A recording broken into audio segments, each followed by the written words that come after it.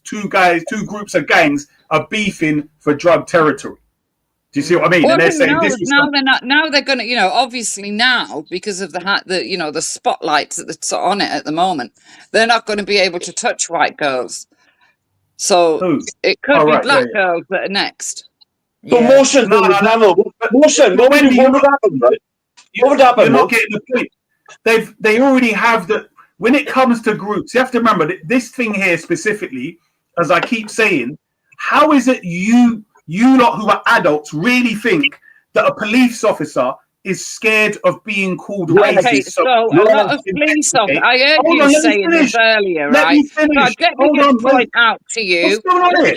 point out to you, Why are you Mr. interrupting Know-it-all, him? right, that police officers, you know, the lowly beat police officer has indeed lost their job, being called racist and kicked out of the police force because they for arresting these groomers. Wait, hold on, wait. Let's wait. Hold on. So according to Wendy, a on the beat, normal everyday police officer was kicked out the job for arresting a bang to rights groomer. That's what you were saying. Yes. Really? Yes. Where can we find that information? Wait. Hold on. You only need that to happen in areas a few times. No. Where can we find it? Where can we find the information? Wait a minute. Calm down. No. You're not going to waffle on it. You've done this twice now. In a You few keep claiming times, stuff. and the police are going to back away. You're just making stuff up, Wendy. Where can we find the information, look Wendy? in the newspapers. All right, forget it. Go on, Taff. Go on. Taff. So your thing about racism. I mean, but Wendy, another thing is the police. I know it's a hard pill to swallow. Can you imagine Wait a Wendy's minute. making I up bloody know stories? it's a hard pill to swallow. Considering, I don't care about your pills. Take your pills. Considering what Wendy, black people have had to put up with. But that's what happened. Wendy, okay? you can make stuff up all you want. I don't care about your story. I'm not making it up. You just lied to your teeth. All right, so Easter, what if Wendy's right? Bruv? Listen what I'm saying to you. Hold on. Taff, listen to what I'm saying to you. You've had 40 years of nothing. Wait. Nothing. Taff, listen to what I'm saying. Let's say she is actually correct. That has happened.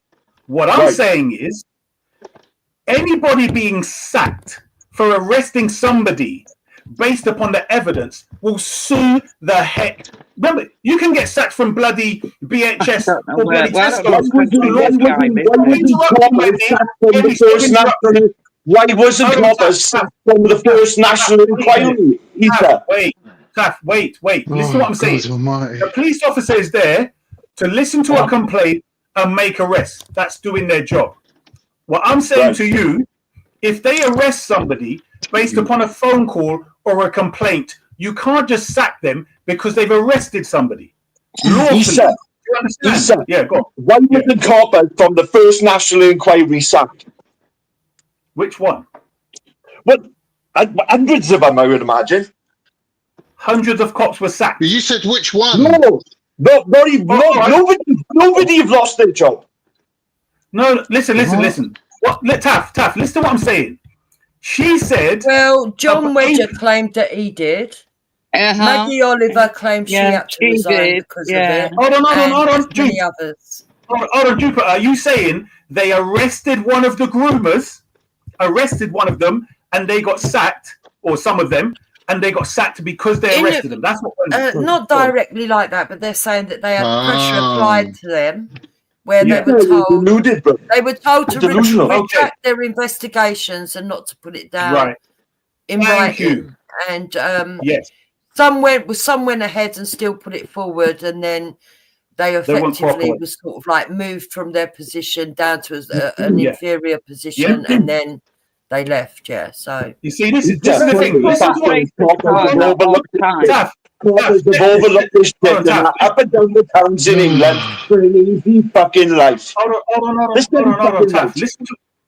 Listen to what Jupiter just said. She added to that now, which clearly means that this is something from inside. This is something right from the top. Hold on. Dealing with grooming gangs. This is literally gangs selling drugs and county lines and abuse and the child corn, as we call it, right? All of that must be linked here. You can't tell me, a police officer just thought, I don't want to be called racist. Yeah, I believe it is. And I believe there's police officers involved in it as well, Yes, it is, he said, because they don't want to have racism on their fucking record when they retire. Thank you. Listen. Taff. let me explain something to you. I swear, I can't even believe you said that as a grown man. Police officers do not get, they get accused of Taff, listen carefully, listen, Taff, listen. One of the things police officers don't care about being accused of, listen, hey, Taff, let me bloody finish, man. One of the things they don't care about being accused of is being physically abusive or using too much force. They don't care about that. We've seen that because they put their friggin' knee on men, women, and children's necks. They don't care about being accused of being racist. They hardly seem to care about being. You are looking at, No, the black people. I'm talking to Tad. Stop interrupting. Can't believe it. Stop interrupting, you bloody moron. I don't even know what you're saying. I can't hear I you. don't even understand why we're even having this argument, Issa, because this has been over 40 plus years. So obviously they've overlooked it. Obviously they've overlooked it. Right, so what my point is, it will definitely continue so long as you lot ignore this being a massive thing, more than just a few Pakistanis. What do you mean that's not? What do you mean that's not? Issa, can I say something, please? Us lot meaning, one sec, Droops. When I say us lot, I mean anyone, whatever colour, goes with the narrative, which I say is absolutely stupid, which is that they were afraid of being called racist. That's why they didn't investigate. I'm saying that's stupid. Right. It's So the beyond reason stupid. I'd say you were stupid for thinking that. Oh my God. So in recent times, sorry, have you ever met a police officer that said, you know what, I don't want to arrest a black person or Asian because I might be called racist? Yeah, have you ever seen that in your life? Hang on. They're Not quite you, happy Wendy. to arrest black people. They love arresting black people, but I haven't seen many Asians arrested, strangely. Oh, really? Do you know what? Are you crazy? Do you know how many Asians are in prison right now? Are you mad? She's crazy. She just makes up shit. Wendy, She goes along. Drivel. Aren't they all Islamic? Aren't they all Islamic? And don't they all follow the same religion? They're full of Asians. The prison is full of Asians. So dumb. the most racism to do with all this grooming gang was towards the white girls that were being chosen for their ethnicity. Prove that it was racist. Prove that it was racist. These officers, I will Prove say that it was racist. Prove that it was racism. It was racism. No, I didn't say I can in a minute. I'd like to make my point. I said prove it. I'd like to make my point. I will prove it in a minute. But what I will say is where I slightly agree with Issa is if you go back 40 years, that wasn't the excuse that why it was covered up years ago. So I believe that there's more of a motive than that. I think that in recent times, if we're going to be truthful, they were scared of being called Islamophobic. If the truth is there, not really racism. Coming from a that's where the pressure was coming from. Not really. Right, Jupiter. Right? But they used the word racism when they said it. So you're going to pay for racist now. Okay, Jupiter, let me ask you this. Here's a scenario, yeah? The police officer has been told that this 13-year-old has been impregnated. This white 13-year-old has been impregnated by a 40-year-old Pakistani. She's still pregnant, right? They can get the DNA, bang to rights. Are you telling me? They had that happen. Yeah, they had that happen. No, I'm talking about the case. Right? So are you really telling me that police officer is going to be worried about being called Islamophobic, racist, or anything? Yes. Hold on, Droops, what did you say? Yes. Yes, he said there's only good cases. Hold on, wait. Hold on, bro. Just wait. Listen to what I'm saying to you. Be honest, there's not just one of these cases, there's hundreds of them. No, I'm using an example because, right, as I'm saying to you, I'm sure we've all either had interaction with police or witnessed what they do online. When police are already in a position where they feel this power, they notice wherever they go, people change and respond to them. It seems most police are joined by people that were bullied in school and they want to take it out on the public, regardless of whether they're black, white, or in between. A lot of the police come from the army, actually. You really think that? Okay, let's say 50-50. What my point is, they're heavy-handed regardless. Wherever they are, they're bloody heavy-handed. Okay? Oh, flipping up. But obviously, if they're complicit. I will say this, Issa. Let me put it this way to make it a bit clearer. If the target had been a black girl, Yeah. I believe the police officers still would not have pressed charges because they were scared of the power of the Islamic councils and boards that were the Muslim Council of Britain, all of the affiliated solicitors, you know, the political repercussions. So me personally, I would say it was more to do with Islamophobia than actual race. But when the police come out, they said that they were scared of being called racist. But actually it was more that they were discriminating. Yeah. Okay, let's look at this now, yeah? When Bin Laden and the Twin Towers and all that happened after that, and Iraq and all of that, do you know how many... What was that? Do you know there was a specific task force that was dealing with Muslims? They were kicking down the doors and they were taking women that weren't in hijab, that were still in their nightclothes, etc., which is to a Muslim. This is why they complained. The police didn't care. Yeah. No, listen to what I'm saying, Taff. You're not getting the point. Is that in America? No, here I'm talking about here, bruv. This was a thing, bruv. This was big on the news.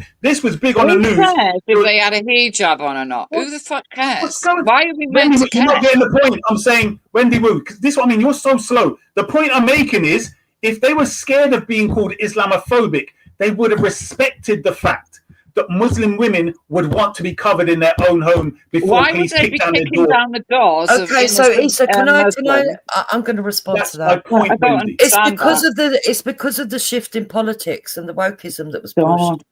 So even 20 years ago, the policing would have been different to what it is today. They cape for Islam now. No, all right. No, we're talking about Isa, let me speak, because you don't have anything about it. Let me speak. Now, and I've given my opinion on this before. I think that is probably 5 to 10%. Your mic. Yeah, Moshe, your mic. Yeah, because I had to turn it up because you lot won't stop fucking being idiots. But anyway, you're robotic. Yeah, I'll turn it down now, but yeah, I want you lot to stop fucking cutting each other so everyone can talk. Yeah, I'm saying that's 5 to 10% of the reasons why they didn't. Yeah, and my insertion to this argumentation is this: they are making money off it too. Moshe, I can't hear you. Money off it? The police are making money off it too. Well, this is my point, and Taff agreed with me earlier on. I think you're right. I don't think it's just one reason. That's why we need an inquiry. No, but hold on. Jukes just said it was wokeism. I'm saying when we go back to the beginning, they were kicking down Muslim. Though I think that's their excuse, but I don't. I think there were officers that were scared of getting reprimanded because they don't fit in with the politics of today. But I think there's a lot of corruption that went on. They could take bungs and money to turn a blind eye. I think there's proof of that. Tommy Robinson's even proved that, so I believe there's proof of that. Exactly. So this is the thing. And also, I wouldn't be surprised, right? And this is only my opinion. I wouldn't be surprised if the police officers, we know they've been involved in raping other officers. So it's not a far stretch to imagine that some of these police officers are actually involved in all of the shit. Exactly. You know? Flipping hell. Now we've got some common sense. What I'm saying, Dupes, is this. When we look at how the Diddy thing went... That makes it all right, does it? That makes it all right. No, what are you... Shut up, Wendy. Who's saying it makes it all right? We all agree... Hold on, Wendy. Everyone on the panel, Wendy, agrees the things are hideous. Those guys are hideous. What we're saying is, when we talk about this foolishness about they didn't want to arrest them because they were afraid to be called racist, that's the issue, Wendy. That's what we're disagreeing on. Yeah, but that's partially right. That's the situation. That's the fucking issue. She's partially right. That did happen because we have now got woke politics that have been pushed that actually exasperated the situation. Yeah. No, you keep jumping timelines. We're talking about back then, 15 odd years ago, if not 20 years ago, when this was actually happening, and when the man went to the police and he said, look, daughter's impregnated or whichever was kidnapped or whatever it is, right? We're saying back then, at those times, this woke foolishness wasn't there. This is when we were kicking down the doors of Muslims and dragging them out their house, etc., when all that terrorist thing was going on, the ISIS and that, right? What my point is, I can understand if it comes to a point where you say, well, look, the Pakistani gangs are more organized, more funded than, let's say, the black gangs. So therefore, the police work with them a lot better, and they're both, hand in hand with all the other stuff of selling drugs and guns and whatever else, and grooming. I can get with that. But my point is, to say police actually are afraid of being called racist, that's ridiculous. That's a fucking fact, bruv. That's a fact. Yeah, well, find me one then. Steve Don't have a look at that. All right, so Taffy, so let me ask you a question. What percentage of them not reporting makes that excuse the fact? Because I'm going to look at it like this. They also didn't report 7 in the 70s. So something with the police up north is going on where they are allowing children to be CSA'd by adults. I would say motion right. At least 4 or 5 in 10 coppers have turned a blind eye to this shit. So I would say to that motion that there is an elite group of people that are in the top bands of our society, the upper class, that look down on working class people. And this is the problem that we've got. We've got elites in this country, plus the wokists that are in bed with each other, and they cover up all this stuff for political ideologies. And the people that promote and push this are mainly the upper classes. And that's where the working class part of it comes into it. Now, I can agree they always look down on the working class.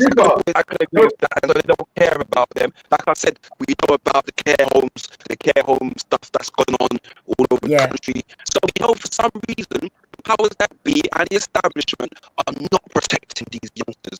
That doesn't detract from the fact that grown men shouldn't be troubling them anyway, right? Let's put that out there. Just because the police they protect them doesn't mean that you should trouble them. Let's put that totally out there. I'm saying. Your mic is still really shit. Your mic is just terrible, bro. But Jupiter, what I'm saying to you is, jump out motion. Jupiter, if you're saying that, let's say the everyday Bobby on the beat, as you explained it, that when they were told to leave it, they pushed and they may have been, sent to another one. I can agree with that. But my point is the reason behind it. At the top, I'm suggesting that this is a bigger network where, from what I've seen in documentaries, this child porn is a massive industry of money. And I'm saying, why would drug dealers and these types of people miss out on that? And I'm saying that can only happen because they're being protected by the police. Just think about it. So yes, it's been proven that some of them have been taking money. I would say that this is why we need a national inquiry, because it's not just about the racial elements to it. It's also about the corruption, and it's also about the attitudes towards lower class people. And we do need to hold these politicians, these social workers, these police officers to account. And it's all very well people saying, oh, well, we've already had a couple of inquiries and we've got these 20 points that we're going to put forward. Okay. But that's only going forward. What about the people of the past? They need some justice, Exactly. Yeah, but inquiry won't do that. You need the task force for that. Whatever it is, we need it turned over and found out what is behind it. What are the links? And just like Issa says, I also believe that you're going to find an overlapping of paedophilia with other communities. I do think that's going to, and I think that is also one of the major reasons why the government does not want it looked into. Exactly. Because they're covering up for themselves as well as the perpetrators. Yeah. I agree with that. This is what I'm saying. Hold on, Taff, one sec. Jupes, just think about it from the people at the top. They don't care which group they use. They can find groups of white people doing it, groups of black people doing it. You can always find messed up groups of people that would do it. But I'm saying ones in which they can tie hands and let them do it. I think Taff is saying for 40 years and the police ignore it. Do you get what I'm saying? Because remember, A lot of the brown comes in from where? From through Pakistan, from Afghanistan. That's how that stuff used to come in. Right? But he said everybody's testing this shit now at the moment, and you're far right. No, you're not getting the Oh, point. you know what? I'm Can saying I say something? Can I say something? Yeah. All this is really, really, really silly. If you really cared about children in this country, you would then immediately work out that 90% of the crimes against them happen by English people. And also, the most lenient group of people to get away with such crimes are English people. So that would be your concern, because that's the majority of it happening, and that's the worst Prove that. Prove that. justice. Prove it. So you people want to ignore that side of it, and Prove the only it, reason you pretend to care about children is because the other people are of a different color. Why am I not being allowed to speak? I've been listening to you guys for ages. I've been listening to you guys for ages. Why am I not allowed to speak? So what I'm saying is, it's hilarious that people pretend to care about children, but they only care about those children when the offence has been committed by an Asian or black person. But the majority of them and the worst of them occur by white people, and you guys completely ignore that.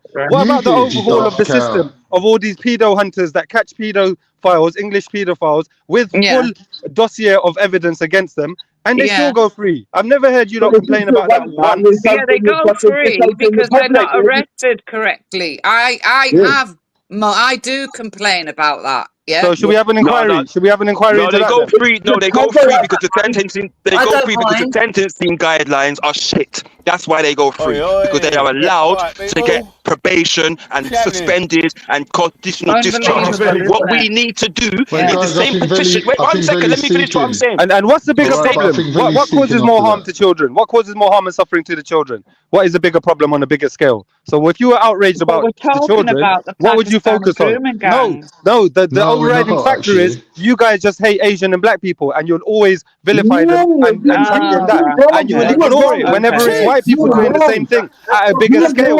When it's white people doing the same thing at a larger scale, you don't seem to care. You were fucking way up. You're welcome back. Bro, I've been noticing this for years and years. That the only thing we care about is the children, but only when it's an Asian or a black person that's offended them. No, the fact is we covered up for 40 years. That's what we're concerned about. Bro, why don't you not admit you don't care about the children? It's obvious you don't care about the children. All you care about is hating on minorities. You don't care about all you care about. All you care about is the Asian community. All you care about is Pakistani scientific method. Why don't you admit you don't care about it? I'm the one pointing out that you guys are ignoring the children that deserve the attention. You've got a self-interest. You only care about Pakistanis. No, that's not true. That's not true. I'm the one that's pointing out that all those thousands of children, English children, that you guys are not fighting for, that are not demanding inquiries for, I'm the one standing up for them. So actually, you're wrong. Yeah, we are. Because they're criminally arrested. For 40 years, what are you talking about? What happened 40 years ago, Taffy? Why did you keep saying 40 years? What happened 40 years ago? It's been going on for 40 years, because for 20 years it was the Sikh girls. What do you mean we don't care about the girls? Yo. I can hear you now, yeah. I can hear you now. You right, mate? Yeah, Yvelli, your mic's low, though. Hello, everyone. Oh, you alright? Hello. It's all my game's getting fucking gripped. Fucking hell. We can't hear Yvelli at all. Hell, mate. God damn. Hello. Hey. Taff, can you hear me? Yeah, I can hear you. No, man. Let me mute my mic again, man. Let it play. God damn. Chat, can you hear me? Yeah, I can hear you, Isa. So the thing is, when it comes to white paedophiles, they go to jail. Nobody tries to cover anything up for them. Or when it comes to Pakistani grooming gangs, everyone tries to cover up for them. Who's and I don't know why. Who's everyone? You mean the police? Into my community, they get fucking Who's everyone? And we don't Who's covering and up white for them? paedophiles are not allowed back into the communities Yes, where they are. No, Yes, they're they not. are. They're not. Yes, they No, are. they're not. Yes, they fucking are. Don't lie. They lose their No, fucking they're house not. and get burnt down, Con. Yeah?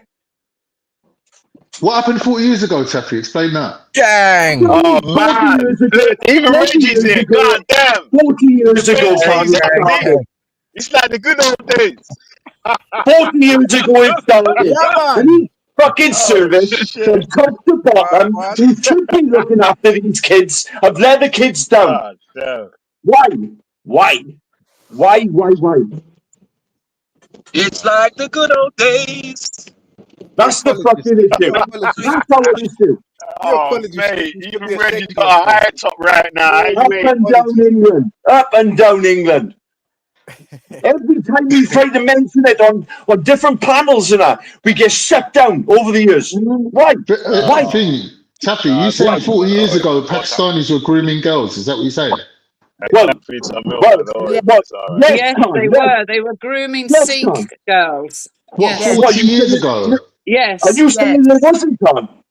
I'm asking you because you keep saying 40 years. And I don't think the inquiry went back 40 years. So I'm asking you, what are you on about? 40 years. Exactly. It didn't go back 40 years. That's Shut why up. we need a national inquiry. What difference does it make if it's a national inquiry or an independent inquiry? What difference does it make? Well, we want a national one so that they cover every area, mate. Can't. But they will still cover the same thing that they've covered now. Why would they do anything differently? Over a million they haven't covered it now. They only mentioned Rotherham once. Sorry, Yeah, Taffy, nah, what you saying? these guys want a specific inquiry into Pakistani grooming gangs. Like, that's what I've been trying to explain to you guys. We want the system. We want the system, the elites, to get fucking put in jail. Yeah, you want that? Yeah. Yeah.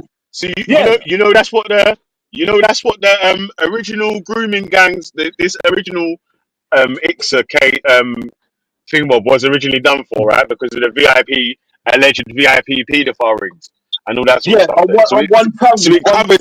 Yes, it covered. Bro, stop. Listen. It's covered all parts of child sexual exploitation, not just the one point that you want to find out. No, in Like, one that's the town, point Daddy. In one town in England.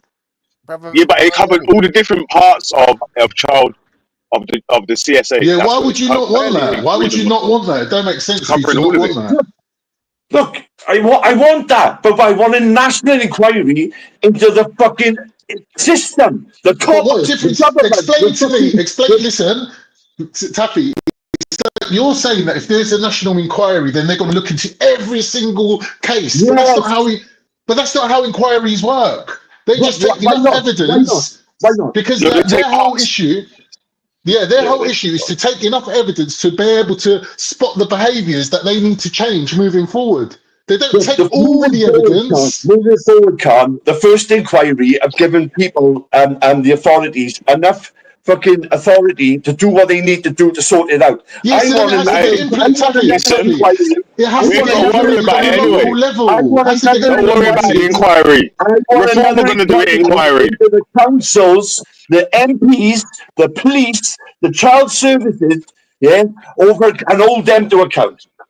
That's what I'm saying. Once the inquiry is done, everyone has to implement the findings on a local level. That's what they have to do. One council, one town. Let me ask a question. One council, one town. Mr. Khan, hello, sir. Do you feel, hello, Sadiq. Big up, Sir Sadiq Khan. Do you think that there was actually, do you and Belly actually feel that there was actually a racialized element to the grooming? Do you concede that? Can I just answer that quickly? Specifically doing the Pakistani grooming gang things. Yeah. Yeah, they took advantage of whichever group that they could find that would have been like disadvantaged people. Available. White girls. Why don't you just say white girl? No, but that's not. Not only white people. No, they never targeted them for being white. Or people that could be found in those situations. Wait. That's the point. What's his name? What's his name again? Like, you feel it? Like if it is, Trevor. Wait, hold on. Hey, Reggie, listen. If there is evidence that shows that they were specifically targeting just white girls only and blah blah blah, then yeah, of course it is racist because they're just, there's race specific because they're just targeting one race of people. There's nothing wrong with saying that. Like what? No, but Reggie, what Veli just said was the findings of the Quilliam Foundation's investigation, who said that there was two types of paedophiles: the ones that are attracted to children and the ones that just go for children because they're easy to get to, they're targets. Yeah. Now these guys fell into, according to the Quilliam Foundation, these groomers fell into the second. According to the second group of people, you're making me forget what I'm saying, man, you daft cow. You do it all the time. I don't know why you even think you're a valid person to come on these panels and even speak, you daft cow. You're talking shit anyway, it doesn't matter. Just get to your point, Carmen. That's the point I'm making. Like what Billy just said was the findings of the Quilliam Foundation. That's what I'm trying to show you. The Quilliam Foundation, some bullshit findings. Their findings were ain't no bullshit. It was really you want to go with the J. You don't need to be clear. With the J report. You and Veli and Khan, do you actually think that they disproportionately targeted white women?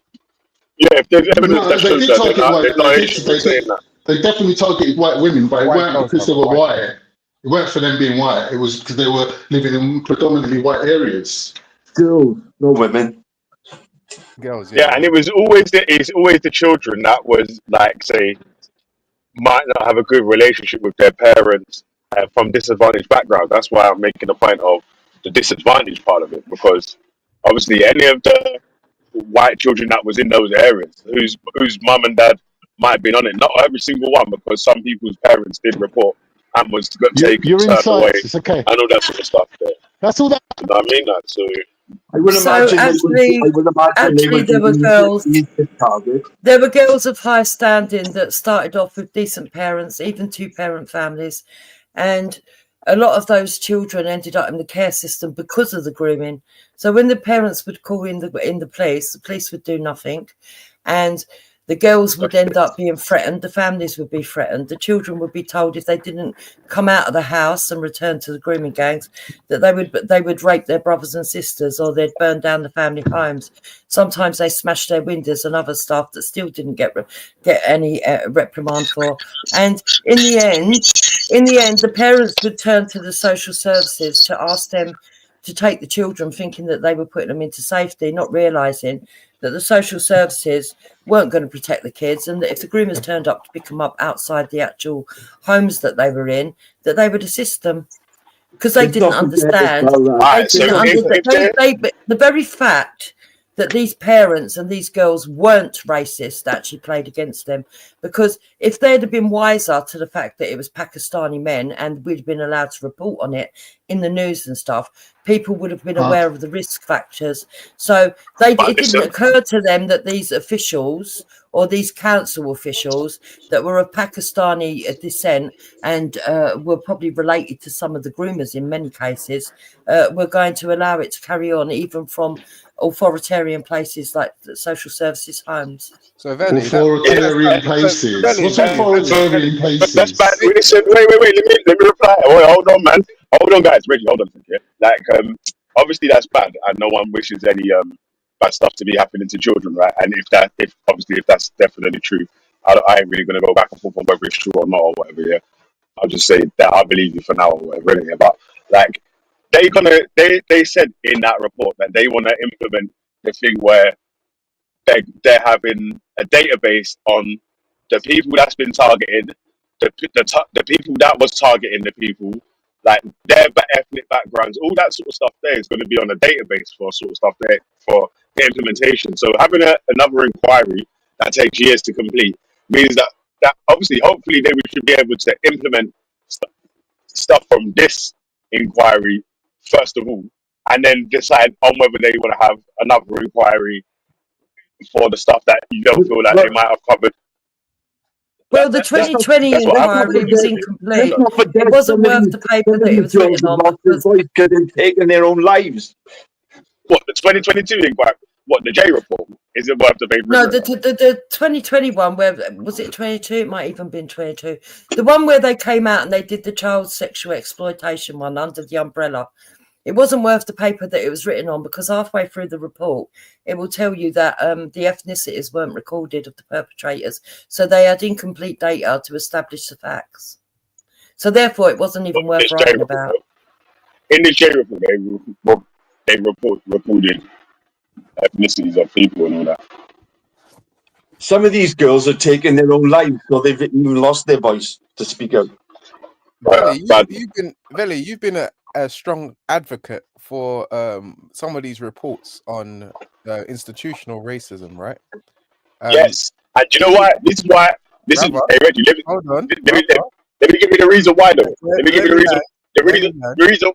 Yeah, but I can give you the reason why I'm such an advocate for the implementation of this report, because they've had the same result of institutional racism come up again and again without implementing any fucking change. This time you're getting someone that's going to implement the changes that they found that happened in the reports. And instead of you fighting for them to implement the changes, you want them to do another report. Like, that's why it's confusing. Damn right. I think they're asking for what they're asking for essentially is a more thorough and robust reporting. Now, in your case, here, brother, you've been on you want a specific grooming gangs report? They want a more robust. But they've done one for 2 years though. Reg, did you know that they've done a 2 year look into specifically grooming gangs? Did you know that? Belly, I would imagine 80% of the fucking Britain wants this fucking report done, bro. There's no harm in having this report. I don't see the controversy in There's asking. no harm in fucking asking for another report to be Well, done. they're gonna vote. They're gonna vote in it, and they've already voted that they're not going to be having the national report. Farage said he'll pay for a new one, or he'll do a new one. Well, that's not going to stop us demanding for it. If you think it's going to stop that's us, all by the by. and No one cares if what you you're think it's demanding. going You to can make riot people go for away, you it's not for a going week. to. You can riot again. We don't care. Listen, Taffy, let me ask you a question. Yeah, but listen, wait, hold on. Yeah, but listen, if the point of what you're trying to do, yeah, you can ask him a question after though. But let me just reply to what Trooper said in small. But I thought the point of what it was to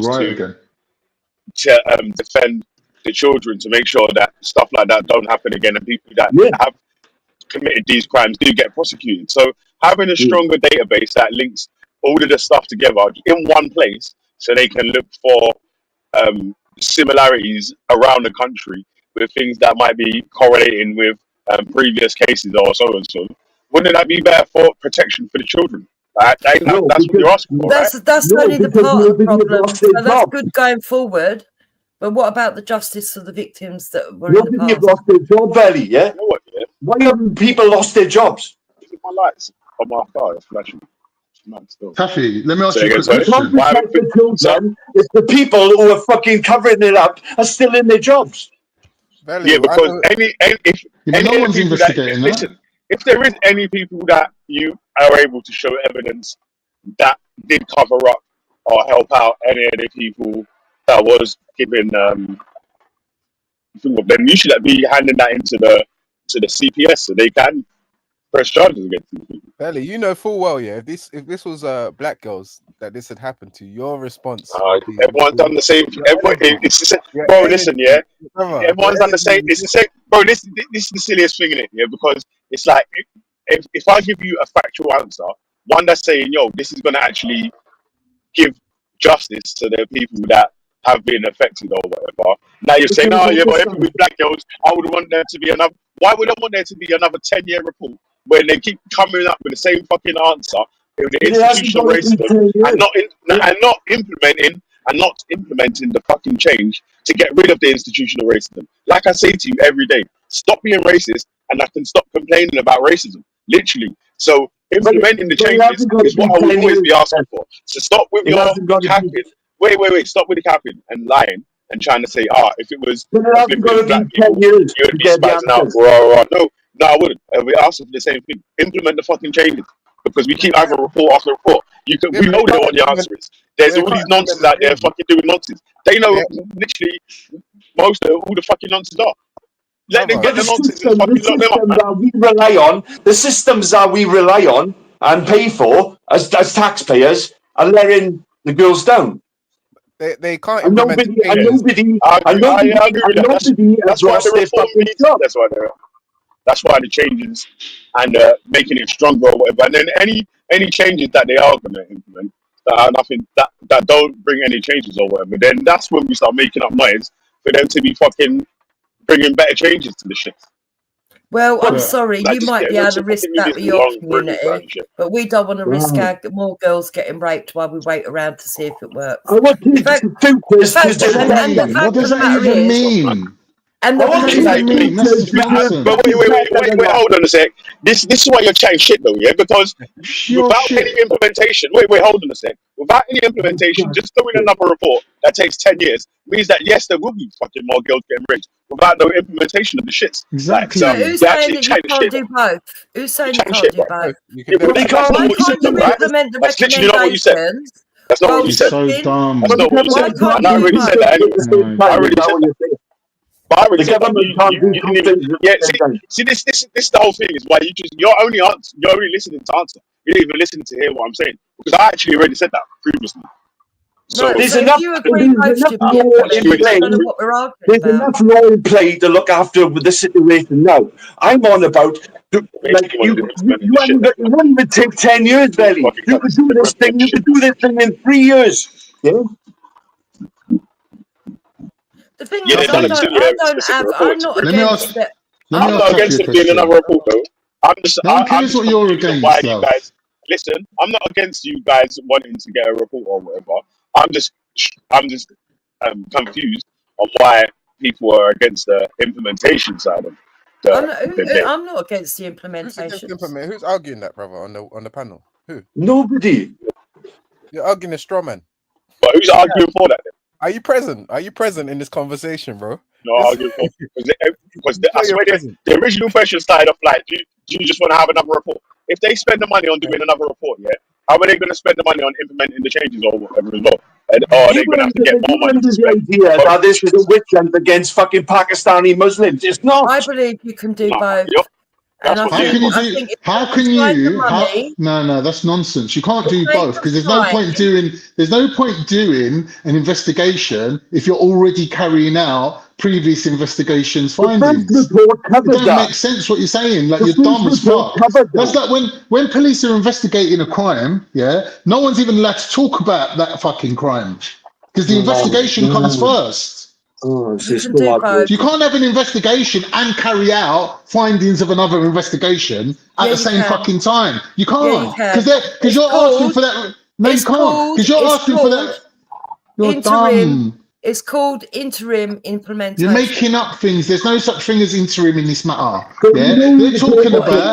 There's no such thing. Just use the word interim. So what? Like, I know what interim means. Fucking happened over 40 fucking years, Khan. We know the victims. Taffy. We know who's doing it. We know who's doing it. We know who the If they're victims are. saying, We want Taffy, to if they're know saying, listen, stop talking a sec. Stop talking a sec. Do you want to hear the recommendations? You want to hear the recommendations? I've covered it fucking up. Wait, before you read the... You guys want to hear the recommendations? Yeah, I want to hear them, but before you read them out, let me just say something to Taffy to put it in context. Put into context for him. Taffy, see these findings that Veli's going to read out, yeah? You lot are moaning that it was only done from Oldham and Rotherham. But when you hear the recommendations, you'll realise that if they're implemented by local authorities on a local level, it changes everything across this whole country. But they have to be responsible. Social services is regulated on a local level. So there's no point nationally trying to tell social services what to do because they have to. Taffy, you're not listening. Taffy, you're not listening. You're not listening. Remember, the government has to. I'm going on mute. You guys, hold on. I'll let Belly tell you. Listen. Don't listen to me. Hey, Taffy, listen, yeah. Taffy, listen for a sec, yeah. Because you got to remember, yeah, when the government are trying to implement these changes or whatever, they can't make it specific unless it is that specific case they're ruling or whatever. You know, like Sarah's law or whatever or something like that.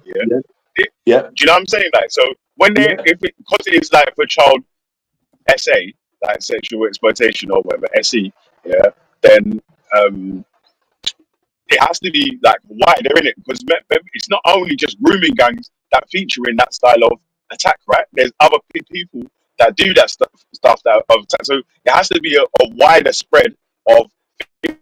So it tries to catch all of the people that are trying to do, or the majority of people But this is a specific community picking out one fucking our white girls, like Belly. Yeah. Why? If it was girls across the board, like that would be one argument. But this is not. This is predominantly Pakistani men picking out white girls. Bro, listen, that's what you're not listening to the point that I'm making on that, bro. Yeah? That although that's bad, that there might be a community that's targeting one part. That's not the only part of CSA that the government has to worry about when they're protecting children. That's not the only style of CSA that's happening now. Let's read through the 20 implementations and see if they cover every aspect of the So grooming. that's what I can't believe nobody haven't lost their job. They're not going to make. So go on then, read that. They're not going to make. They're not going to. No, I'll play it still because it's like a barrister guy that has done a video and read about. Oh God, that's going to be well boring. Like I was saying, they're not going to be specific. Yeah, but they're not going to be the fact that nobody has lost their job over this. Listen. The point that you guys are not willing to understand here is that because this child essay, like dealing with the wide umbrella of it, you guys are not listening to the point that I'm trying to make on the reason why they're making the recommendations for the report a wide umbrella of things rather than just specific to what you guys want it to only be recommendations on grooming gangs. But grooming gangs are not the only people that are taking advantage of children. That's the point that why there needs to be a wider bracket of catching people that are committing these crimes. So okay, so I've heard that point, Benny. Can I respond how is it? Yeah, done. Nobody is arguing the fact that there isn't paedophilia that needs to be addressed, or that the implementations that they want to do on child sexual exploitation in a much wider area isn't a good thing, and that they shouldn't start implementing stuff that reaches all areas of sexual abuse. No one's arguing that. But what we're saying is, because of the specific way that the Pakistani grooming gangs didn't even get reports in a police station, statements weren't even taken. In fact, there was action that was negatively taken against parents of victims, against the victims themselves. This doesn't happen when it comes to white paedophiles or black paedophiles. It was only happening because these people were part of the Islamic faith, okay, and predominantly Pakistani. And we need to find out why. Yeah. And was it politically motivated? If it was, who was involved in all this stuff? And we want to hold to account all the authorities, every single establishment that was involved in this big cover-up. That is why. One sec. Wendy, Jupiter, when you say things like that, you make it less likely that the victims will get their justice. But you don't care because all you care about is your political football of Islamophobia. And I think it's disgusting. Here we go. This is exactly the new buzzword of the left is political football. It used to be racism to cover up. Now they're covering up with political football. But actually it does matter. Because if we've got people in power... If we've got people in power that will actually ignore sexual exploitation of children for their own political gains, then it's a problem. All right, so can you explain to me? Can you explain this to me, Jupiter? So what you're saying is that wait. Can I say this? Jupiter, is that what you're saying there is that there is a systematic leniency towards Muslims in the system of the UK? There is a legal, and in the justice system there is the systematic leniency towards Muslims. So that would mean that Muslims should get lighter sentences for the same crimes when related to drugs, violence, or domestic abuse, or anything else. If you could show me that is the case, then you would have the beginnings of a point. But until then, all you're doing is highlighting the fact that for some reason the UK government allows Muslims to commit violent acts against white children, and they're soft on that, but they'll still throw the book at them when it comes to drugs or when it comes to violence and fighting in the streets. How does this make any sense whatsoever? Hey, Jupiter, sorry, that is a good point still. And Taffy, calm down, man. Listen to the points and then respond. You can respond though. But. Yeah. So when it comes to much broader crimes like violent crime, like robbery, theft, drug taking, and all of that, the crimes are all the same. So when people are getting prosecuted, even from the Islamic community, nobody is going to sit there and say that it's a motive and get out of their pram and say there's racism involved. Okay. Why not? But when it comes down to the way that because the victims of the crimes aren't being chosen race specific, but with these groomed girls, they were chosen race specific. So it would. So that means more likely to be lenient when they even more specifically worse. It would indirectly become more emotive and more of a problem for them to be able to push diversity and push immigration, pro-immigration policies, and that's contradictory. More inclusion, which is that doesn't make any sense. Which is the political compass at the moment. Okay, so let me clarify what you're saying, so that nobody thinks that we've got you wrong. You're saying that the British courts and justice system are fair with Muslims in every other aspect of crime, except when they target the indigenous children of their system. You think that is the place where they would choose to be lenient rather than anywhere else? That is the most stupid thing I've ever heard in a long time. No, not the court system, the police before they get to court. So what I'm saying is, okay, that the victims are not picked specifically by race. And so nobody is going to be looking or focusing on the fact that they're being targeted. Whereas with these girls, they're being targeted by race, which is the emotive situation of it all. Yeah, but why? And the fact that they covered up that racism because the political compass at the moment is that only white people are the racists. That is what is being promoted. That's your real problem. That's your real issue. At the moment. And ethnic minority. And therefore, we have to have positive discrimination for ethnic minorities. Yeah? One point is it right if I just make a point back to you guys, So sorry to cut your end there, but why I keep making specific points on being children from backgrounds where they might be having trouble with their parents or in care homes and all that sort of stuff there, because every time it comes to these children being exploited by other people that might be in power or might not even be in mad powerful positions, might be just like people that might be like falling off celebrities or just MP or whoever. It always seems to be the children that are in care or they're in these sort of situations. Like whatever sort of scenario, if you look at the grooming gang scenario, it seems like it's the same sort of children. If you look at when it's like hold on, man, hold on, please. Let me finish. When the VIP alleged pedo ring sort of thing, the same selection of children, the children that's in care and all that.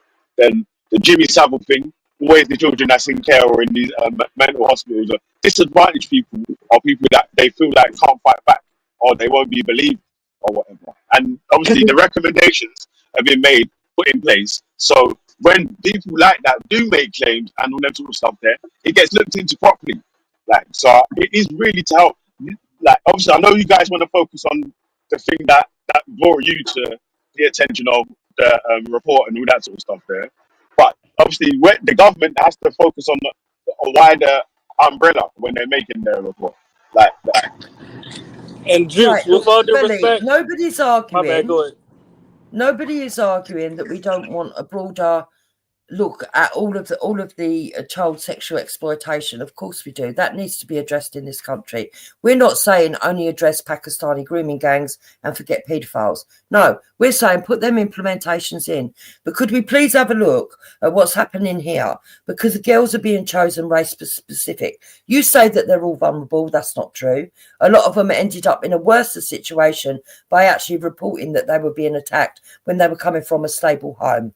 Okay? They ended up going into care, 2 years.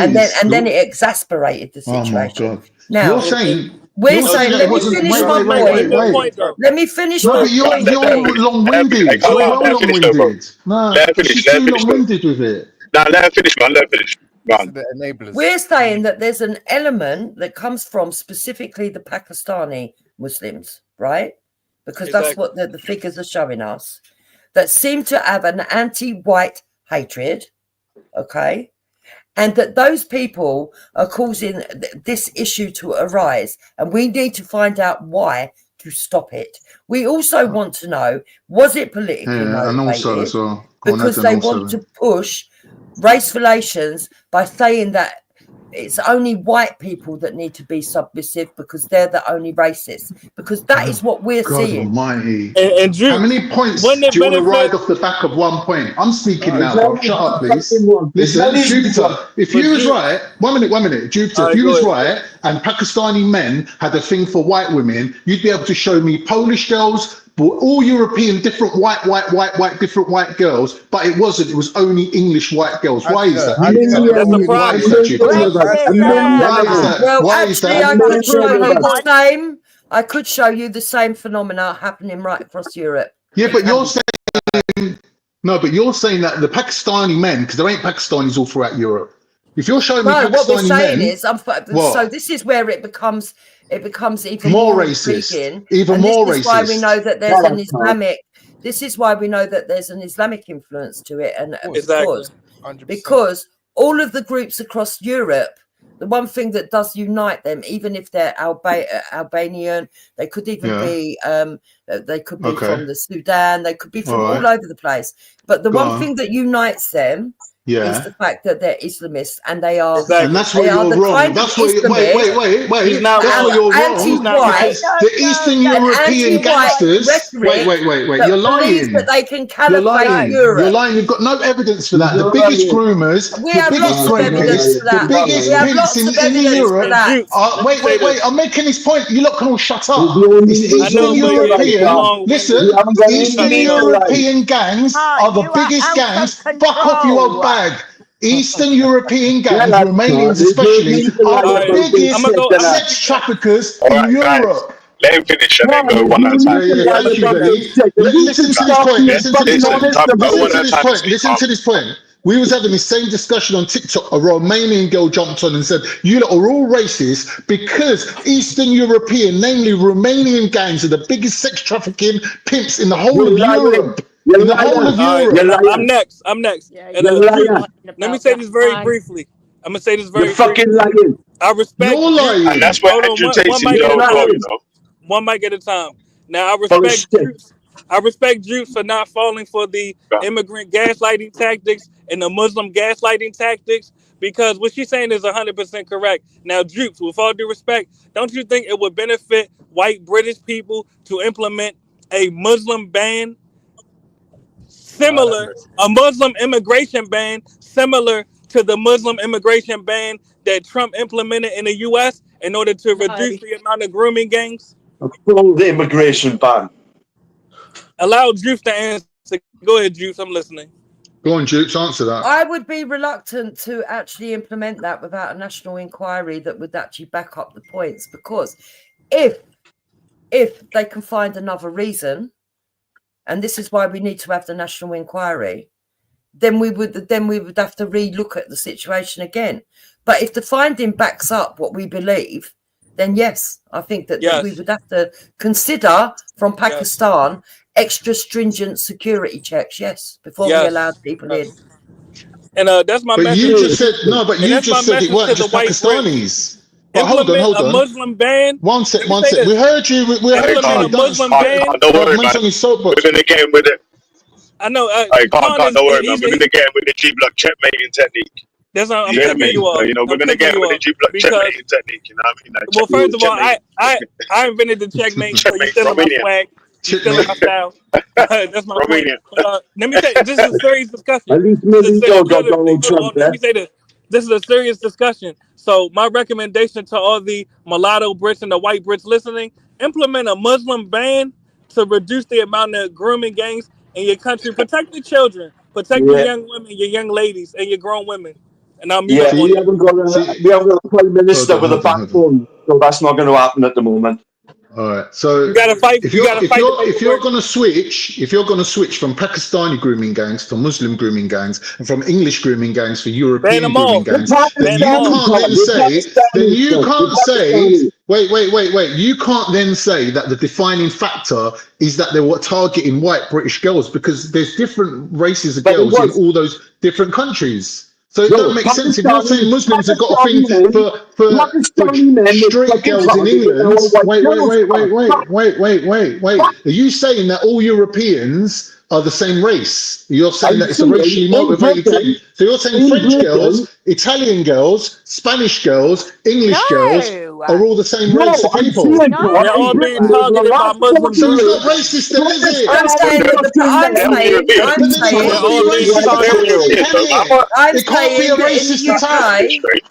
I'm saying, let me say what I'm actually saying, Khan. I'm saying in the UK that it's progressed to exclusively or predominantly white girls. It used to be predominantly wait. There If is that's a the case, penchant. There is a if that's the case, penchant and a preference for Wait. light-skinned women. Yeah, but if you're saying that the Muslims are responsible, then why is it that all the other Muslims in the UK ain't involved apart from this small group of Mirpuri men? Why isn't it all Muslims doing it then? How is it Well, a that's small another question. group? That's a good question. No, but she's saying that in Europe. No, but I'm saying to you that there's no Pakistanis in Europe, and she's going, yeah, but there's other Muslims. No, because you ain't got the answers, because you're pushing bullshit points. You're pushing bullshit. That's why we want the inquiry, Khan, because Yeah, in you the just UK, flopped the mission, mate. the You way flopped. that it's manifesting itself seems to be an infusion of the Jupiter. Islamic faith and Stop the Pakistani heritage. You're trying to ride off the back of far right racist Europeans' policies. You're trying to bring them into England. You cannot ally yourself with European racists. You can't. And you're trying to copy their policy and bring it to England and say, this is the situation in England. Pakistanis are doing X, Y, and Z. And I say to you, what about all the other Muslims? No one can hear you. You sound like you've got a mic shoved down your throat. I can't work out what you're saying. All I heard was 40 years. I can't hear you. 40 years. Tell us about 40 years. Tell us about 40 years ago. Hey, guys. Go back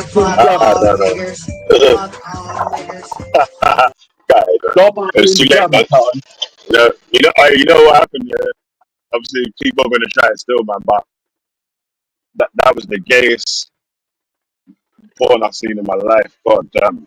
No. But listen, let me play. While everyone's calmed down, let me quickly play you a video of Z recommendations. Hold on a sec.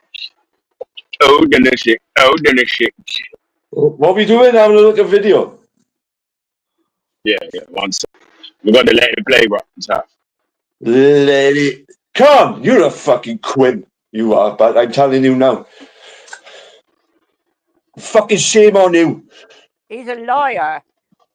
He fucking did it again, right? He fucking knows the truth. There's now calls for a public inquiry into what I'm going to call CSE. That's child something exploitation. Also sometimes child something abuse. The thing to remember though is there's already been an inquiry. That was conducted by Professor Alexis Jay. It actually reported all its findings in October 2022, and it made a series of recommendations. So what I thought I'd do is just briefly explain how that inquiry came about, what they actually found, and what recommendations they made, and also to what extent those recommendations have been implemented. Now, I can cut to the chase and say, so far, none of them have been. Is the report by Neither the previous government or nor this government have actually... anyway. No, it's the J report. Yeah, was that... But who this is the recommendation. Was it Sajid David? Or whatever his name but it was he done one in 2018. His one was 2018. No, not 2018. The recent one, the more recent one. This one here started in 2012 and ended in 22. Right. So the first inquiry. Yeah, this is the J report. The last report, the 2022 report. Who's The this one new that beer? people are asking for at the national inquiry and the one that they're saying that they don't want. This is the one that they're talking about. J report. But Belly, can I say something? Yeah, the J report, because I've looked through it. Yeah, and the J report it's only touching on specific things. This is why we need a thorough public inquiry. We need to know exactly what went on, with whom, when, where, and how, and we need to know why. There was one of the girls that was groomed. Yeah, she fell pregnant. She had an abortion. The police got that fetus. Yep, they got the DNA. They found out who the father was, and nothing happened to him. Nothing. Well, there's a surprise. There's a surprise. But what's that the police covered down and the police had to cover up on that child being exploited by and having abortion. I don't know what's wrong with your mic, Belly, but it's I want fucking heads to roll. I want heads to roll. Police, government, the fucking whole lot of them. I think everybody that let these girls down, from social workers, police, council workers, everybody. I think everybody should be at least they should be arrested, made to give their things, and the ones that you can 100% say, you let these people down, sacked.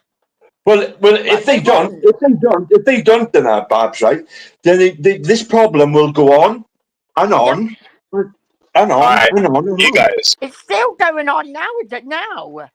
Of course. Girls Yeah, are but still being is raped.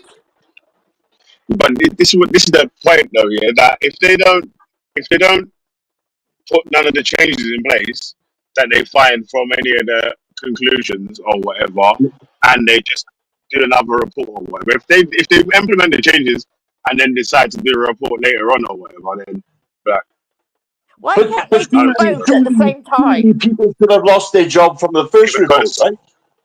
they've already done the 2-year research into that grooming gangs or whatever. Right. It was like a separate 2-year look into the grooming gangs already. But surely people should have lost their job from the first report. Listen, you guys want a specific inquiry into specifically grooming gangs in the UK, right? But they looked at but listen, they looked at child CSE rather than specifically just grooming gangs. The grooming gangs comes under one of the the label for it's different still, but what we call it grooming gangs, right? But the grooming gangs label comes under one of the umbrella terms of the CSE, and so I would have been happy then. I would have been happy if people lost their job from the first report. But obviously the problem's going to go on now because you've still got the same people who were covering up 40 years of fucking shit from the first report. Nobody's lost their job. How can you solve the problem when the same fucking degenerate people are still in power? Really, 5 girls have been murdered in Telford. Yeah. That's the fucking way I want them to look at. I want them to look at the police. I want them to look at child services, the government. Is Telford near Manchester? No, Telford's near Birmingham. Yeah, I was going to say just off. Yeah. Oh, it's Midlands, yeah. Yeah. Yeah, it's not too far from me. All right. Let me play the rest of the recommendations and then tell me what you guys think He's after. going to tell us what the recommendations are. Yeah, he's going to tell you one by one. Okay. He's a barrister. I've never known. This guy's channel called The Art of Law. Subscribe to The Art of Law YouTube channel. Don't strike me, bro. Yeah. He looked like a barrister too. He do look like a barrister. He looks a barrister still, like so. Yeah. He always does questions on I can see him with a fucking wig on. So it's and it's always good to get the factual point of it, and then we can argue how we feel about what? Go on, lad. Let it play. Let it play. Implemented any of the recommendations. I don't want to get to the politics of this because I just want to come at this from a sort of like legal perspective. I mean, so the first thing is, you know, like I said, this was a statutory inquiry. It was led by Professor Jay, but she had the help of a number of people. And it's actually a very comprehensive inquiry. There were actually 325 days of public hearings. They processed over 2 million pages of evidence, and they heard from 725 witnesses. The inquiry's also published 61 reports and publications. Over 7,300 victims and survivors engaged with the inquiry. As I said, more than 700 gave evidence at the hearings or provided statements. Over 6,200 people came forward to share their experiences with something called the Truth Project, which allowed people to come forward and sort of tell their stories. And nearly 1,800 people joined the inquiry's Victims and Survivors Forum. So what did they actually found? Well, like I said, this inquiry lasted for 7 years. And so the work of the inquiry over the past 7 years demonstrates that CSA and exploitation takes many forms, but can involve vile and painful acts. And they do go on to describe those, which I won't, because, you know, the YouTube algorithm, and also you can imagine yourselves. Children, particularly those who were sexually exploited, are often degraded and abused by multiple perpetrators. Historically, inadequate measures were in place to protect the children from the risk of being abused. Sometimes there were just none at all. This is the next one, and I think this is one of the biggest problems. Individuals and institutions often thought that children were lying when they tried to disclose what was being done to them. Victims were frequently blamed as being responsible for their own sexual abuse. Within statutory agencies with direct responsibility for child protection, there was too little emphasis on the complex and highly skilled work of child protection.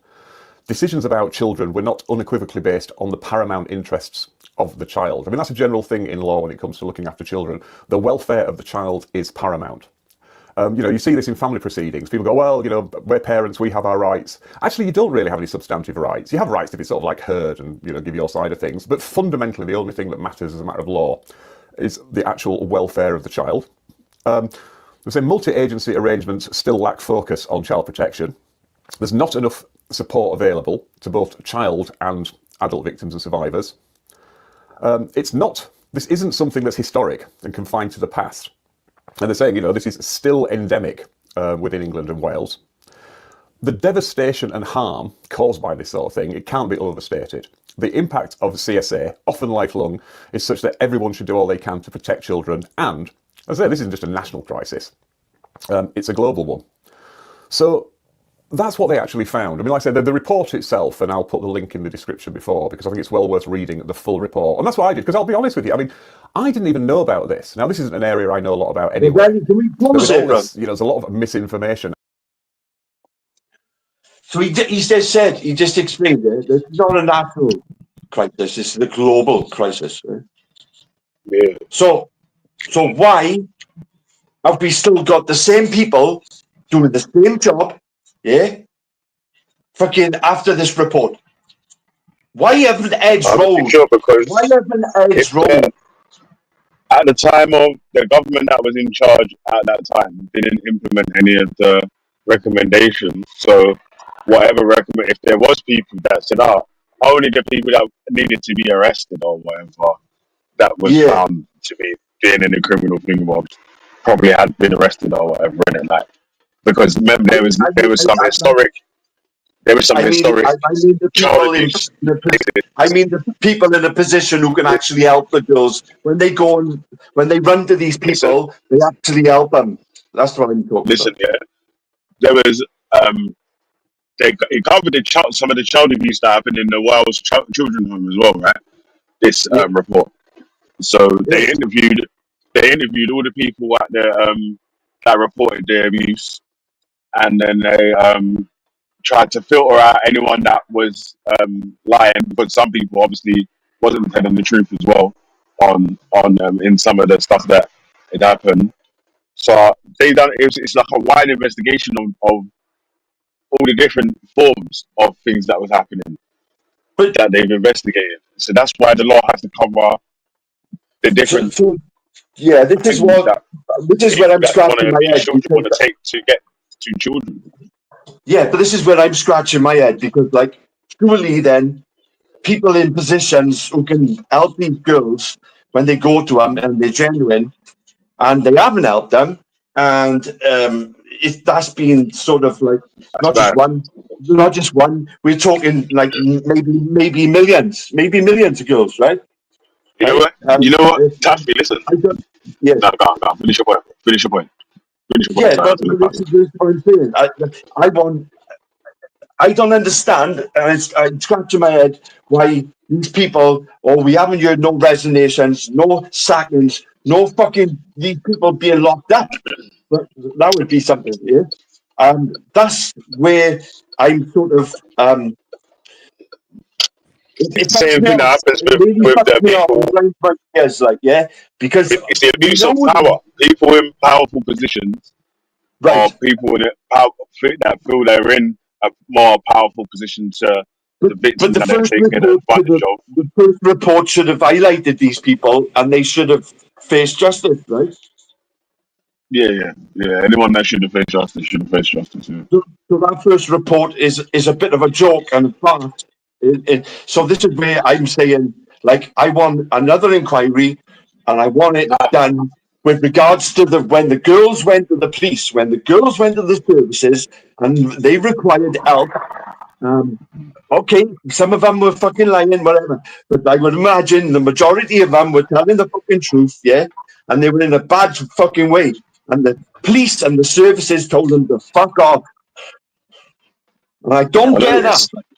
I don't get I know that you guys, listen, the whole thing is that obviously, because you guys are really only concentrated on the grooming gang side of what the report found, or if it whatever it covers, if it does cover it or whatever, like, you're not even looking at the similarities that they found in some of the cases. Like, you see the stuff that the girls had reported, like they went to certain police officers and they didn't think that they would get believed if they told this person and that person.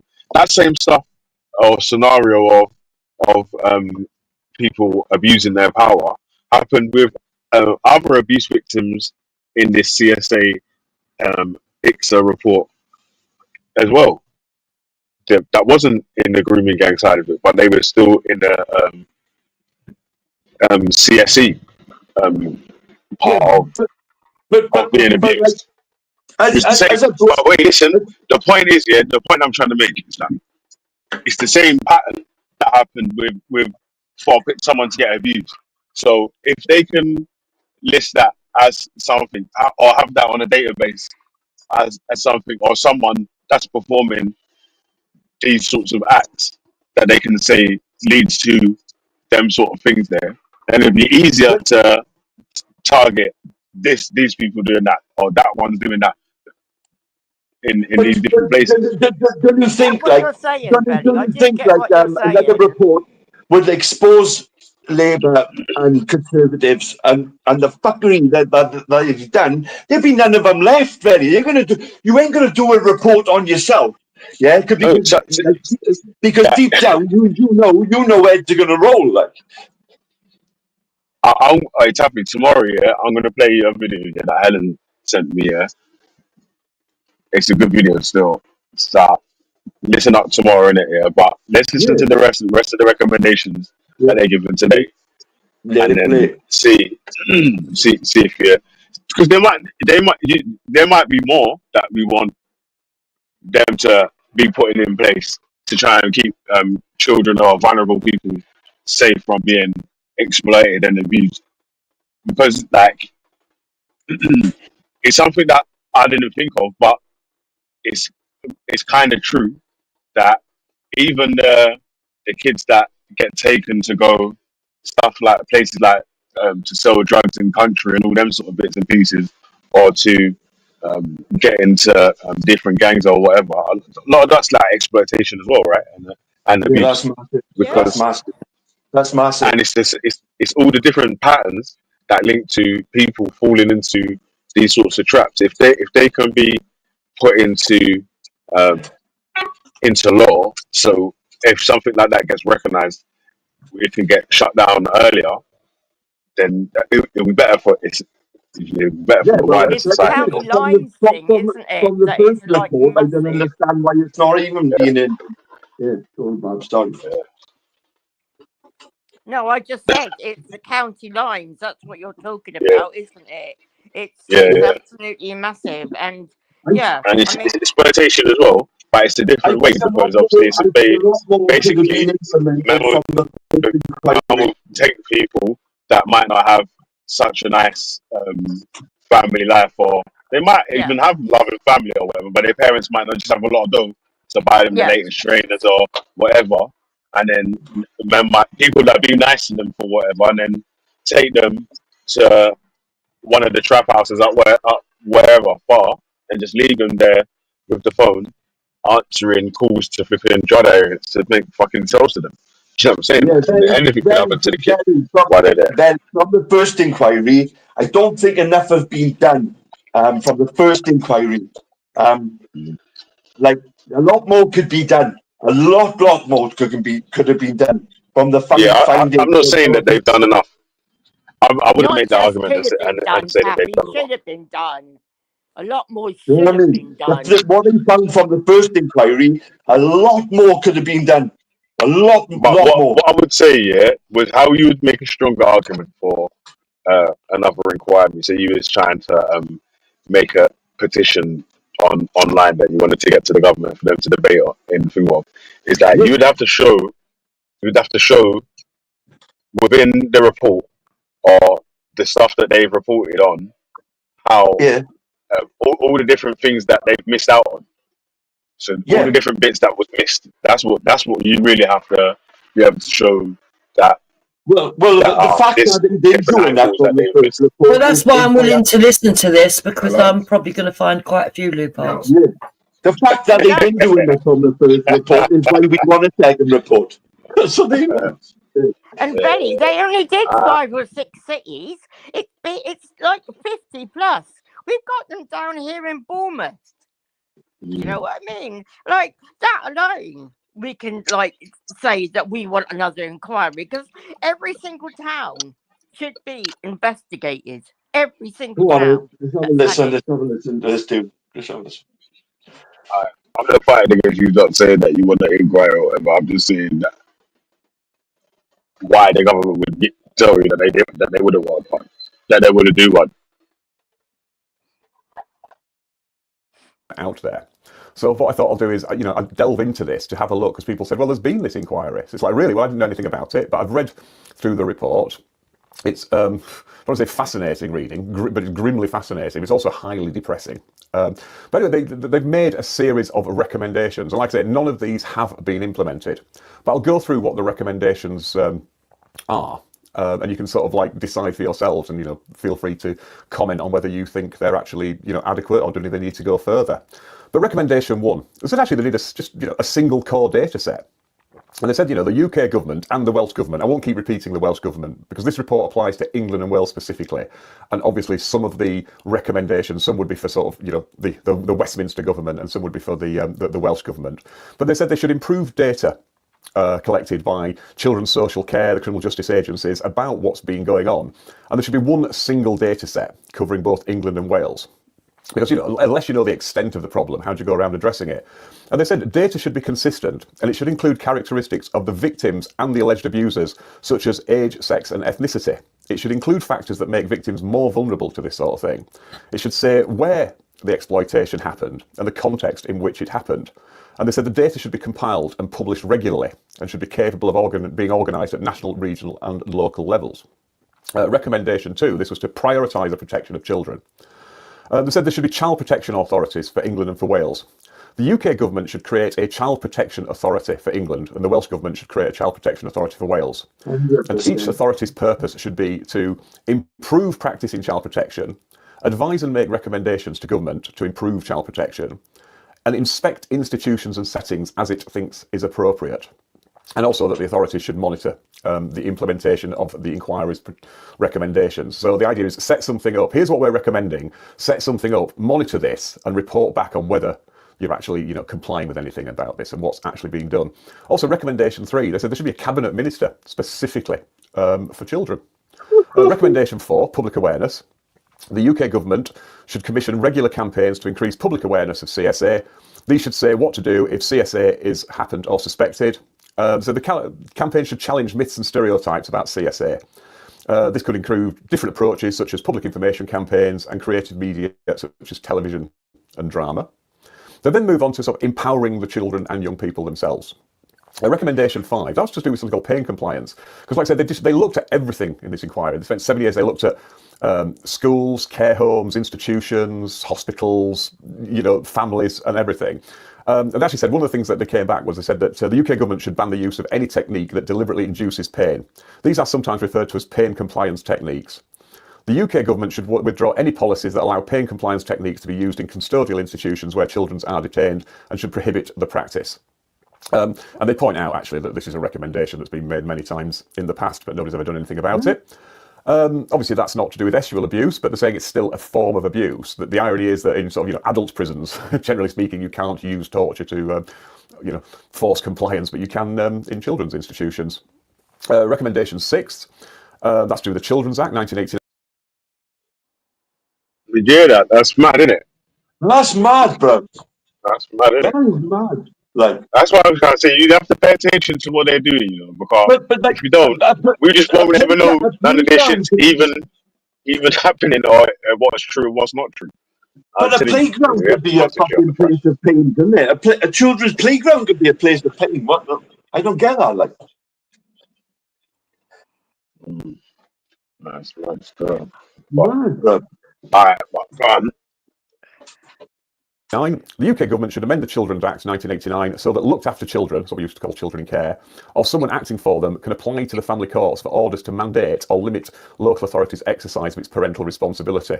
If a child in the care of a local authority is or believed to be suffering significant harm or is at risk of significant harm, it would allow the court to stop a local authority taking or planning particular action, or allow the court to give directions in relation to the local authority's exercise of parental responsibility for that child. Because obviously, when you've got in loco parentis. But what they're saying is, well, in the same way that the local authority could bring proceedings against parents or guardians if they thought they were, abusing children or allowing the children to be abused or just otherwise not looking after them, they're saying get your own house in order. So people should be able to bring proceedings against 5 days. Sorry, say that again. Is there an MP specifically for this? Is that being set up? Yeah, what MP for CSA or something like that? Just one exploitation. Yeah. I think so. An MP that's specifically on that or whatever. So that means there'll be like a shadow CSA MP as well on it. Because it sounds like it was pretty thorough, this first report. Like, again, like, have these things been implemented? They ain't updated anything to do with children since 1989, they said. So, like, we're in 2024 right now, where, like what happened the other day, someone got done for doing AI images of people's children doing mad stuff. You know what I'm saying? Britain, like, so... Yeah, Britain's a lot different now to 1989. The abuse that people can, the abuse that people can get away with now, and the laws around it need updating and looking at, right? Because like look at that specific. Look at Hugh Edwards with the right legal thing, where he was able to get away with so and so. So even the sentencing guidelines for this sort of stuff there needs to be looked at properly and all that stuff as well. But if we just if we don't pay attention to them, these men don't ever make any changes. But even the online kids online, that's not even. Yeah, the online safety bill is coming in as well. Yeah. Online safety bill. But that should have been. People hey, listen, man, clean up your online behavior, yeah. Because there's an online safety bill coming out. You know what I mean? Careful what you say, guys. Yeah. Be careful. All right. Okay, let me play. Let me see if I can afford it a bit to where it was. Regular campaigns to increase public awareness of CSA. These should say what to do if CSA is happened or suspected. So the campaign should challenge myths and stereotypes about CSA. This could include different approaches such as public information campaigns and creative media such as television and drama. They then move on to sort of empowering the children and young people themselves. Recommendation 5, that was to do with something called pain compliance. Because like I said, they looked at everything in this inquiry. They spent 7 years, they looked at schools, care homes, institutions, hospitals, families and everything. And they actually said one of the things that they came back was they said that the UK government should ban the use of any technique that deliberately induces pain. These are sometimes referred to as pain compliance techniques. The UK government should withdraw any policies that allow pain compliance techniques to be used in custodial institutions where children are detained and should prohibit the practice. And they point out actually that this is a recommendation that's been made many times in the past, but nobody's ever done anything about it. Obviously that's not to do with sexual abuse, but they're saying it's still a form of abuse. That the irony is that in sort of adult prisons, generally speaking, you can't use torture to force compliance, but you can in children's institutions. Recommendation 6. That's to do with the Children's Act 1989. The UK government should amend the Children's Act 1989 so that looked after children, that's what we used to call children in care, or someone acting for them can apply to the family courts for orders to mandate or limit local authorities' exercise of its parental responsibility. If a child in the care of a local authority is or believed to be suffering significant harm or is at risk of significant harm, it would allow the court to stop a local authority taking or planning particular action or allow the court to give directions in relation to the local authority. I did say to you that I rewinded it a bit when I Oh, paused right. it. Oh, sorry. I didn't hear you say that. Sorry. But it's nearly back. Well, it's basically back at where we stopped it. What's going on? Go on. Yeah. All right. Well, is it so? All right. Let's pause it for a second. Anyway, like, is there anything that you've heard so far that you feel like you disagree with? What I've heard, I'm actually impressed with how thorough it actually was, but I'm disappointed in that the code of the report wasn't. It doesn't seem like it's been carried through. So the findings, they haven't learned or done anything about, before I can see. That's what disappoints me. Yeah. Yeah, some of the recommendations or findings or whatever, like they say, was brought up previously. So just whichever government comes in that fucking implements new shit, if they are willing to, then try and get fucking as much as you can in it. I don't even think Labour will implement anything. I don't. If they do, then good for them, but I don't think they will. They I don't understand either why heads haven't rolled after this report. I do not understand that.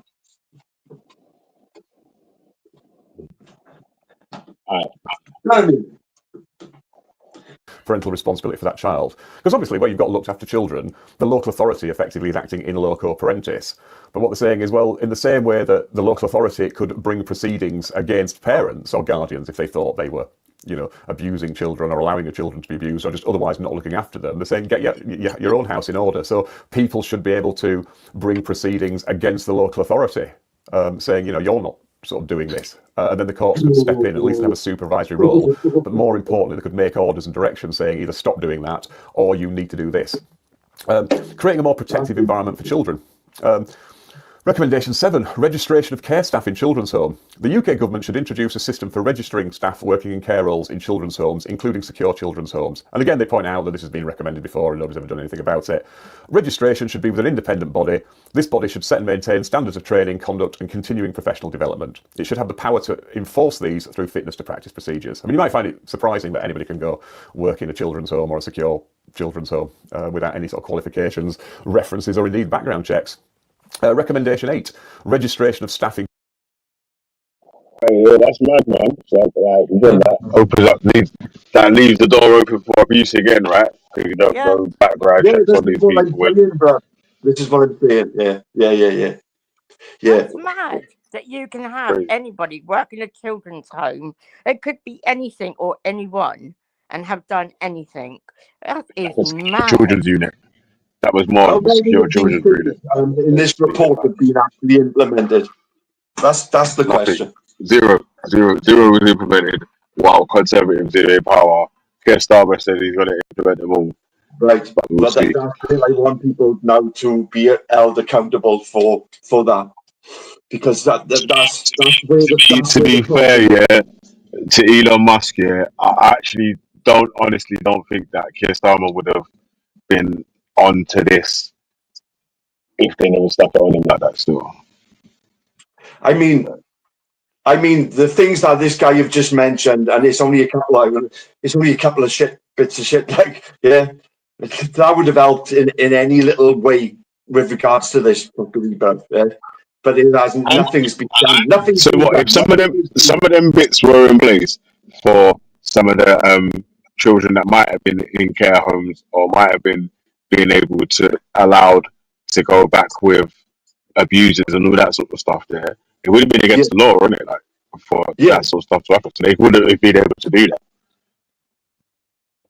Yeah, so far I'm pretty impressed with what they're going to implement, but it still doesn't get restorative justice for the people that are surviving today.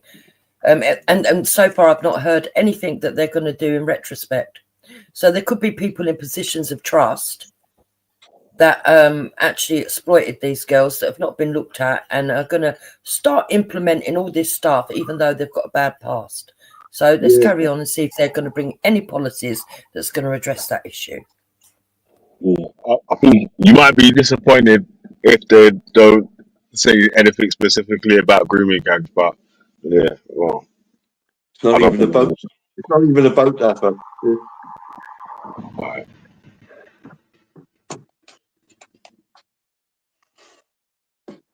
Care roles in young offenders institutions and secure training centres. And say the government just introduced, as above, a system for registering the actual people who actually work there. Recommendation 9, greater use of the barred list. The government should enable anyone who hires people to work or volunteer with children on a frequent basis to check if they've been barred by the DBS. That's the Disclosure and Barring Service. And this should also apply even if the role's supervised. So you can't just say, well, we've got somebody there who's, been DBS checked, but everybody working under them, it's just a bit of a free-for-all. Saying no. That's crazy as well, like the looseness around, especially children that are in either care or in care homes is like it's a secure unit or sort of stuff like that. Like, I thought that would be standard for them to be like DBS checks and all that sort of stuff there, and this check and that check, and because it's working with children, isn't it? Like, but Craig, out of these 9 points you just mentioned, bro, if they implemented 3 of them, that would be something, wouldn't it? Sure.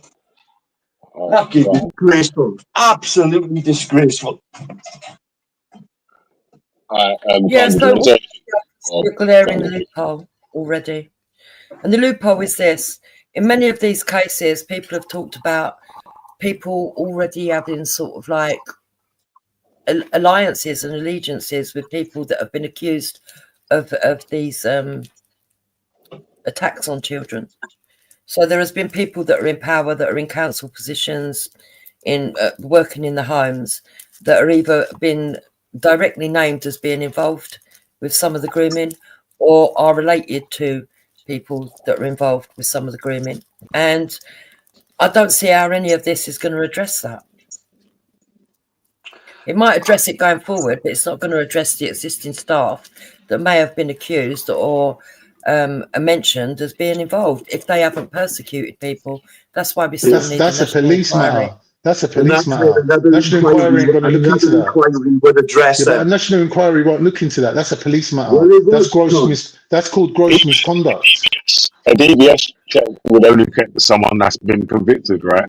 So, Yeah, and that's where the loophole is. If we look into why these points haven't been implemented, then these people are going to be looked into, isn't it? Exactly. Because so at least if it makes, even if there is stuff that they can make tighter or whatever, if they start implementing shit that they haven't already implemented, it's something better than what they're fucking already doing, isn't it? Like the improvement. No, so these are good. So far, the implementations are very good going forward, and I like the fact that they're going to make local councils or that are responsible for the care homes for children responsible as if they were parents, so that which they should have been from the start. So I think that is one great improvement. But like I said, there is a loophole here, because if there are people in existing positions that have not been charged, not even been investigated because the police had a lack of willpower to do so, then they won't have a record. Their DBS will still be clear, but they could actually still be involved in the grooming gangs. Yep. Well, you know, obviously, it's hard for them to make a perfect law with no way out to catch people that haven't You know the been saying, caught already or whatever. you can't make all the people happy all of the time. No, but you can make some of the people happy some of the time. Kids' safety comes first, can't it? So, well, come on. If you want to put the kids, if you're putting the kids' safety first, if you're putting the kids' safety, if you're in a position or a job where you can actually affect and determine the kids' safety, then truly, But like you got to choose your thing, innit? You got to choose your poison. Are you caring about the kids and you're trying to make changes and force the government to implement the findings of the report, or are you trying to come with some political football and ally yourself with anti-Muslim groups all throughout? Can I just finish what I'm saying? Ally yourself with anti-Muslim groups all throughout Europe and put up some barricade against immigration. Now, if that's your goal, then why are you even talking about girls? Why are you bringing girls into the same subject of that? Can't I got a 10-year-old daughter? Fucking so my goal is not. Yeah, my but your goal is girl's not to do your that. My daughter's not goal under is to get threat from. justice for the girls that have No, been but abused. you mentioned that somehow Islam is at the center of all this. No, I said there's an Islamic influence, and we need to investigate whether it's got any bearing on the outcomes of people. But if I was one of the girls and I heard you talking like that, I'd think, fucking hell, do you know what I've fucking been through? The last thing I need is you turning me into a political football. So this when we say that there's Pakistani men grooming white girls and that, you don't turn around and say, oh, there's Jimmy Sabo, there's fucking all that shit, yeah? Right? But there's a problem. I've not said that. I've not said that. I've not said that. Taffy, even in the report, Taffy, you're waffling, mate. The kids are the fucking priority. Taffy, in the report that he just read out the findings of, they said that the ethnicity of the people comes into it. They didn't specifically say Pakistani. They said the ethnicity. So you've got what you wanted. So I don't understand why you'd be carrying on. But why? I haven't got what I wanted, right? I've just heard now the 9 points of this fucking first inquiry, right? And if 3 of them things were implemented, I'd be happy. That would be something. But the fact of that none of it has been fucking looked at or even addressed, right? All right. So, all right, good point. It's another problem itself. So, Taffy, so now you're on board with what we're saying. Let me put a question to you. Do you think what Elon Musk is doing and what Tommy Robinson's doing is helping this matter get implemented? Or do you think someone like Keir Starmer's more likely to do that? Definitely not Keir Starmer. Why? Why are you even saying that? Keir Starmer. But why are you even saying that? He's just turned down the request for another national inquiry, Khan. Yeah. But why do you need another national inquiry? I just told you, but come on, Khan. You said you wanted the 9 findings, 3 of them implemented, and I'm agreeing with you. What's that got to do with the second inquiry? I heard this guy talking beer now from the first inquiry. I want to see the rest of the findings. I'm impressed with the things that they found out from the first inquiry. That's why I want another inquiry. Yeah, but then it will take another 10 years for things to happen. No, it won't. And all them people would have been retired or left the job or gone. Or dead. All right. But like justice will be fucking served, Khan, yeah? Nobody is against any. Let's play the rest and then Sorry? So go on, finish your point and then I'm gonna play the rest. Yeah, nobody is against anybody implementing anything that they find is going to be better for the future of children going forward. The problem that we've got is there's a gaping hole of children that haven't received justice, the ones that are still living with the scars of it, the ones that are still alive who have suffered the immense torture, because it wasn't just rape, it was torture as well. And even if we can implement stuff that makes the people more responsible, we have to understand that there was a racial element and a religious element to these crimes, specifically the grooming gangs. Now, do you know what? Do you know what? Do you know what? Wait, Jupiter, listen, yeah? Wait, hold on. Listen, yeah? You know what's crazy as well? The similarities between the CSC, the different CSC cases that they looked at, and the ones that you're describing in the grooming gangs, because there was one where I think the guy was either a Liberal Democrats MP or something like that, yeah? And he used to go around to the children's home and go into the children's rooms and get the children over his knee and beat them. Just slap them and then wipe their bums down with a sponge after. You know what I'm saying? Like, so it's like weird abuse by people in power on people in disadvantaged positions that they feel like they're going to be able to get away with. If the core of the apple is bad, then Yeah, but I don't think that is exactly the same crime at all. It's sexual abuse, but it's not at all the same. The system is fucking. The dude was a paedophile as well. But he was abusing the children as well, like physically abusing the children as well. They sit behind a fucking. We're looking after the kids' fucking title, yeah. We're looking for the protection of the kids, and they're fucking deep down. They're not. They've let the kids down. Yep. But that's what I want investigated. Everybody who has contact with children should go through this vetting procedure. Recommendation 10, improving compliance with the statutory duty to notify the DBS, Disclosure and Banning Service. The UK government should take steps to improve compliance with the duty to notify the DBS service. The National Police Chiefs Council should work with regulators and inspectorates to make sure that the arrangements are clear for referring breaches of duty to the police. And the DBS and the regulators and inspectorates should put in place an information sharing protocol. So what they're saying there is, if you do identify somebody who is dodgy or somebody who's not doing something correctly, then we should be allowed to notify the DBS service and say, hey, this is what's going on with this person, so they can at least note it. And that also... That kind of answers the question about people in the past that might be acting dodgy, that haven't got a record, but carrying out these sort of acts, right? But they're in positions of power in children's homes and all sort of stuff like that. It sounds like the report covers everybody should be accountable for this fuckery, like, yeah? But, like, nothing's been done. Yeah, but these records are going forward. They're not looking retrospectively, are they? Yeah, but so if someone, so like you said, someone's passed their DBS check and there's no record of so-and-so of them doing anything, but they're dodgy, you can report that to the DBS and get them people investigated.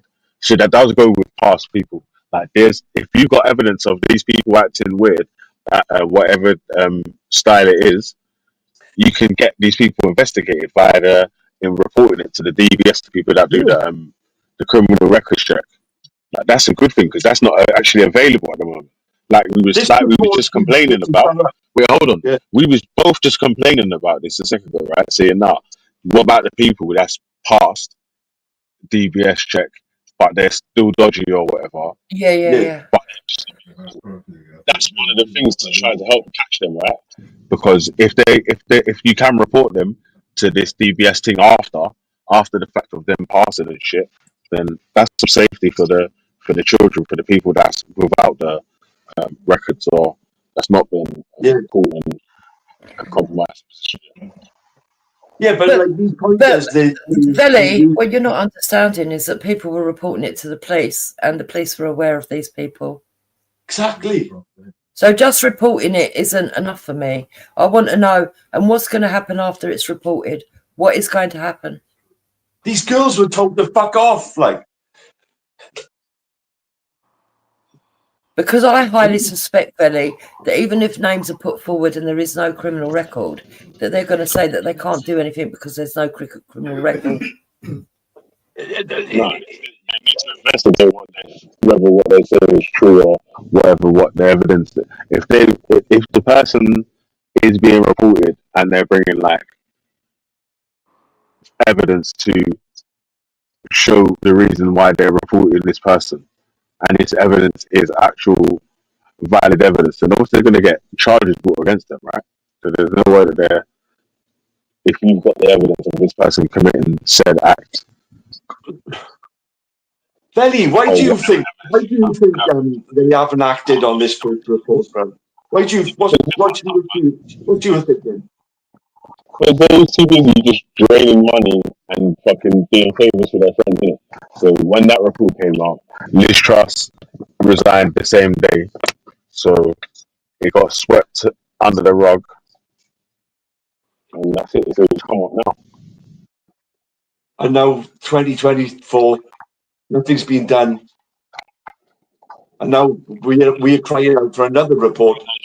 So the truth, I don't think Keir Starmer was going to do shit about the report until Elon Musk stuck on him about it. Yeah. So we want to report on why the first report was. Although there was recommendations to be implemented or whatever, I don't think he was looking at implementing them as quickly as he is right now because of the noise that's happened on Twitter. He might maybe later on in the term or whatever could have been, but I don't think he'll recommend them now, to be honest. From what I heard, for the kids fucking. Yeah, but the problem that I've got here is he's going to have to there anyway. didn't seem to be a lack of knowledge of how to report it. There didn't seem to be a lack of victims or parents that were reporting it. On the contrary, it seems like it was reported, but no action was taken. So actually, they're not talking about the lack of action or making any reparations or not, into the system to ensure that action will be taken. That's where I'm at.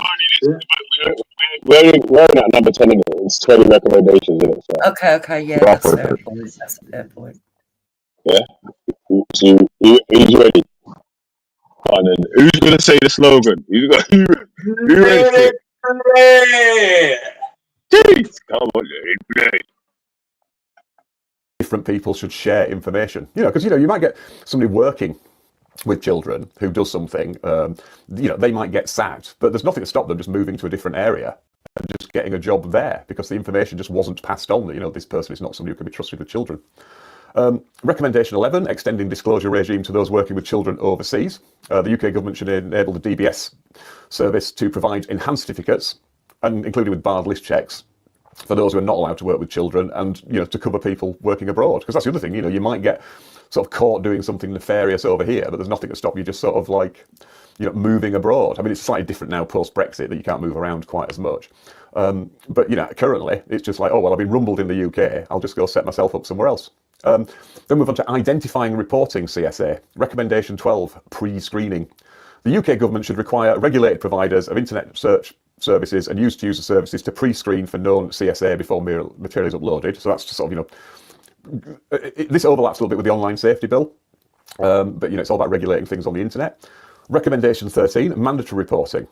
Just introduce laws that if people see something suspect, they should be obliged to actually report it. Currently there isn't anything like that. I mean, it's interesting just to compare to, the Bar Standards Board, the regulation of barristers. It's actually Let me pause it there for a sec. So, do you think that kind of covers something to do with the people that might have been in these care homes, police stations, and other places that was allowing or turning a blind eye? I'm as well, right? In my fucking head, because nothing's been done from this report.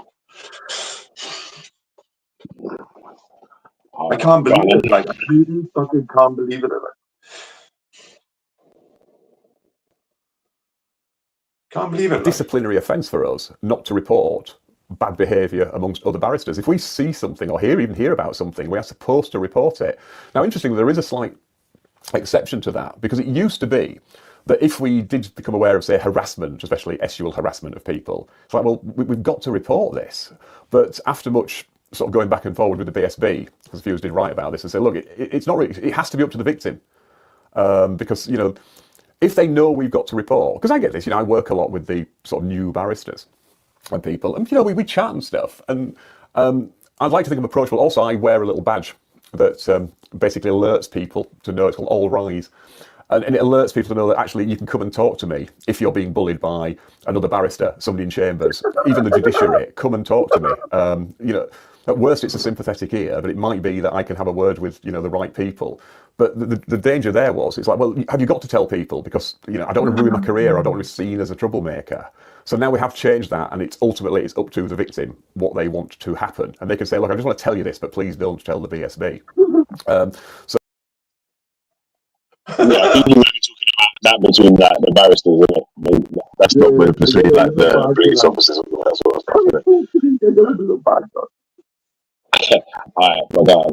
Really, but there's nothing. Wait, hold on a sec. Hey, Colin said he's a white driller. He's a big.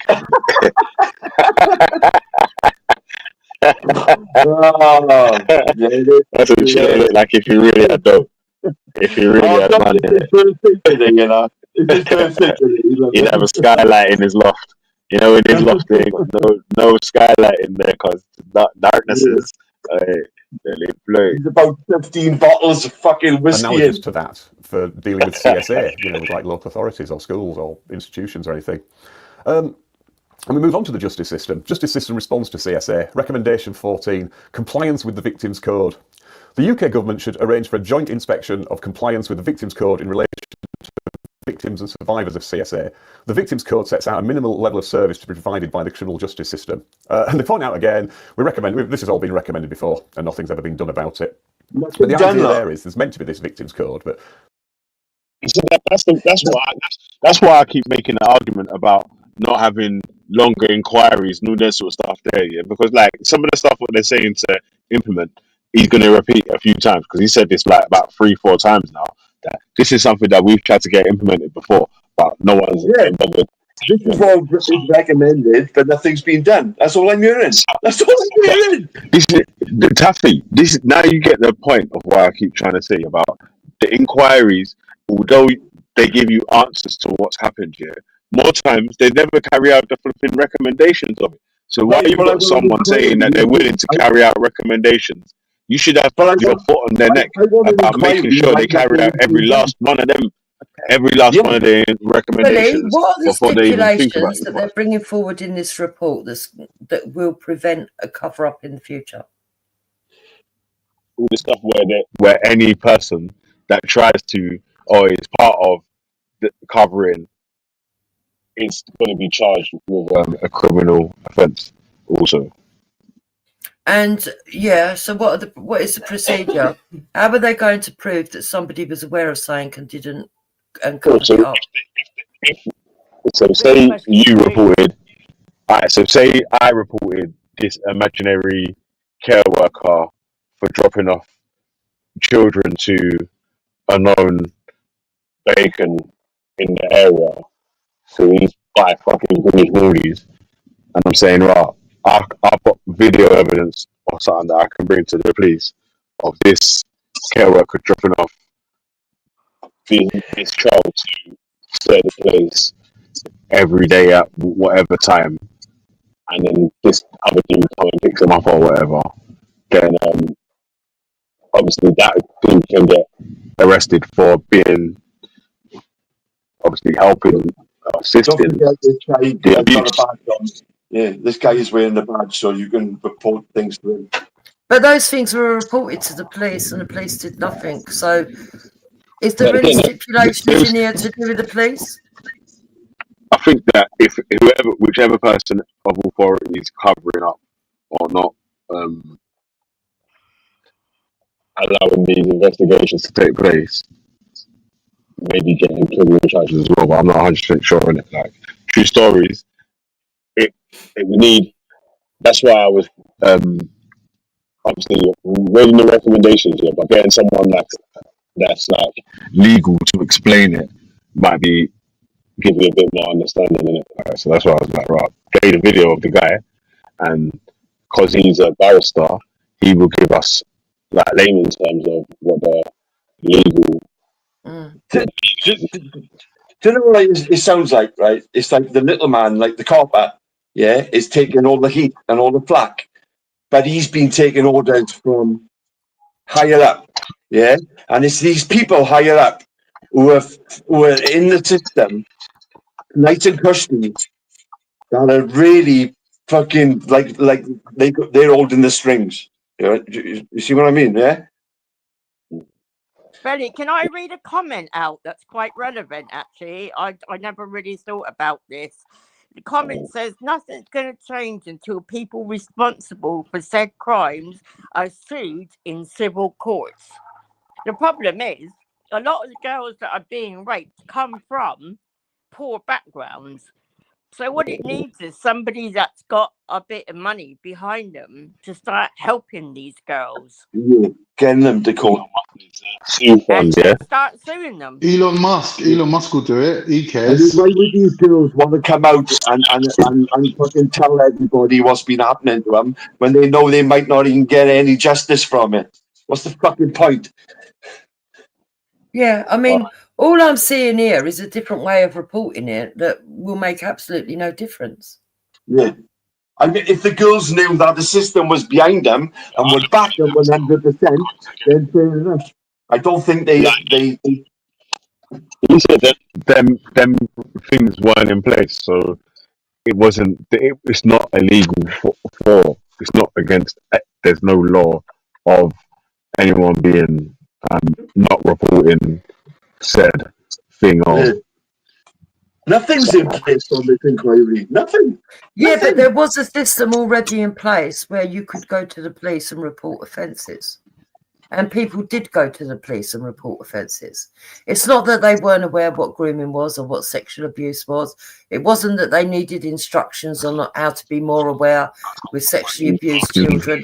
In fact, schools and authorities that deal with children already have these online courses and courses that they go to for sexual awareness and stuff like that and abuse. So they were well aware of how to report it. But what has been shown to be true is that even though it was reported to the police, even though it was reported to the care system, even though it was reported to the media, even though it was reported to schools, even though it was reported to parents, even though parents reported it to authorities, even though it was reported to the local councillors and the local MPs, nobody did nothing. So what I'm asking you is, where is the implementation that is going to redress those people? Nobody did nothing. It's like you didn't really listen to what he said there. Was that he was saying that any people that was covering, not reporting or whatever, it's now going to be it's mandatory that you have to do that. So if there is any of these people, okay, so who is there a separate board? Are they implementing a separate board that you go to where you can say, look, I've been to the police, they're not doing nothing, can you investigate this? I've been to the no. If it's mandatory that the police have to do something and they don't, then that's gross misconduct right there. You don't need to go to a second board. You don't need a second board.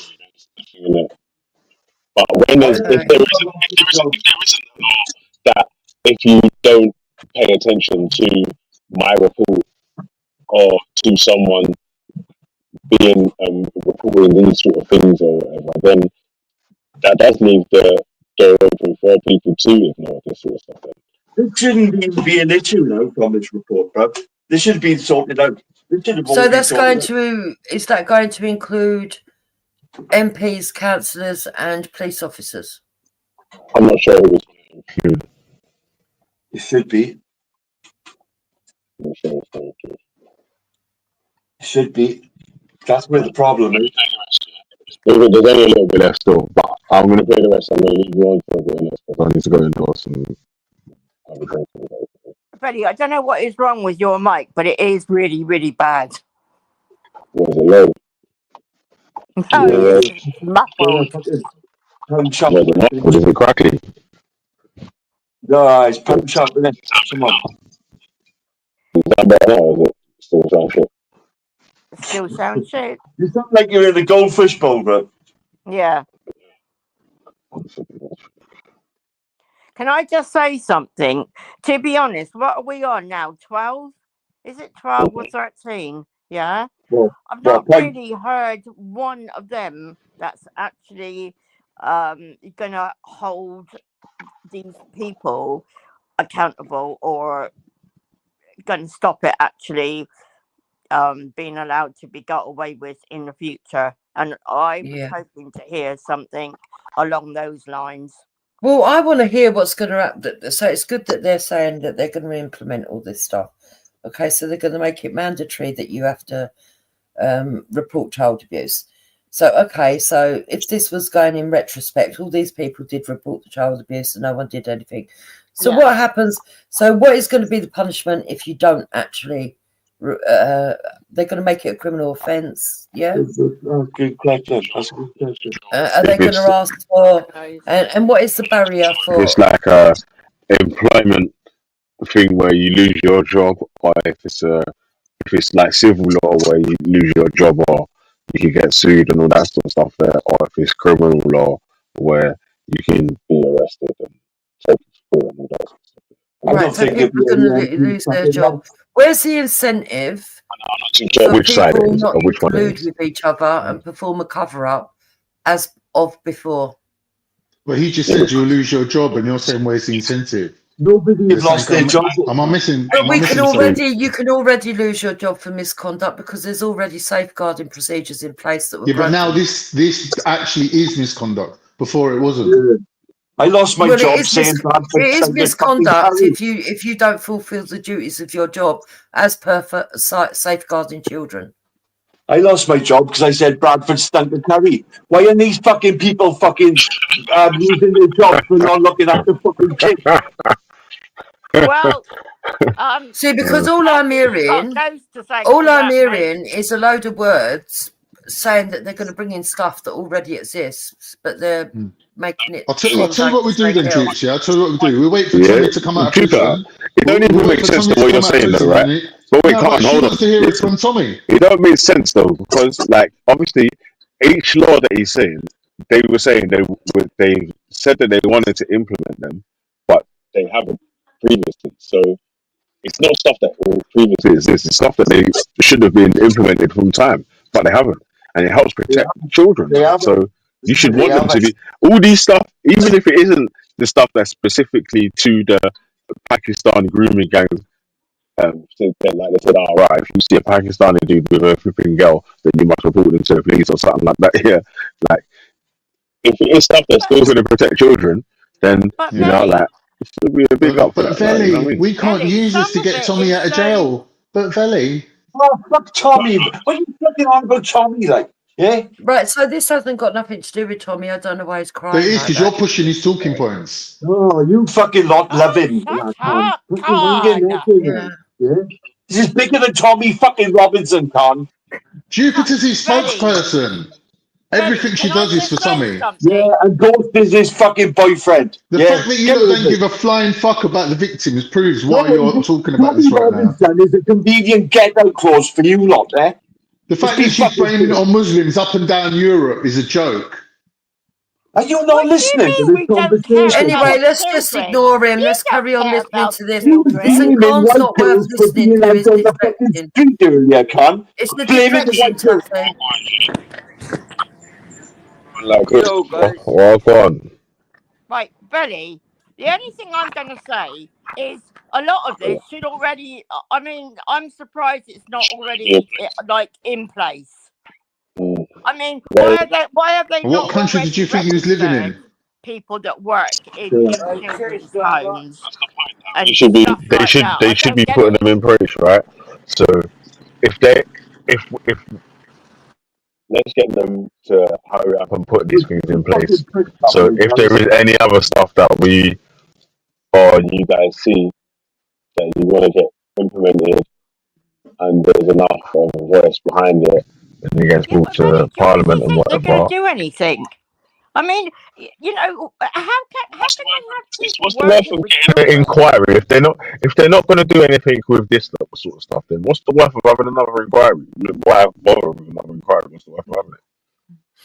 So what I think needs to happen, Veli, is that there needs to be, and let me finish land before you come back to me. I think not only does there need to be a national inquiry, but the main reason is to go and look at the people that were involved, okay, on every level. And we know there's been a cover-up. Let me put it this way, right? Everybody knows there's been a cover-up. So we want to see who was responsible for the cover-up and then hold them to account.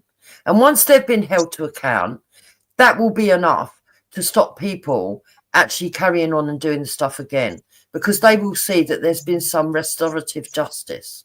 At the moment, all these things that he wants to implement are just a word salad for talking about what's already in place and the same loopholes and the same room is there to just carry on covering up. Yep. You obviously don't get it then. You don't fucking get it. Oh, you need to shut up, Khan. You don't bring You anything don't to fucking the get it, Khan. table. Let me slap the rest of this video. Is it actually being followed? I mean, you hear all sorts of horrible stories about people reporting things, and we've seen these stories about going to the police and the police saying, well, you were asking for it, or you were drunk, or you're not really a victim, or we're going to nick you instead. Recommendation 15, a limitation. They should change and remove the time limit for That sounded like that was specifically talking to some of the situations and scenarios that some people have spoke to previously on here before, where they said, I swear, I don't know if it was Dave, Jupiter, or whoever else it was from that side that said that there was one time there was a girl that was with a group of men in a hotel room, a motel room, or hostel, or something like that. The police come, arrested the girl because she was drunk. And or the father. Yeah, but I think the best course of action to actually make people understand that we're very serious about stopping this abuse is to get justice to the ones that have already suffered, not wait for those to suffer again in the future, but to get justice for those that have already suffered. So we've already got the evidence, for example, in this one case, that there was a girl that reported it to the police along with her parents. The girl got arrested, the parents got arrested. The police took no action against the groomer. So the evidence is already there. So now they're going to implement this thing where it's mandatory. Okay, fine. How is that going to help the girl where this has already happened? Because wouldn't it be better to go and have a look and to say, okay, well, this person was accountable for this. They were in the police service and they didn't serve. They didn't perform their actions like they should have done. Not only should they lose their job, but it should be publicised that this person did this. I think this would open up a rabbit hole, which the government are not willing. Because if they're saying that at the moment there is no criminal avenue that they could go down on at the moment, because there is no offence for not reporting something when you're aware of it, we can say that a police officer who didn't do his job should at least lose his job, no matter how high his position pays as well, right? And social workers, etc., etc. But they're saying that there is no criminal conviction that we can do for somebody that fails in one of these positions to fulfil their job requirements. They're saying, so that's why they're saying that they need to bring this in by the look of it. So, yeah, I agree that would be a good step forward to implement that.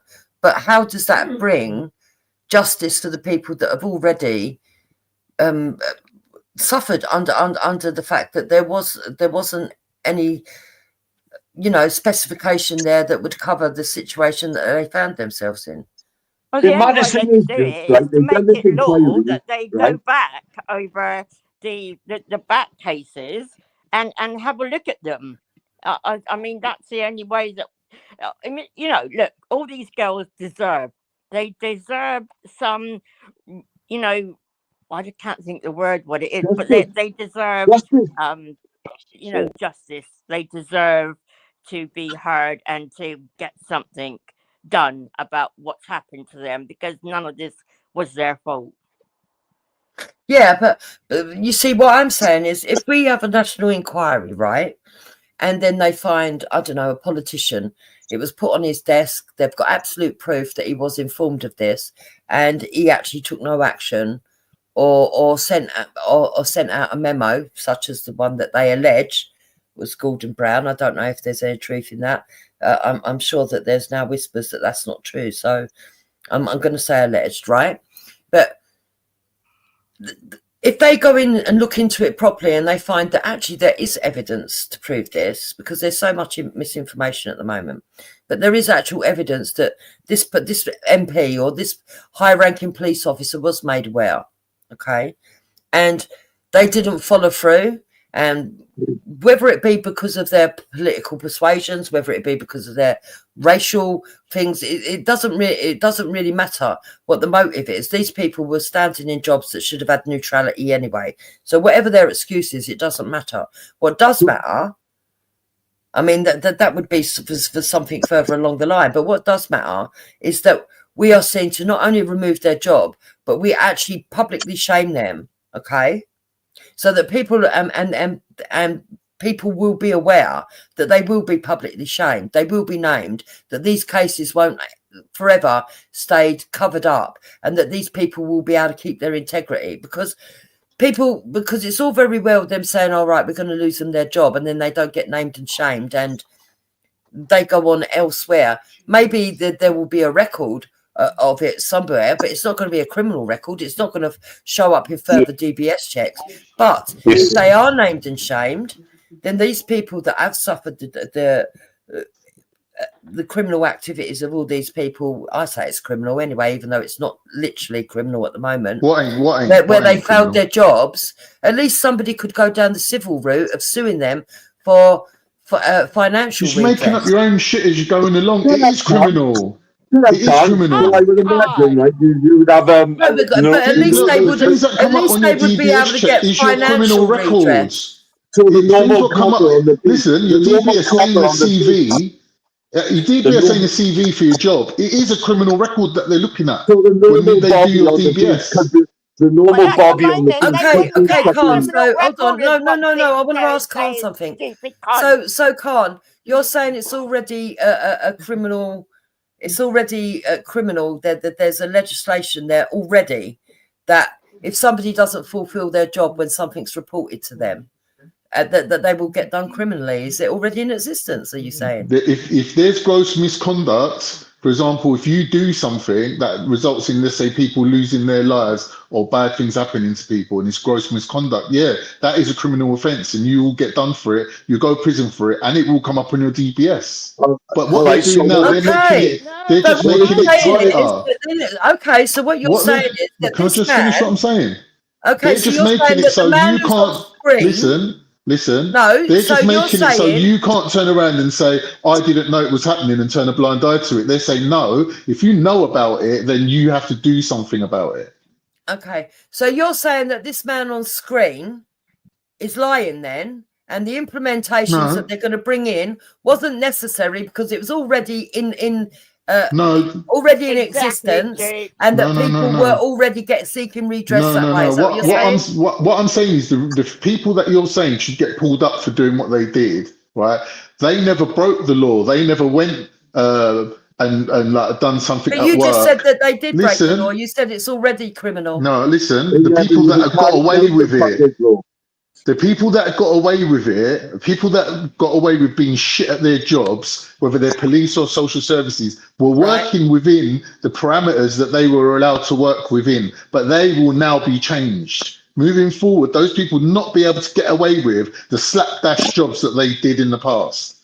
Right? Now, the ones that... But you're saying that it's a criminal already. Agreed, Khan. So you're making my point for me. So there were people that were informed that girls were getting groomed, whether they be police officers, whether they be MPs, whether they be doctors, solicitors, social workers, or nurses. Yeah, these people all knew, and none of them they were informed. They were witnesses to it. They saw it. None of them. Hold on. None of them backed up the girls' statements and went to the police and backed up the girls' statements. Only the parents and the girls did. And the police officers in particular, who didn't prosecute, why didn't they get taken? Why didn't they get? Because they were within their job parameters. They were allowed to say things like, "Oh well, we didn't believe her," or "She was complicit," or "She was just not giving consistent evidence." But moving forward, they won't be able to say that because the child's safety will come number one, will come as the highest priority, which up until now it hasn't been. They've been able to get away with saying stupid things like, "Oh well, we didn't believe her because she was known for being a liar," or whatever. Oh, And they've got away with it like so that. police officers are no longer going to be able to say that they don't believe a victim. They've got to believe them every time. Yeah. Wow. Really? And what happens if the person's innocent? Stop trolling us, bro. Yeah. No, they have to believe it to the point where they carry out the investigation. They won't be able to just you turn up to the police station and go, "Oh, my Uncle Jim molested me," and they go, "Oh, fuck off. We know Jim. We don't do things like that." Like they won't be able to get away with that. I've been raped. So what if they go away and they say they investigated it and they don't believe there's enough evidence as they were doing? So they will have to then document it and show that they carried out that investigation. Yeah, you showed you a true color. Isn't that what they do? Supposed to be doing now? No, now if you go to the police and say whatever you want to say, they can just turn around and say, "No, there's not enough evidence for us to even look at it." Or or they could turn around and say, "There's no chance of conviction based on what you've told us," and they can just basically just fob you off. So what's going to? Okay, good, right. So let's carry on with this this hypothetical. So this girl's gone to the police, as we know, and so have her parents, and no action got taken. So you're saying that the next step will be to report them. Who are we going to report them to? No, what do you mean report them? They won't be able to say that. They won't be able to tell you, "No, there's not enough evidence." Okay, but who? So what will happen? They'll have to do something about it. Right, so they're going to have to do something. The police. But let's just say, as in the incidences that happened to these girls, nothing gets done about it. Then what's going to happen? No, but I'm saying to you that the police could get away with doing nothing back then, and now they won't be able to. Yeah, we know that, and you're saying that this report is gonna repair the that. implementations. Right, so it's going to repair it. So there's going to be implementations. Okay, there's going to be implementations for these police officers that they haven't reported it. So who is this girl and this father going to go to say, "This police officer, I've told them all this, and they're not going to enforce it"? You dickhead. Who do they go to? I'm saying they won't be able to do that. They won't be able to do that. Right, okay, so what's going to stop them from not doing it? Because they work within their guidelines. Okay. And if they don't work within their guidelines, what's going to happen then?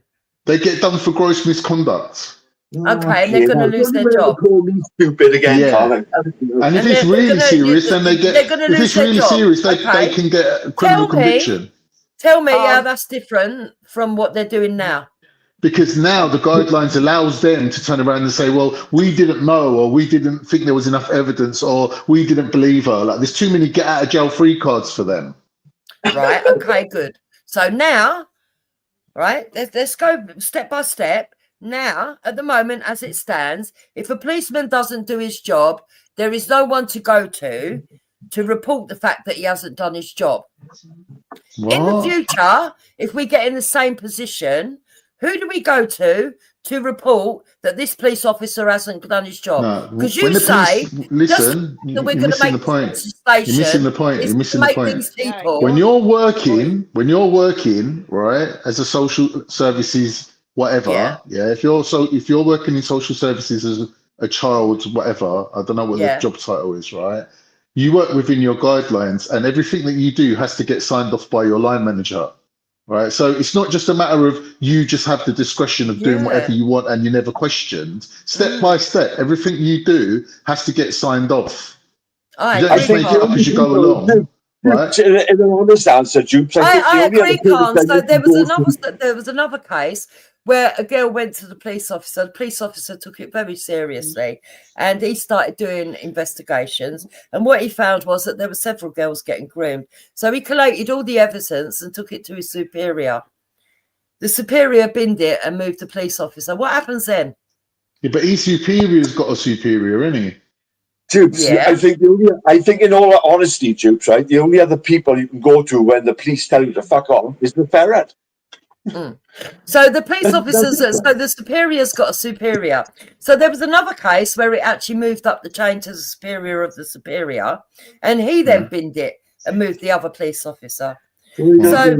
So the other police officers then went. They went to their counsellors. The other girls went to the counsellors about the police officers not acting. Okay. Right. The records went missing. So now what happens? I'm not supposed to answer what happens when records go missing. And I'm begging, So that's a you at every conspiracy, isn't it? stage They've of the way, conspired by that. the way. At every stage of the way, by the way, the girl has stopped justice. So now what happens, Calm? What happens now? Because there's guidelines. You're saying that remember? records went missing. But they've all broke their guidelines. They've already broke the guidelines as they exist at the moment. But you say just because they're going to create a new guideline, all of a sudden they're suddenly going to become holier than thou, and all these MPs, politicians, and social workers are all suddenly going to adhere to the new guidelines when they couldn't adhere to the old ones. What? And now the girl's pregnant. You're not getting it, mate. You're not getting it. No, you're not making getting out it. like some exception to the rule. What No, you're you're not not getting it. You're not understanding getting it. is You're we not don't getting need it. this new set of Who's parameters. we? This is all What we your need opinion that is you've made up on the spur of the moment. Action. We need action. Yeah, that's what we're saying. And we need people to see that real action has been taken. And if you can't understand that, then We've you're said that. You're the one saying you want another 10-year inquiry. No. We want an inquiry to find out who the people are, not because we want to know what's happened. We know what's happened. And an almighty fucking cover up. He's trolling, Dupes. I swear down he's trolling that. God almighty. We don't need an inquiry to see if there's been a cover up. I want to go inside my house. I'm inside the van. I've got to turn the van back on and put the to heating get on. the people responsible. Was it that cold? You fucking lost the plotter. Video. Councillor Morris in the building. You trolling is not helping, like. Jupiter's making that like for someone to do their job properly in this country, you have to stand over them with a gun to their heads. What you on about? Who are we going to go to? Is that your answer for everything? What are you on about? What are you on about? Is that your answer for everything, is it? That's what she's saying. She's saying that if they don't want to stick to their own rules, they don't have to. And I'm saying out of 1 million people, they can get away with bending. You're talking over me. I can't hear you. I can't hear you because I'm talking right now. I'm talking right now. Listen. Let me help you out a little If you bit, tell right? me there's been miscarriages of justice, right? Listen. If you're telling me there's been miscarriages of justice, and I'm telling you, well, they're going to tighten it up so then things can't happen anymore, and you're like, well, it will still happen, so there's no point doing it. That doesn't make sense because out of every 1,000 people that go through that process, 10 of them got miscarriages of justice, and we're going to tighten it so then only one of them gets a miscarriage of justice. That means that there's been some fucking justice in this world. But you lot are like, no, there's no point even bothering. What do you mean? People is saying when you go to somebody who's in a position who can actually fucking help you, and they tell you to fuck off, what are you going to do then? That's all she's saying to you, cunt. Mate, it's your country. Listen, it's your country, innit? You tell me. It's You my guys country. have got a misunderstanding of the fundamentals. It's my country. What good is that going to help me? When my country You go to the newspapers in Turkey. Go to the local newspaper. You've got a fundamental misunderstanding of how Go to the Welsh Gazette. system Go works. to the Welsh Gazette and expose the Go to the police. Welsh Gazette, yeah.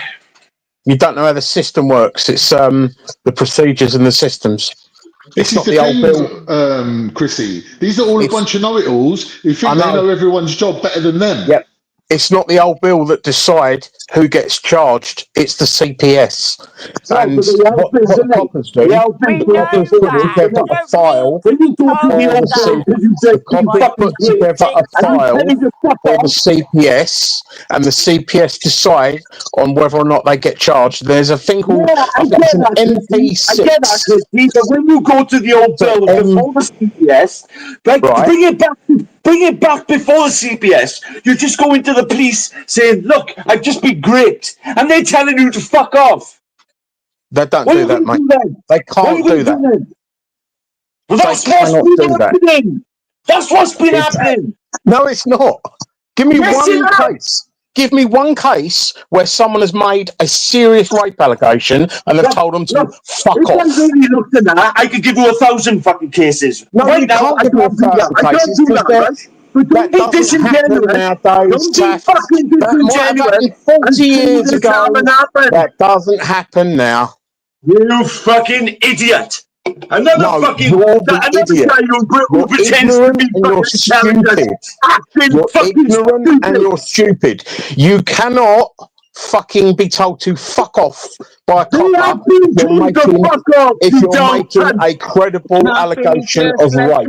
It doesn't happen. Defend the grooming gangs, Taffy. Let him get. I'm not defending any grooming gangs. I am challenging your lack of fundamental information. What are you talking about, Christopher Morris? Right. Say again, Jeeps. What did you say? I said that there has been cases recorded and even members of parliament have admitted that this has been happening, that people have been going to the police and they have been told to go What away. member of parliament has admitted that? Give me a name. Several. Leanne. No, give me a name. Not say several. Give me one name of a specific. Shut up, Christy Morris. You know it happens. Stop being fucking disingenuous. Not like what you're saying. Not like what you're saying. Who was the other one that lost her job for speaking out, Wendy? What was her name? There's been loads. No, there hasn't. There's not been one. Kemi Badenoch. So Kemi Badenoch can actually can provide evidence of what you're saying. Complete bullshit. You can't give it. She can't give it. You're going on fucking whispers, gossip, and bollocks. That's perpetrated by the far right. Gone to the police, right? And the police have told them to fuck off, and they've been literally picked up from nowadays. They haven't. Not in fucking 30 odd years. They haven't. That's your fucking mouth. You haven't got a clue. If a copper told someone to fuck off when they're making a credible rape allegation, they wouldn't fuck their feet, wouldn't fucking touch the floor. So the police ignore it, basically. They can't ignore rape allegations. The grooming gangs. There's certain things they can't ignore. The grooming gangs. I'm not defending any grooming gangs. I'm fucking challenging your ignorance. You are shockingly stupid. But if you had any fucking intelligence. One at a time. What would you say the police were doing then? If they weren't arresting them, what were they doing? You would know. Sorry, so what do you mean? What were they doing? Yeah. Right, you've got a copper there. You've got a copper that receives a rape allegation. Yeah. He instantly needs to log it. Misfeasance in public office, whatever you want to fucking say. Yeah, we don't fucking hide rape allegations, not for fucking 30 years. What do you mean we? What do you mean we? You're talking for the police now, yeah? We. So Maggie Oliver got it all wrong, did she? This country.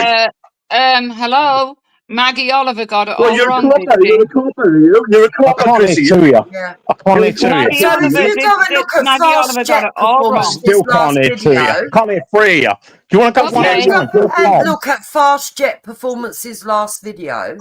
You will see a breakdown from a book. Sorry, who is Fast Jet Performance? With a woman who has actually wrote a book on all of this because she worked within social services. What's her name? Where there was a 16-year-old girl who had the actual age of a 4-year-old. Okay? Right. Well, we spoke about this earlier. Yeah. Where's this come from? I told Where you, is your fast jet performance. of Don't this watch bollocks? So No, I'm Maggie, not hang watching. on, What Morris. was it called So again? Fast jet proof. Maggie That's a reliable Oliver was source. wrong. Maggie Oliver was wrong, and you're right. Is that what you're saying? No, I'm not. Who the fuck is Maggie Oliver? Who is There she? you go. You don't you even calling know. Sammy Woodhouse a liar? Ladies, one at a time. You just admitted to being a copper, you dumb cunt. You don't No, know who fucking Maggie haven't, you Oliver is. fucking idiot. Well, there you go. Yeah. We. You Who's said Maggie we. Oliver? You said we. Yeah, we, as in we as a Oliver is country. one of the biggest coppers that's done an expose on these grooming gangs. So she's a Are copper. you kidding me? That you don't Is she know a copper? who she is? So she's a The copper, country, yeah? the country is an calling the coppers I've got, ex-copper. you cunts have spent months slagging coppers She off, was saying a they're too detective, tough, you too idiot. close and shit like that. Now you believe the copper. You only believe the people She was when a it suits your detective. prejudices. It suits your Maggie Oliver, hang prejudices. on, wait a minute, right? Let me tell him. You Maggie guys, Oliver has listen. been around for years, Morris. What have you got your head in the sand? You guys, let me do the rest of the video. Yeah, let me do the rest of the video, and I can leave you guys on the panel for a bit. So have a discussion. You fucking little bald cunt.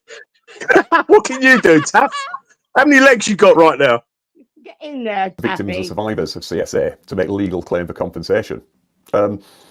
These provisions should apply whether or not the current 3-year period has already started to run or has expired, except where it's already been dealt with. The right to a fair trial should be expressly protected, but these changes should not apply to claims brought on behalf of the states of victims. But what they're saying there is, a lot of the time people are going, yeah, this happened to me, a long time ago. I'd like to bring civil proceedings, but I am now time barred. I mean, if you were under 18 at the time, then the time starts running from when you are 18, and there's later recommendations that do cover that slightly. But what they're saying now is often people are just scared to come forward, or they're not in a position to. Especially, a lot of these kids were, in care, and when they're suddenly booted out of care, as they reach, quote, adulthood, they'll probably got other priorities in just trying to survive and trying to establish themselves and just trying to, get a roof over their head and food to eat. This might not have been a priority, however horrible it was. But what they're saying is, and also they might have just been going, I'm keeping my head down. I'm not going to be the only person to report this. But then it might be, as we often see, somebody comes forward and then lots of other people go, actually, yeah, this was also happening to me. So to be able to accommodate that, get rid of or at least extend the limitation period or make it easier to waive limitation. Recommendation 16, specialist therapeutic support for victims, for child victims. The UK government should guarantee that all child victims of sexual abuse will be offered specialist and accredited therapeutic support, and that they should be able to access it. And also, that it's not just a little short-term thing, that it's for as long as they need. Because there was a thing where people were offering therapy, and it's like, we can have one counselling session, but then that's your lot. Recommendation 17, access to records. The UK government should direct the Information Commissioner's Office to introduce a code of practice on keeping and accessing records which relate to CSA.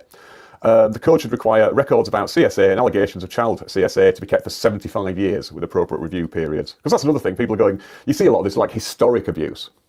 And then it's like, well, this was all going on at a particular care home, or even it's just a case of this was going on in the community and we reported it to council, but it's like, we need to investigate, we've got rid of all our records, we don't keep them for that long, we've been, we don't have the space to keep everything, so I'm afraid all those records have gone. Say, well, no, now you've got to keep them for 75 years.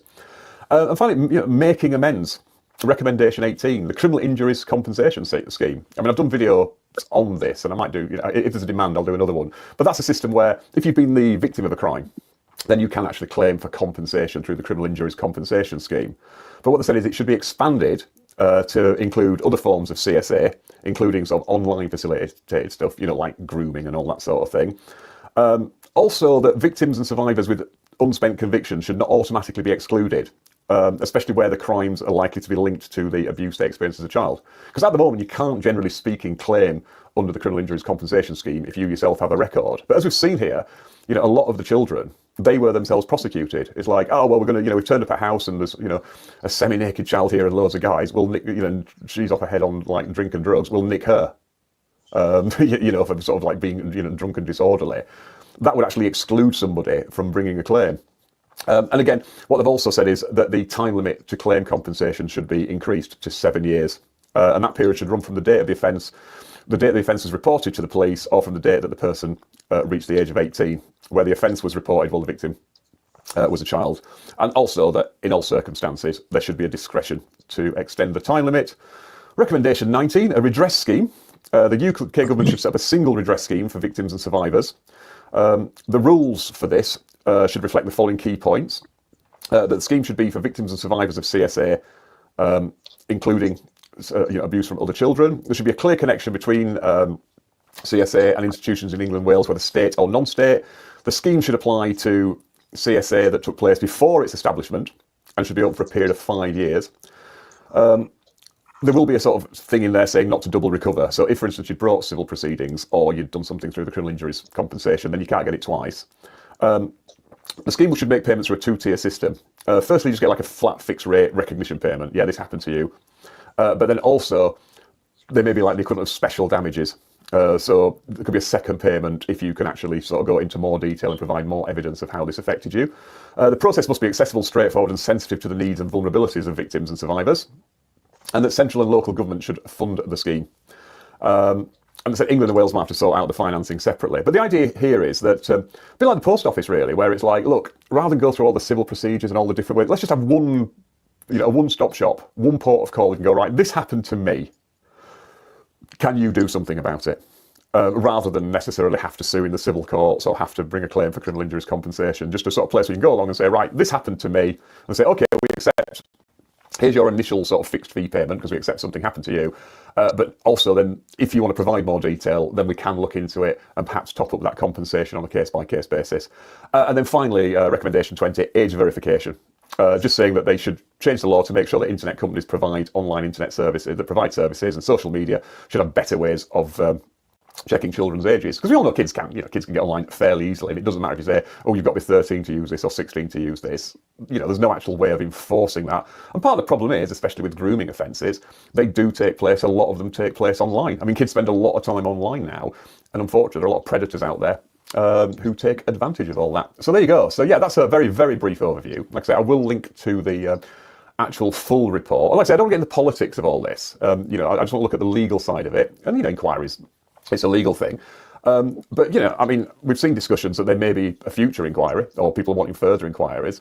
But, what do you think? I mean, it seems to me this is a very comprehensive report that wouldn't just cover the sort of gangs that we're talking about and the fact that social services may have let people down or local councils may have ignored the kids or, the police were very dismissive and just arrest the children rather than the perpetrators. That's all covered in this. But it seems to me that this goes actually even further. It's a very holistic approach to just abuse generally, and not just sexual abuse, just abuse generally. But of course the problem is, unless anybody actually implements any of these recommendations, what was the point of it? Like I say, 7-year inquiry, nearly literally a year's worth of actual people giving evidence and millions of pages, and speaking to thousands and thousands of victims about this, and just people involved generally. So it does seem it's a very comprehensive inquiry, and it does seem to me that a lot of those recommendations do make sense. But like I say, if they're not going to be implemented, what was the point?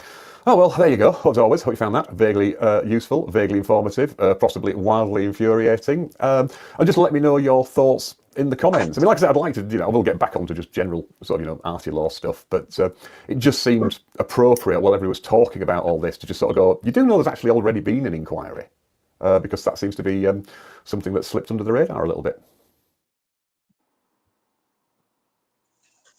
So I'm gonna get off though, man, because I've been waiting to. Sorry, I've been waiting to play the video so I can go into my house in it, man. Because like I said, once I go into my house, it connects to Wi-Fi, and I can't hear the video in it. So, but carry on. You not keep speaking in it.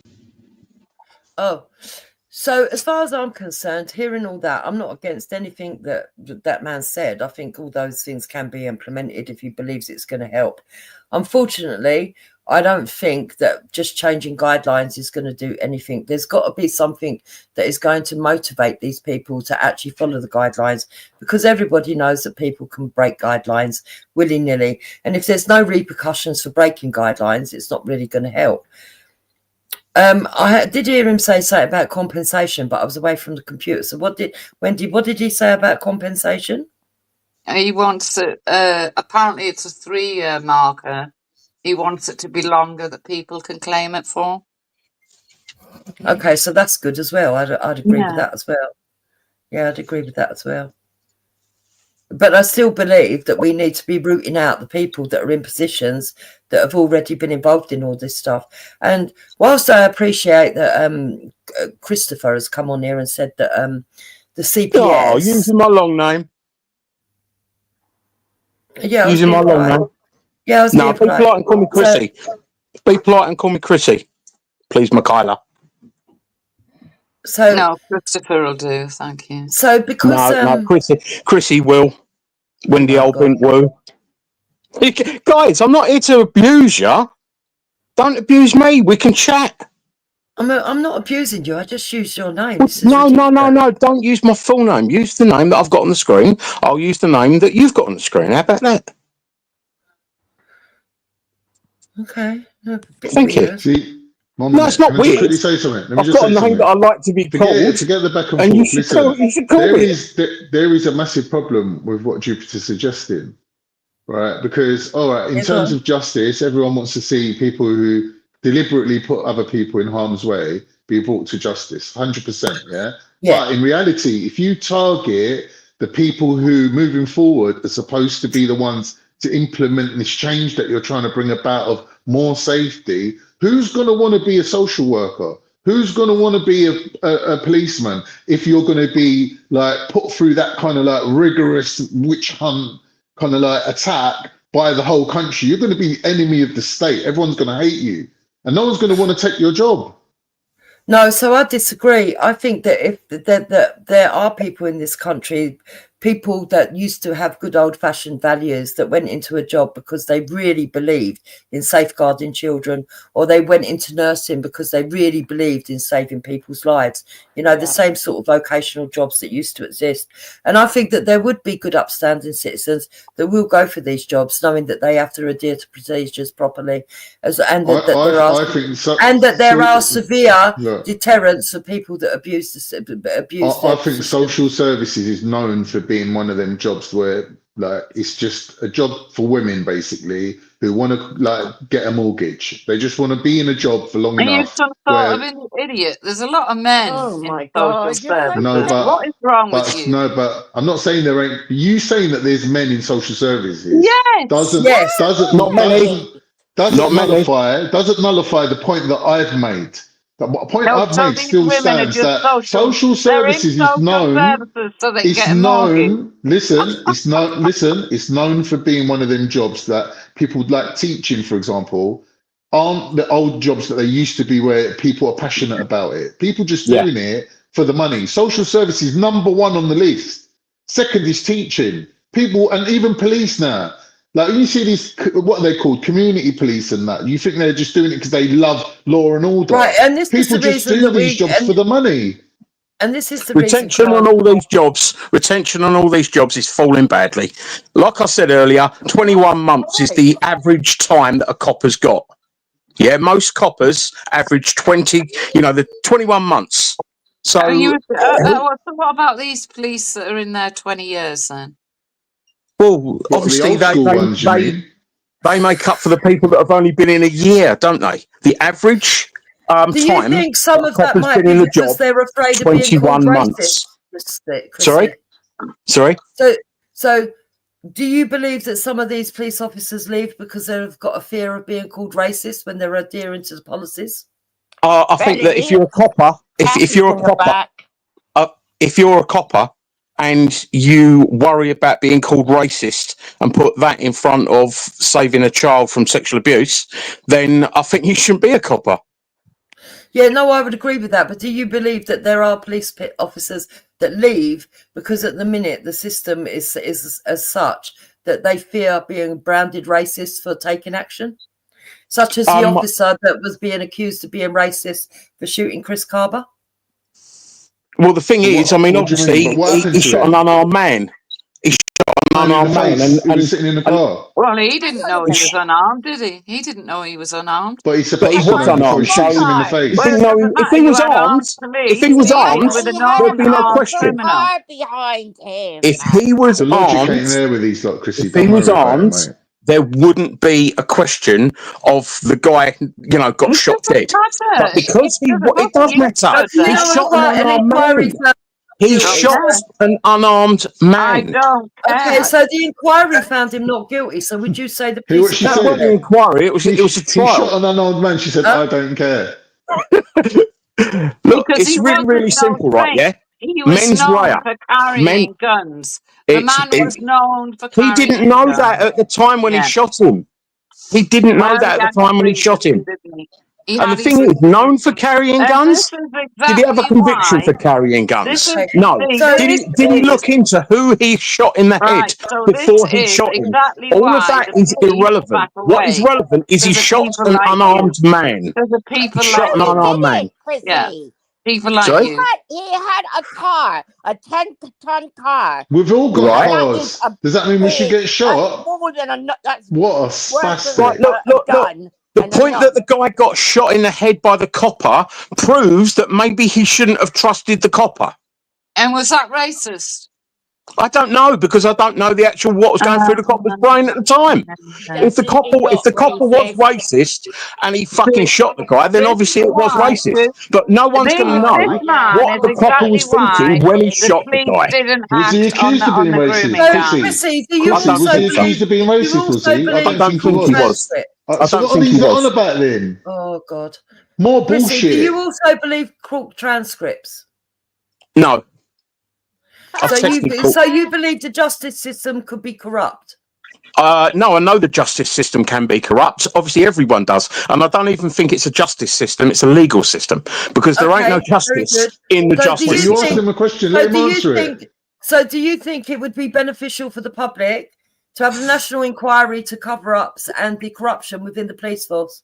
100%. No, we don't. We don't need one. We don't need one, because I mean, look at the COVID inquiry. That's a load of bollocks. You know, we I don't mean, need one. the Alexis J inquiry, you don't want to 100 find out the million people and that 7 are corrupt years. and root out the corruption. Sorry? So you don't want to root out corruption, then you want to leave it as it is. Of course I do. Of course I do. How are you going to root it out if you can't look at it and see who it is?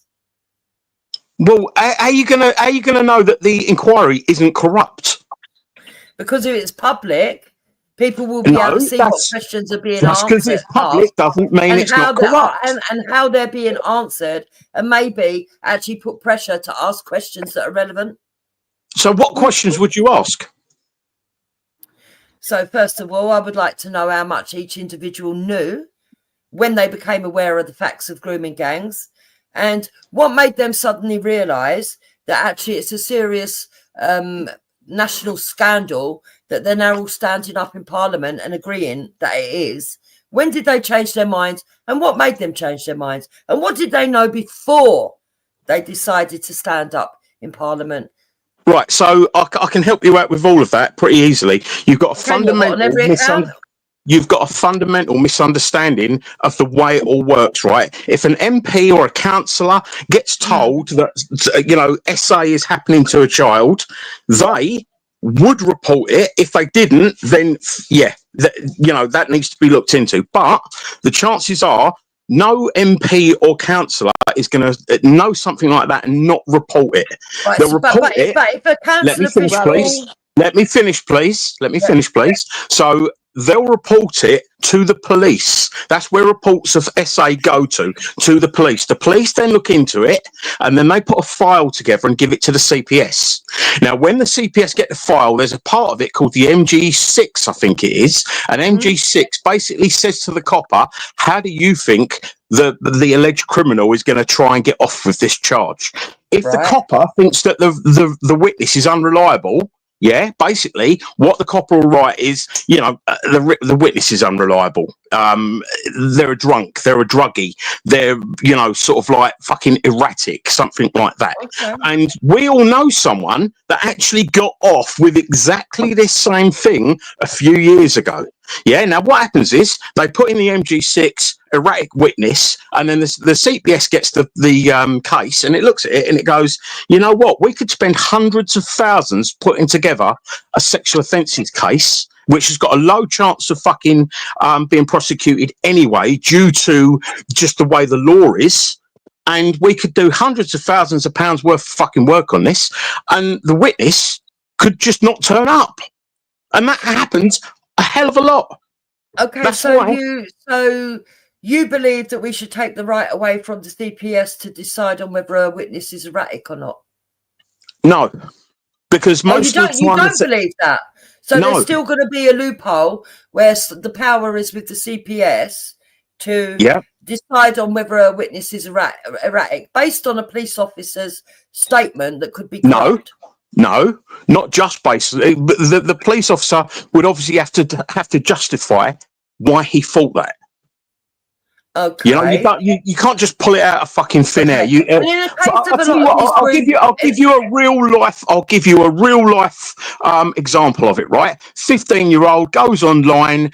She looks a lot older. She does look a lot older. Right. She goes online at stupid o'clock in the morning and starts talking to a dirty old man who's pissed out of his head, and he starts saying, "Get your tits out to her." Right. She doesn't. And then Is the that father you, Chrissy? finds. Let me finish. Stop talking about Ross. Babs, that was funny. Shut your mouth. Shut your mouth. Sorry, Ross. what? Stop talking about what? Russ, behave. Oh, how'd you know that? Did you know that Because I story know. as well? So Yeah. anyway, that girl is known as a troublemaker. She's been expelled from school. She's got a social worker, and she's known for walking out of school, walking out of social services, and walking out of anything, saying "fuck you lot" and walking out. And she's 15 years old. So when the old Bill speak to her and she walks out of a fucking police station going, fuck you, telling me what to do and stuff like that, right? And then they tell CPS that she has a habit of just throwing her fucking toys out the pram and saying fuck you, and she could do that in a trial that would cost tens of thousands of pounds. That's when the CPS look at it and they go, you know what? She's not going to be a reliable witness. We can't use her. Because she's not a reliable witness. And you think the law should stay like that, yeah? No, no, I don't. But the trouble so what's is, your solution? right? I'm trying to tell you. The trouble is, right? Yeah, you've got to sort of like understand the subtleties between, you know, being falsely accused of something, yeah, and not, you know, and sort of like, you know, the victim. If the victim is really a victim, because we all know there are girls out there that will fucking falsely cry rape. There are girls out there that are, you know, fucking trying to blackmail all sorts of people into getting them stuff and giving them money and whatever else, you know, by hinting that they might make false allegations. It's a fucking scary world out there. So striking the balance is fucking difficult. But how would anyone so what's feel? your solution? My solution would be to educate our children better and to change the societal structure so that we have got more fucking emphasis on personal responsibility rather than fucking, you know, allowing early teen children to wander the streets and to get drunk. Can I ask and you a question? Shit like that. Do you Yes, think mate. there is a culture in this country of believing that there's this massive safety net, social services and the police and everything that's in this So country? you heard it here first. Chrissy Morris thinks it's the girls. Do you believe that them No, I don't people think it's the girls. that relied on? Do you think them people that relied on social services and the police were mugs? Let me just start. Sorry, mugs, so Jupiter, do you think that we shouldn't teach our young children road safety because it should all be on the driver? What? No. What? Right, so drivers, people that drive cars, yeah, it's all on them whenever anyone gets run over. If anyone gets run over, it's the driver's fault. No, you've got to teach the kids the Green Cross Code, don't you? Exactly. Now, the thing is, right, yeah, what we've got to understand is there are people of all colours, races, creeds, religions that are fucking animals and monsters. Psychopaths. In all. Yeah, in all. 100%. And those people are looking for the fucking low-hanging fruit. That's right. The higher the fucking fruit, the less they can get. And so what we need to do is we need to teach our 14, 15, 16-year-olds that it's not good to be drunk in a fucking public place where you can get taken and taken advantage of. For instance, now, I'm not taking the emphasis away from these monsters shouldn't be doing the crimes, but the fact is that we have monsters that do these crimes. So we need to make our children a lot more savvy as to how not to be the victim. Okay, so let me give you a hypothetical and let's see how that works. Okay. Go on. So we've got a young girl that goes to school. Her best mate's Muslim. She goes home to her Muslim's house because in British culture, little Muslim's girls house. like to visit each other after school. Her She bumps Muslim. into Yeah, the go on. Muslim girl's older brother, who's 19. She's 14 years of age. The 19-year-old starts being friendly towards her, and she feels quite safe because she's been round to that house several times. She knows the mum and dad. She knows her friend, and he hasn't really approached her sexually at all or done anything untoward. But over a period of time, he gains her trust. He starts buying her presents, and he starts giving her gifts, and he starts telling her how beautiful she is and how lovely she is. She happens to be going through a turbulent time at home because her mum and dad are divorcing. They aren't particularly treating her badly. They're still civil, but her parents are divorcing and it emotionally upsets her. So she starts confiding in this gentleman. This gentleman, who's 19-year-old, starts offering lifts to and from school with his sister. On occasions, he finds ways and avenues to drop his sister off and be alone with the girl. At which point, he starts telling her he'd like to make him his girlfriend.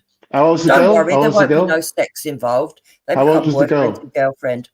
After several months, he says maybe we should progress on to sexual activity.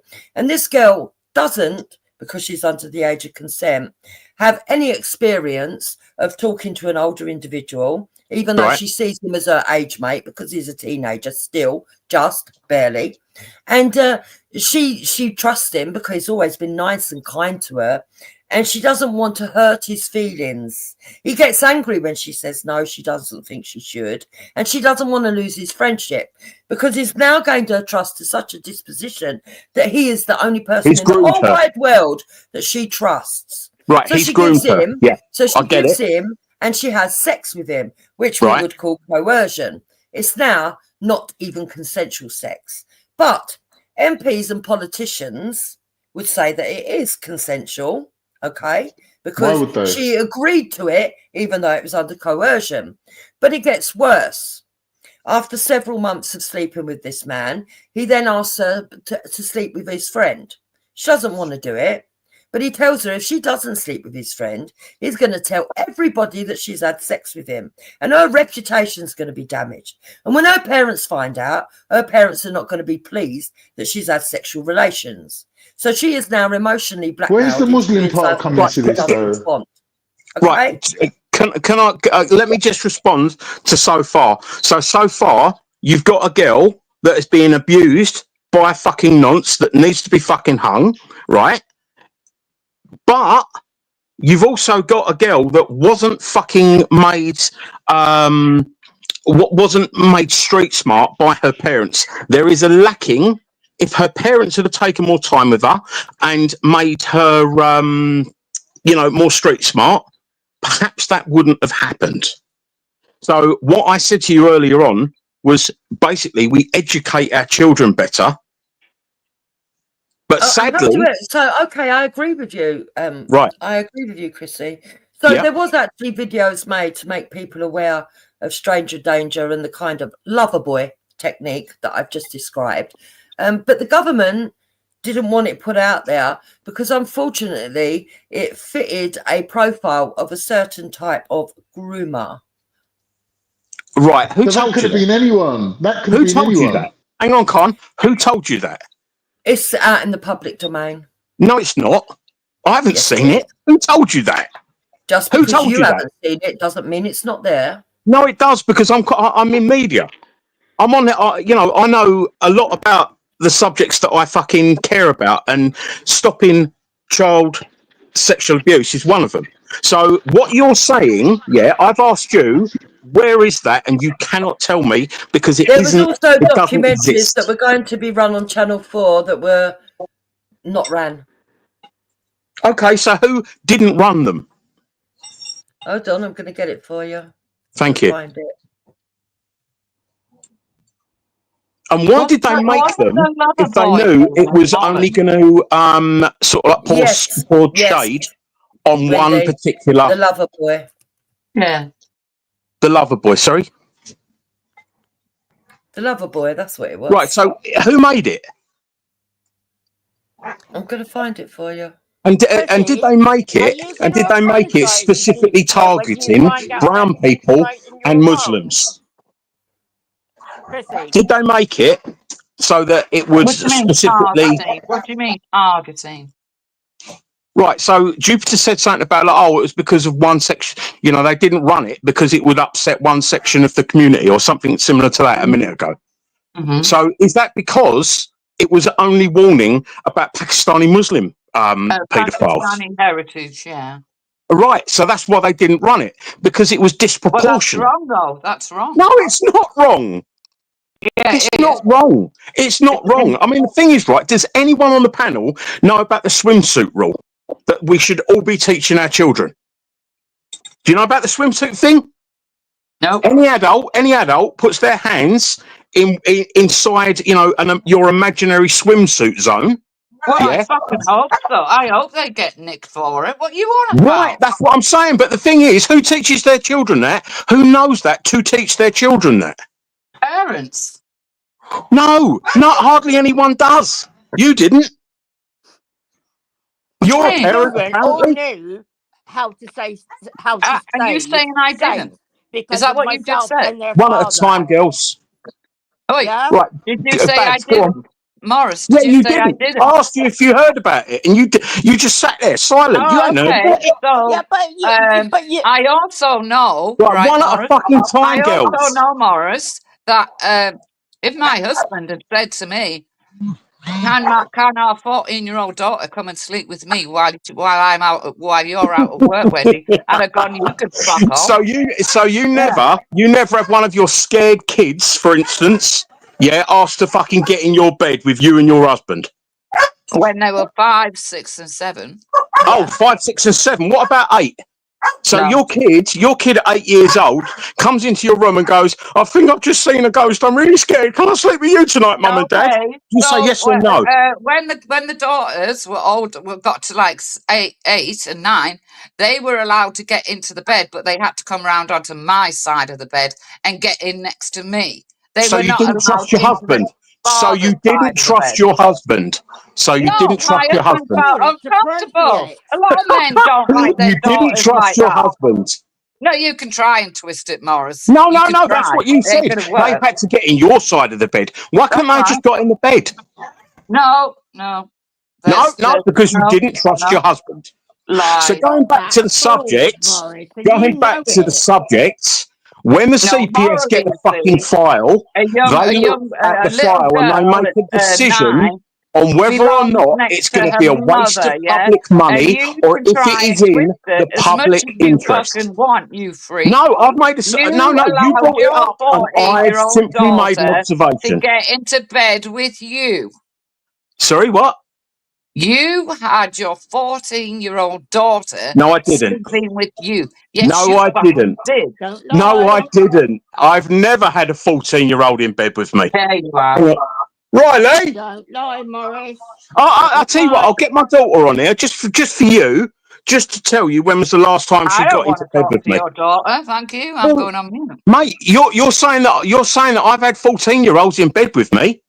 So But you've got a member of your family that's a paedophile, haven't you? You've got a member of your family that's a paedophile, haven't you, Wendy? So you're prepared to She have ain't denied it, has she? Is She ain't denied 16 it. your daughter? Sorry? Is your daughter 16? No. 18. So you're prepared to get an 18-year-old to come on these panels. I tell you what, I wouldn't even let my 32-year-old come on here. I wouldn't. Yeah, but the thing is, right, yeah? I've got a My paedophile in my daughter, family. No, I my don't have a daughter paedophile is in my family. competent. My It's daughter weird because is competent. paedophiles always I can ask try to her a distract. question, right, while she's You in had the your room with me. 14-year-old daughter sleeping in your Wendy, bed. Wendy, you were losing the argument, yeah, because I'm ultimately not. you I can't just refuse to speak to your daughter. all of the fucking I country's sex remember what crimes you on did to Pakistani us for Muslims. talking You've to your lost the daughter. argument, so You now can you've got to fuck off, try and turn it Morris. Yeah. personal. You've lost Yeah, the you can fuck argument, off, so now Morris. you try and turn it personal. You lost the argument, No, so it you was turn you. it personal. It was you with the swimwear thing, right? But if you wanted, you chose to get like that, so I said, well, No, how did I? So what is personal about the swimsuit rule for kids? No, when I said that when my daughters got to 9, if they were scared during the night, they used to get up and they would come round in the bedroom and come round into my side and get in with me. And you said... You said that they must get into your side. That's right. And you put that So down. why must they get into your side of the bed? Oh, my What is your God. husband going to do what? if I they get didn't into pick his my side of the husband. bed? Oh, all right What is then. your husband You going to do fucking if they freak. get into his side of the bed? You was the one that put that there, Wendy. To get next to their father like that age. What's wrong with you? You freak. What are you talking about? They get in the fucking middle, you idiot. No, The kid's scared. You like they get in the middle. 14-year-old. They get in between mummy and like daddy. little That's the girls way in I your always bed fucking next done to it. you. You like little girls in your bed next to you. No, I don't. I like fully grown women in my bed next to me. Yeah, you do. But apparently, you've got a. Was it your uncle was the paedophile, or was it your dad? Yeah, but that's You forget what you say to people. You forget what you say to people, don't you, Wendy? I've Oh, never Yeah, you do. Notice when I asked you, you didn't Tell say me. shit, did you? Tell me. You didn't say Tell nothing. me who's the paedophile in my family. 'Cause I'm we not haven't got sure, any. mate. I can find out. Go But on you then. have said Go that on out then. of your You mouth. can't find No, I out. You didn't. don't You're know a what's liar. going Yes, on you did. Yes, you did. You didn't deny it when I fucking asked you the last time, and you didn't deny it when I fucking told you this time. Oh my God.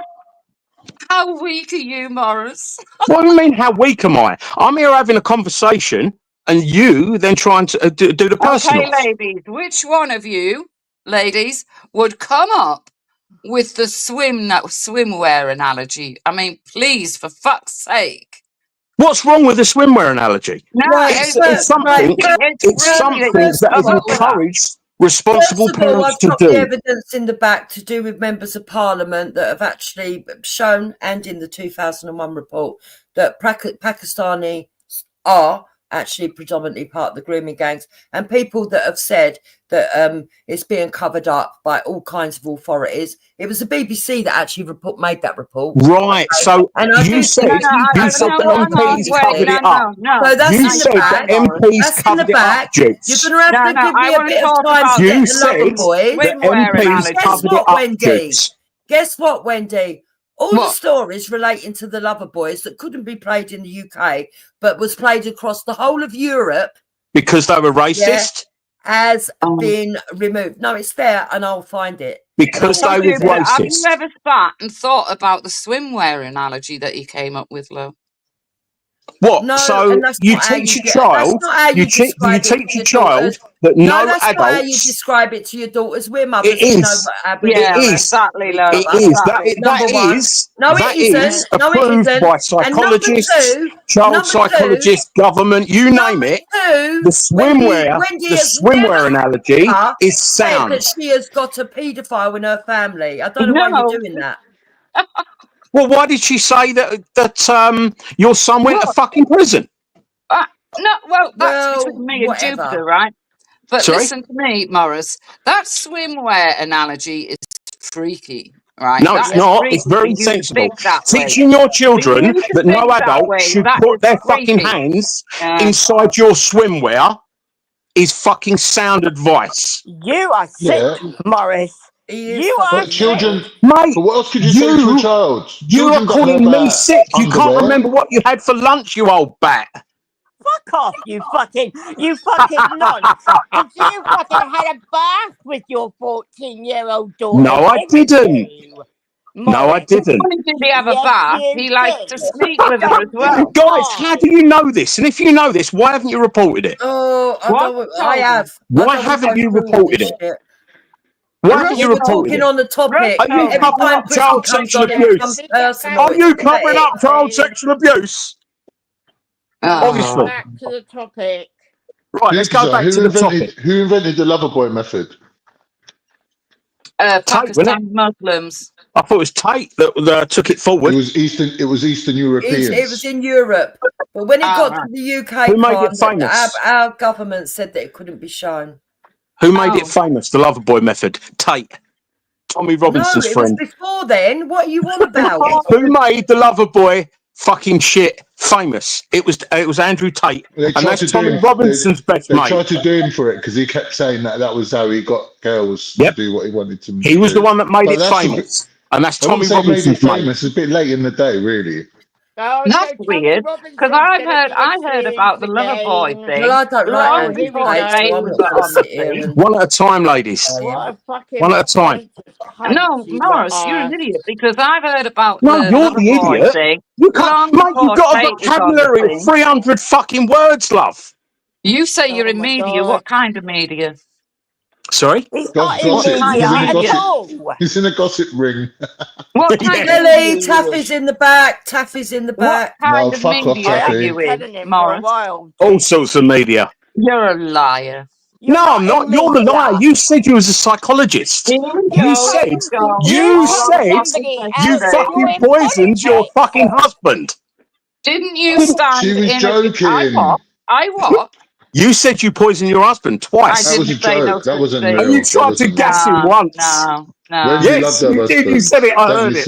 We all heard it. Husband, I didn't. No. Oh, sorry. So you did say it, but not about your husband, yeah? That's right. Right, so you tried to kill your husband, or sorry, you've tried to kill your ex-partner 3 times, and you think people take you seriously. You're bull cunt, isn't it? You're right, Taffy. Taffy, you've admitted to kicking your missus in the head. Acting like a 12-year-old, you bull. You admitted to kicking your missus in the head. Who gives a fuck? Who gives a fuck? But you admitted to kicking your missus in the head. You admitted to kicking your missus in the head. What a man. Whatever you want to hear, Chrissy Morris. Whatever you want to hear, bro. Man, you said it. It's not what I want to hear. I don't want to know about you and your ex-missus. You've got the intelligence of a turd. You've got the intelligence of a turd. While we're on the subject of kicking women in the head, what do you think about... to kicking his missus in the head?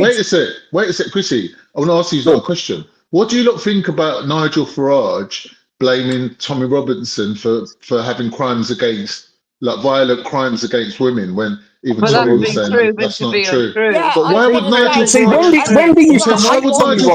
that? Why would Nigel Farage?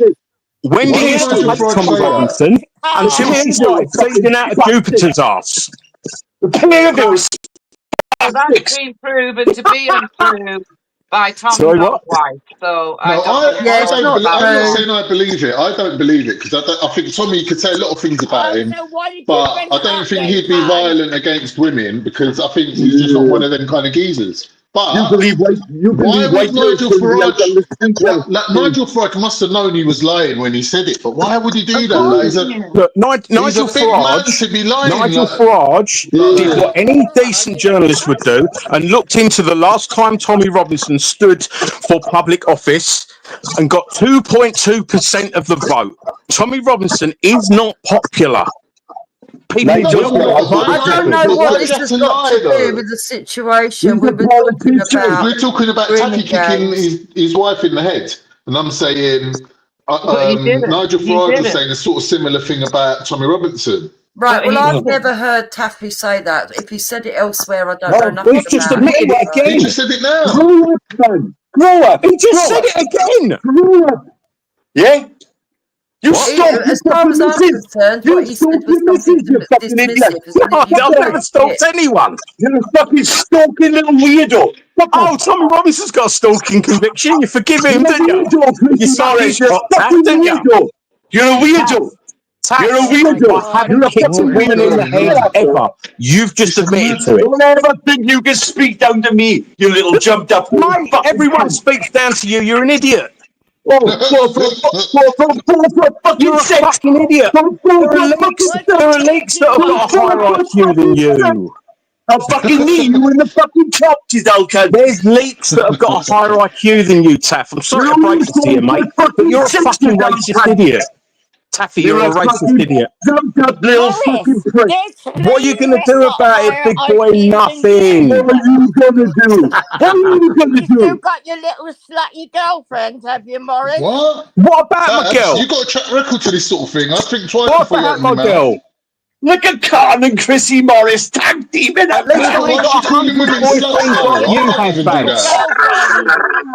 At least I ain't got 100 boyfriends like you have, Bags. Right, so this is now descended from talking about a subject to talking about people on the panel because you All right, go on, Jokes, go on.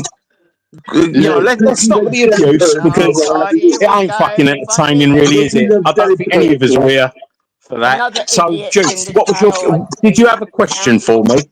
Should we get back on an even keel? No, my point is that we do need a national inquiry. Yeah, because into what exactly? Because I've explained this several times to you, Khan. Morris has only just got here, right? Because there isn't any justice being given to the girls that have already suffered the injustice. And it's all right bringing in stuff that can go forward. But as we were discussed in the 20 implementations, they don't really cover restorative justice or show what actions. What's restorative justice? If you just made that term up yourself. Hold on, I'll answer you. No, restorative justice is a thing. Restorative justice is a thing. Go on, let her finish, bruv. Let her finish. That's because you're dumb. Or shows us, it doesn't really show us with any clarity what's going to happen. My argument is this, right? Shut up, at the moment, we've got people. No, it actually is on. Within the present guidelines, within the police, the criminal justice system, even if you go up to the CPS, which you did explain, right? That where people have got loopholes where they don't actually abide by the guidelines that already exist. So I don't understand how, if we change the guidelines, how that is going to motivate people that are already ignoring the guidelines to actually adhere to guidelines if they don't see some sort of like penalisation at the end of it. And I'm asking, well, what's going to be the penalisation? Yeah, okay, right. So the way they'll do it is by putting in a procedure where you must write it down. And if you don't put it down and put it into the it's called the Kate team. Yeah, child, whatever it is, it's the Kate team. Yeah, right. So what will happen is, for instance, there'll be a PC will get given some information on a child being abused, for instance, right, and they must fill in the form A1427, for instance, right. If a form A1427 isn't put in by that copper, yeah, and the constabulary are then made aware that was said, that copper's in shit for not following procedure. How do you know that's how they weed out the bad coppers. We went through a hypothetical, Chrissy, where sorry, say again, Jim. Used in actual grooming cases where people have gone to the police, they're well aware of what grooming is, they're well aware of what sexual abuse is, and parents and children have gone to the police, and they've not even the police have listened to them, but they've not done anything further than listen to them. Right. And in some cases they have made reports, and the reports have gone absolutely nowhere. So what happens then? Yeah, right. So basically, if the reports go absolutely nowhere, it's been shat on by the CPS. Yeah, if it's been shat on by the CPS, whenever the CPS, it's called the full code test, right? And the first part is evidential, and the second part is the public interest test. Now, the full code test has 2 points. The first one is, have we got enough evidence? Yeah. If, for instance, right, there's no physical evidence, it's going to be almost entirely on the witnesses' accounts and putting witnesses against witnesses in a court. And when you've got to just prove doubt, that's a hard fucking slog because you've got no physical evidence, right? Now, the average man on the street, the man on the Clapham omnibus, as they call him, yeah, he looks at sexual offences as stranger things. Yeah, it's a lot harder for a bloke to fucking get his head round, or a woman to get their head round someone you know, someone you've dealt with, and someone you've gone to, yeah, being, the criminal. That leaves the fucking reasonable doubt angle. Now, I hate that, but that is the facts of it. And I hate to say it, right? That's what a lot of the cases fall down on. That's why we've got such a low rape conviction rate. Yeah? Yes, I would agree with you. That's how it stands presently. But I failed to see how putting new guidelines are going to address that, because as I've just explained to you with the hypothetical, that if they fill in these forms Yeah. even if they make statements and they've got files, and it goes further up the chain, and somebody up the chain through Yeah. either A, police corruption, or B, even following the guidelines, and the CPS says there's not enough evidence, we are not going to get the justice that's there, even if we can see a pattern of behaviour. These people are ignoring the patterns of behaviour. They're not. I don't think they are. Right. So just let me ask you a question. Let me ask you a question, Japes. Right? Do you honestly believe that there are police out there that would serve paedophiles? Yes. I believe there are some. Look at the Jimmy Savile case. Right. So I know a lot about the Jimmy Savile case. Yeah, the Jimmy Savile, taking Jimmy Savile to court and the shit that he would have caused everyone that knew him. Remember, he was at Maggie Thatcher's fucking New Year's Eve party for 10 years, every year. He was best mates with the king. He was best mates with the king. Yeah, he has got some shit on a load of other, because the thing is, right, and I've said this for a long old time, if you manage to get to the higher echelons of society, they've got shit on you just in case they need it. Yeah? If they haven't got it, they'll make it up. Yeah, it's lawfare. Like Tommy Robinson would say, it's lawfare. They will hit you with something, and even if it's untrue, and it used to be stuff like, for instance, you know, if you had a gambling addiction, or if you was gay, or something stupid like that. And if you have a look, right, I think the guy's name was Tony Fortescue. He was Maggie Thatcher's chief whip. Do you know what a whip is in political terms? Yeah, he's the whip is the guy that bullies everyone. The whip is the guy that bullies everyone. Hang on, mate. The whip is the guy that bullies everyone. Now, for Chescu, Maggie Thatcher's fucking chief whip, he is on video saying that if a member, you know, in other words, an MP, has any problems, they come to us and we sort it out.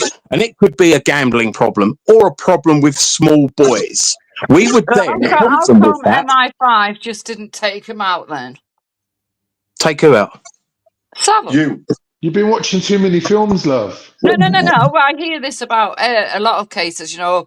Oh, Epstein, they took him out, they murdered him. Oh, Princess Diana, she was mad. How come MI5 didn't just take out Savile then? If he had that much stuff on everyone. Fuck knows, because maybe an elderly celebrity getting killed would cause more of a stink than letting him die. I don't know.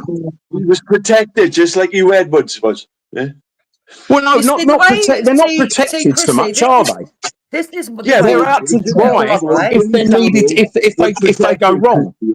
Okay, would never have been uncovered if he hadn't been stupid.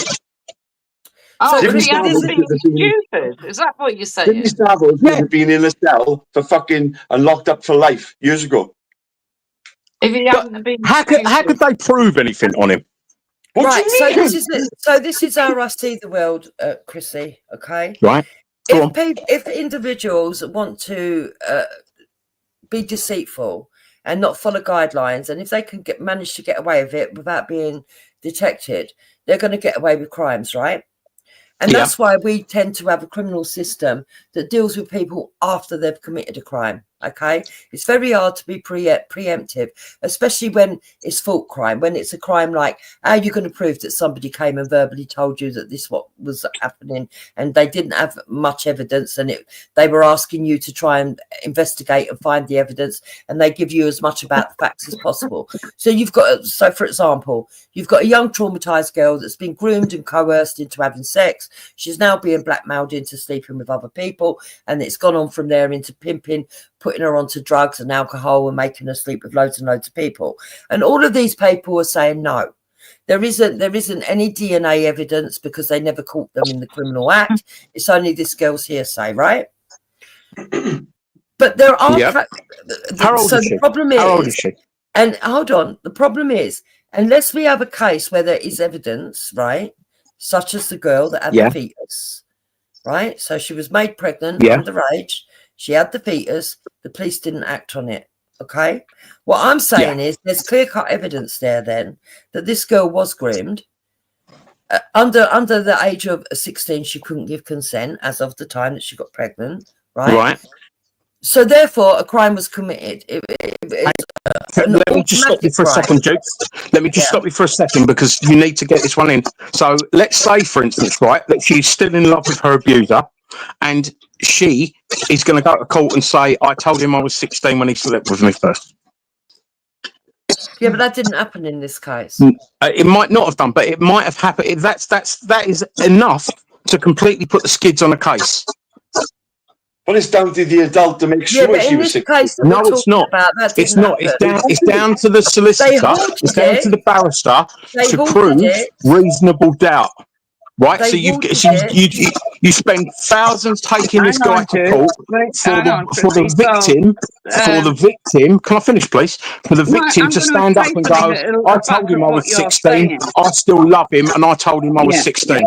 What is the jury going to do then? Are the jury going to go, "Oh, I reckon she's lying," or "Sorry, there's reasonable doubt now"?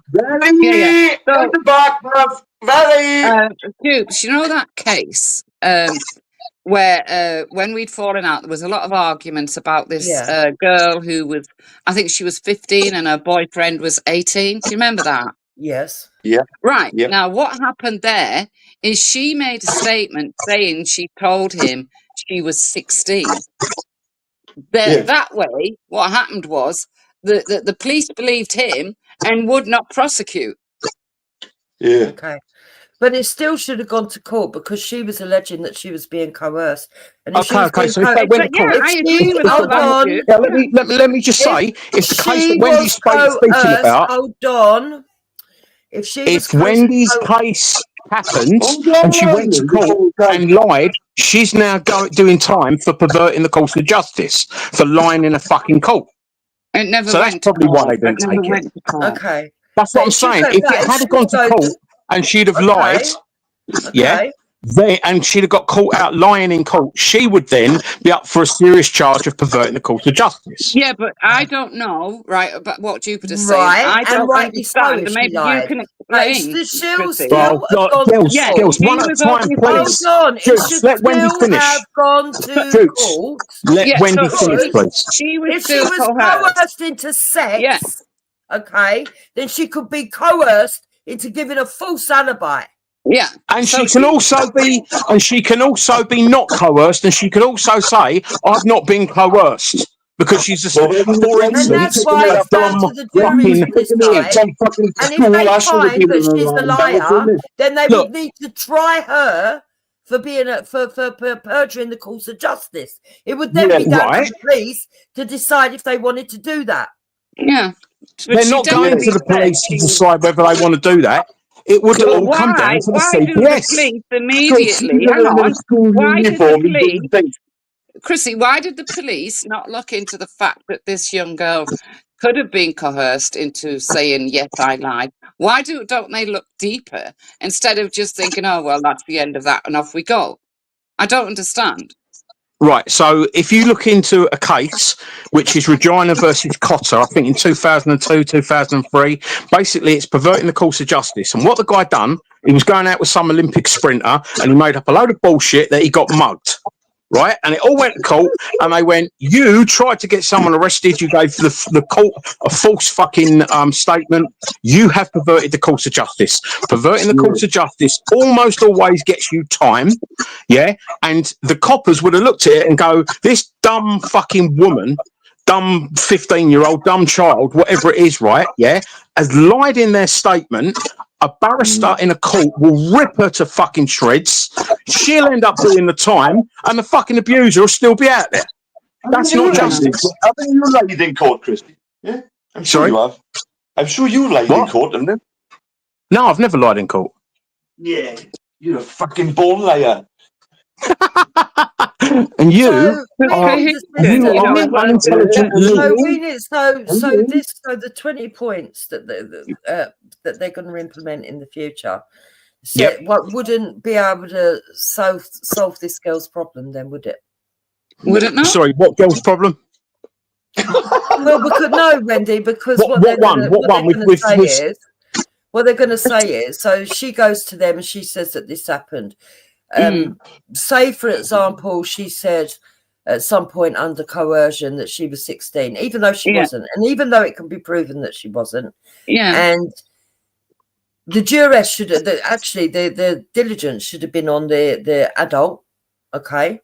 But they're going to argue, well, how was he supposed to know she was only 16? Okay, whatever. So it wouldn't matter if she's gone and reported it, because they would throw it out and the records wouldn't be kept. And this was my argument earlier. What I'm saying is, well, if they're going to have this kind of system where you can go and report it and it has to be looked into, they should still keep a database, because it's sexual abuse of an underage child. And therefore, that name should still be on some sort of system somewhere, that if that name crops up and crops up and crops up several times, and there are similarities, then they've already got that. Hold on a minute. We might have one case here of a girl that was coerced into saying she was 16, but there's another 2 girls here that there's no chance that they got coerced into saying they were 16, and they haven't said they were 16. Very similar case. There's even another 2 girls that did also say they were 16 and claimed that, but they were coerced into saying that because it threatened them. So we've got 5 cases here that we can actually amalgamate together to show a pattern of behaviour, to bring some evidence against this person as circumstantial, factual evidence of testimony. I get what you're saying. I get what you're saying, and it makes sense. That at the moment. I get what you're saying, and what you're saying makes sense. Sadly, that's not the way law works. You can't just amalgamate all these cases. What the police are starting to do is using sexual harm prevention orders, so that they can put a sexual harm prevention order on someone that they know is a fucking wrong'un, and stop them from doing that behaviour. The trouble is, again, that they've got to ask people to come forward to give statements so they can go and get the sexual harm prevention order. And a lot of people will go, oh, so you want to stop this guy from having anything to do with fucking sort of like, under 16-year-old kids, which is great, but you want me to give a statement stating how he's a wrong'un, and how am I going to be protected from them? How am I going to stop them from bricking my mum and dad's windows, for instance? What safeguards have I got? None. And the reason there's no safeguards is because there's no money. If there was more coppers... There is a lot of that goes on. I think a lot of people are silenced by fear. Wendy, that's because I think that there needs to be a completely separate organisation from all of these. A completely new organisation created, and within that office there should be people that are, first of all, the people at the front desk that take these statements from girls. If it's deemed that there's not enough evidence for CPS, they don't just dismiss it; they keep it on file, and they have an overlap. They're already doing that, Jupes. Right, have a look at the Homes 2 computer. Right?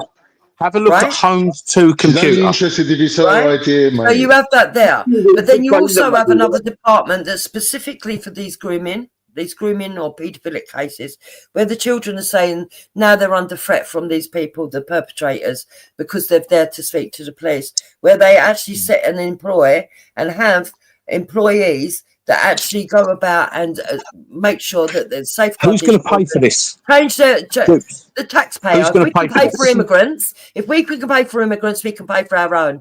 Okay. Yeah. We can't. Then we need to stop immigration so that we can. Then we need to stop immigration so that we can. We can't do that either, because that is an obligation. That is an obligation that every country in the world has taken on, and we would be ostracised by the international community. I don't fucking care. If we've got children that are I know you don't care. In safety, I know you don't care. It's obvious that you don't care. It's all about stopping the boats for you, isn't it? Yeah, no, it's all about blaming the Muslims for you, isn't it? And then I said, well, let's prioritise our own. It's all about blaming the Muslims for you, Jukes. Do you know what's a good way of saving money for the country? Instead of putting people in prison, we just deport them. They're going to make our girls safe, then we shouldn't be bringing in anybody. Hey? If we don't bring in people, the country grinds to a halt. You don't understand how economics works. I mean, did you hear Banksy the other night? Let's get rid of 20 million low-skilled workers. getting rid of 20 million low-skilled workers would That's leave Banksy, 10 that's million not me. workers to look That's after Banksy, that's not 40 me. million people. And I already answered on the panel that night that I didn't agree with Banksy's point of view. I'm not saying My you agree point of with view that, is but this. If you're telling me we live in a society where we can't look after the youngsters in our society and have a task force that protects them against people that are coming into this country or people that are born in this country abusing them because we haven't got the money, then we have to look around at some departments that we can cut. And it seems to me the most obvious one is one that doesn't already exist. So that funding that is going to be used by people that would be coming in that are not using the system already is the best funding that we should use. Stop any more people coming in, and that funding that would have gone to them, use it for our own. It's as simple as that. We are not. Chrissy, let me say something. Chrissy, do you think? Sorry, I want Taffy to hear this as well. Do you think putting the age of consent up to the age of about like 19 or 20 would help the situation? Because I think young kids who think, oh, I can have sex when I'm 16 and I'm near enough 16 now, that can kind of fuck with their heads, isn't it? They think they're near enough to the age. Whereas if we put the age up to something like 19, 20, what do you think, Taffy? I say 21. I agree with you, mate. What do you think, Chrissy? You got a daughter. Then you think the age of consent should go up? Mate, it's not what we think we want or anything like that. It's the reality of it, right? And there are fucking children having sex at 14 consensually. That's only going to increase the age of consent, right? Listen, the age of consent that's only is going 16. to increase the level of perpetrators, you idiot. You're the idiots. Look Because you what think happened you to know that. better than everyone else. Wait. That's what makes Look you what an happened idiot. to that guy in Dubai. She was 17, so she's of age. Yeah. He was 18. He comes back off she comes back off holiday. Her parents decide, he's raped her, and he gets a year in prison. Well, legally and technically, he broke the law. I'm not sticking up for it. And in America, they've got stuff called Romeo and Juliet fucking statute or whatever, which basically means if two underage children sleep together, they ain't going to get done because of the Romeo and Juliet law, whatever the fuck it is over in America. Now, the simple fact of the matter is, he broke that country's laws, and you lot usually go on about when in Rome. Yeah, if he was ignorant to the laws of that country, he was 17. That isn't their fault. No, she was 17. He was 18. But they should have both been older. They should have both been older than that. Yeah, but I agree that you should have adhered to the country's policies, Chrissy. I don't know what you're talking about. Carl, how old was you when you lost your virginity? 19.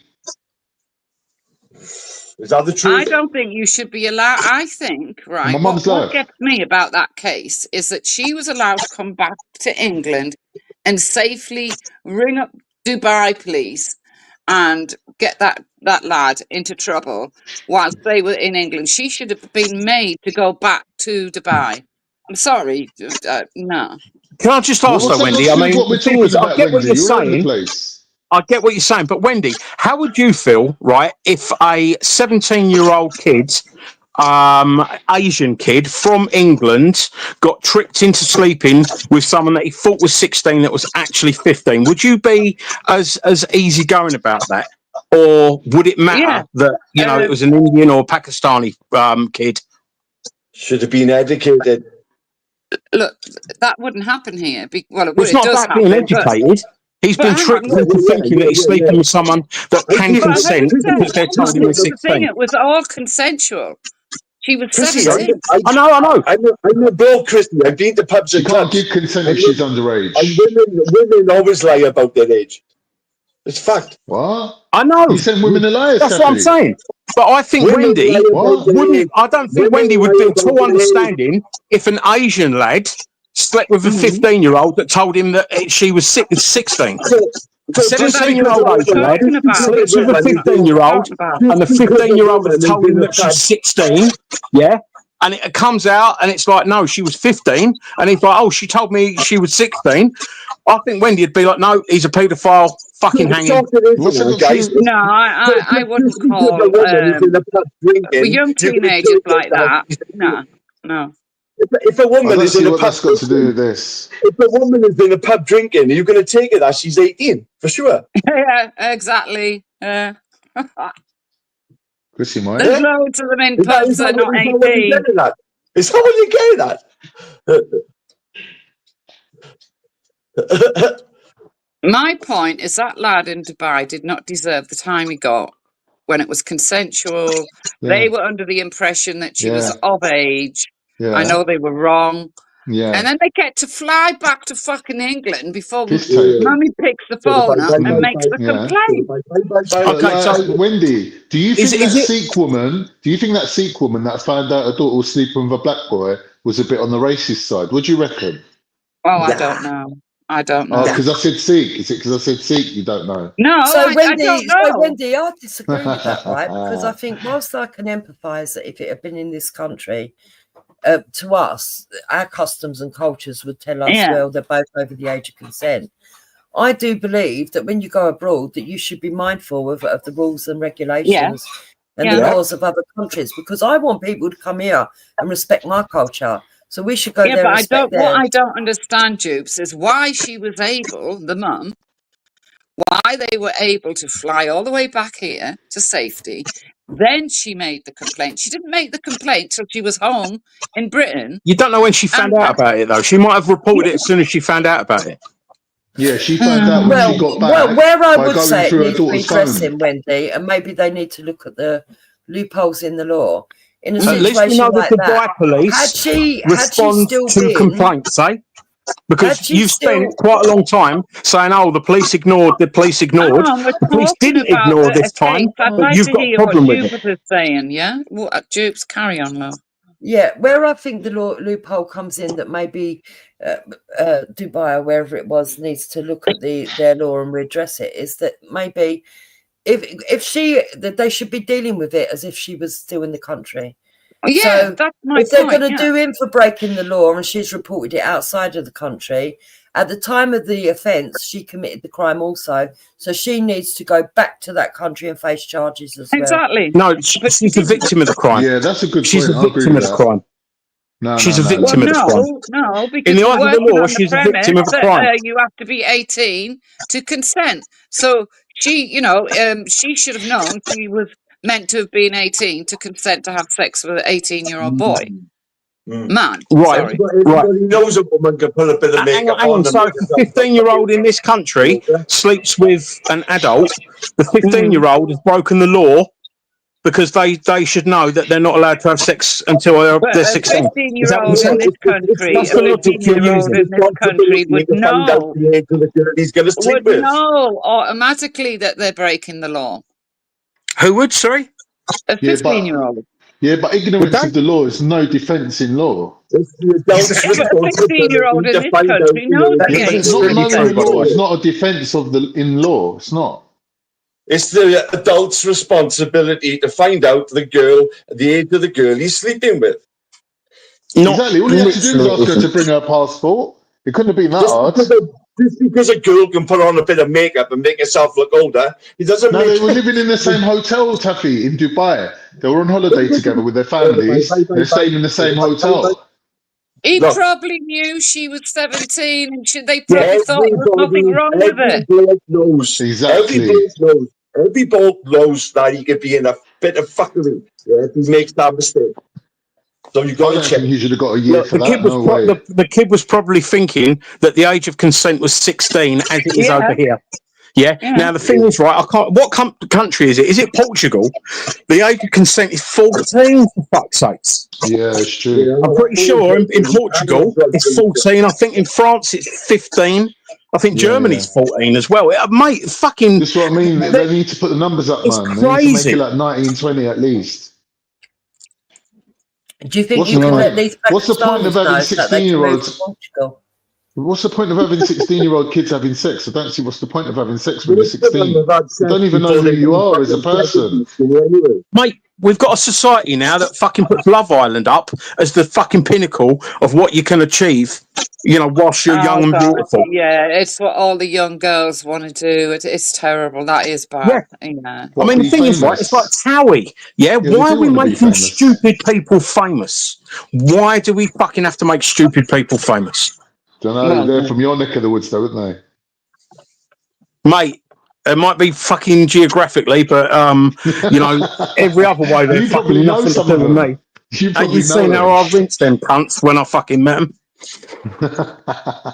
Go and have a look at Chrissy Morris versus Towie on my fucking channel, man. Oh, You'll see what I think. Okay. I will have a look at that. Yeah, there's about fucking 5 rounds of it, mate. Fucking fame whores. All of them. But I don't get that kind of fame. I don't understand. Can I just ask? I mean, you know, and this is to Taffy Dupes. This is to Taffy Dupes, Wendy and what's her name? Moustache. Oh fucking hell, Babs. Barbara. Yeah. Why is it that I've never heard you so passionate about a CSA type subject, apart from when you're trying to pin it on Pakistani Muslims? Oh, but you have when we've been talking about that subject. Yes, you have.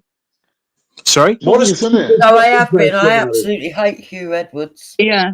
Yeah, but I've never heard you, you know, sort of like debating it I've for done hours. plenty of live streams on it, so I don't know how you haven't. Well, I don't listen to your live streams, Jukes. Well, that's why then, Chrissy. That's why you don't know. You know, a lot Well, of no, women the reason I don't listen to even... your live streams is because of the rubbish you speak, Jukes. I mean, is it right that yesterday? Is it right that yesterday you and Wendy said that new build houses? No, I'm not making it personal. You and Wendy said yesterday that new build houses didn't let you put a telly up on the wall because it might bring the wall down or something similar to that. Yeah. When you sign a tenancy for them, they tell you can't hang stuff on the wall. Because Yeah, but that's not because the walls are substandard, is it? The starter tenancies that they give out are to stop people from moving in properly until they know they're a good tenant. Substandard, yeah, I would, yeah. Yeah. Sorry? I said, what you think? Okay, so you honestly believe that putting a telly up on a wall is going to affect the structure of the house?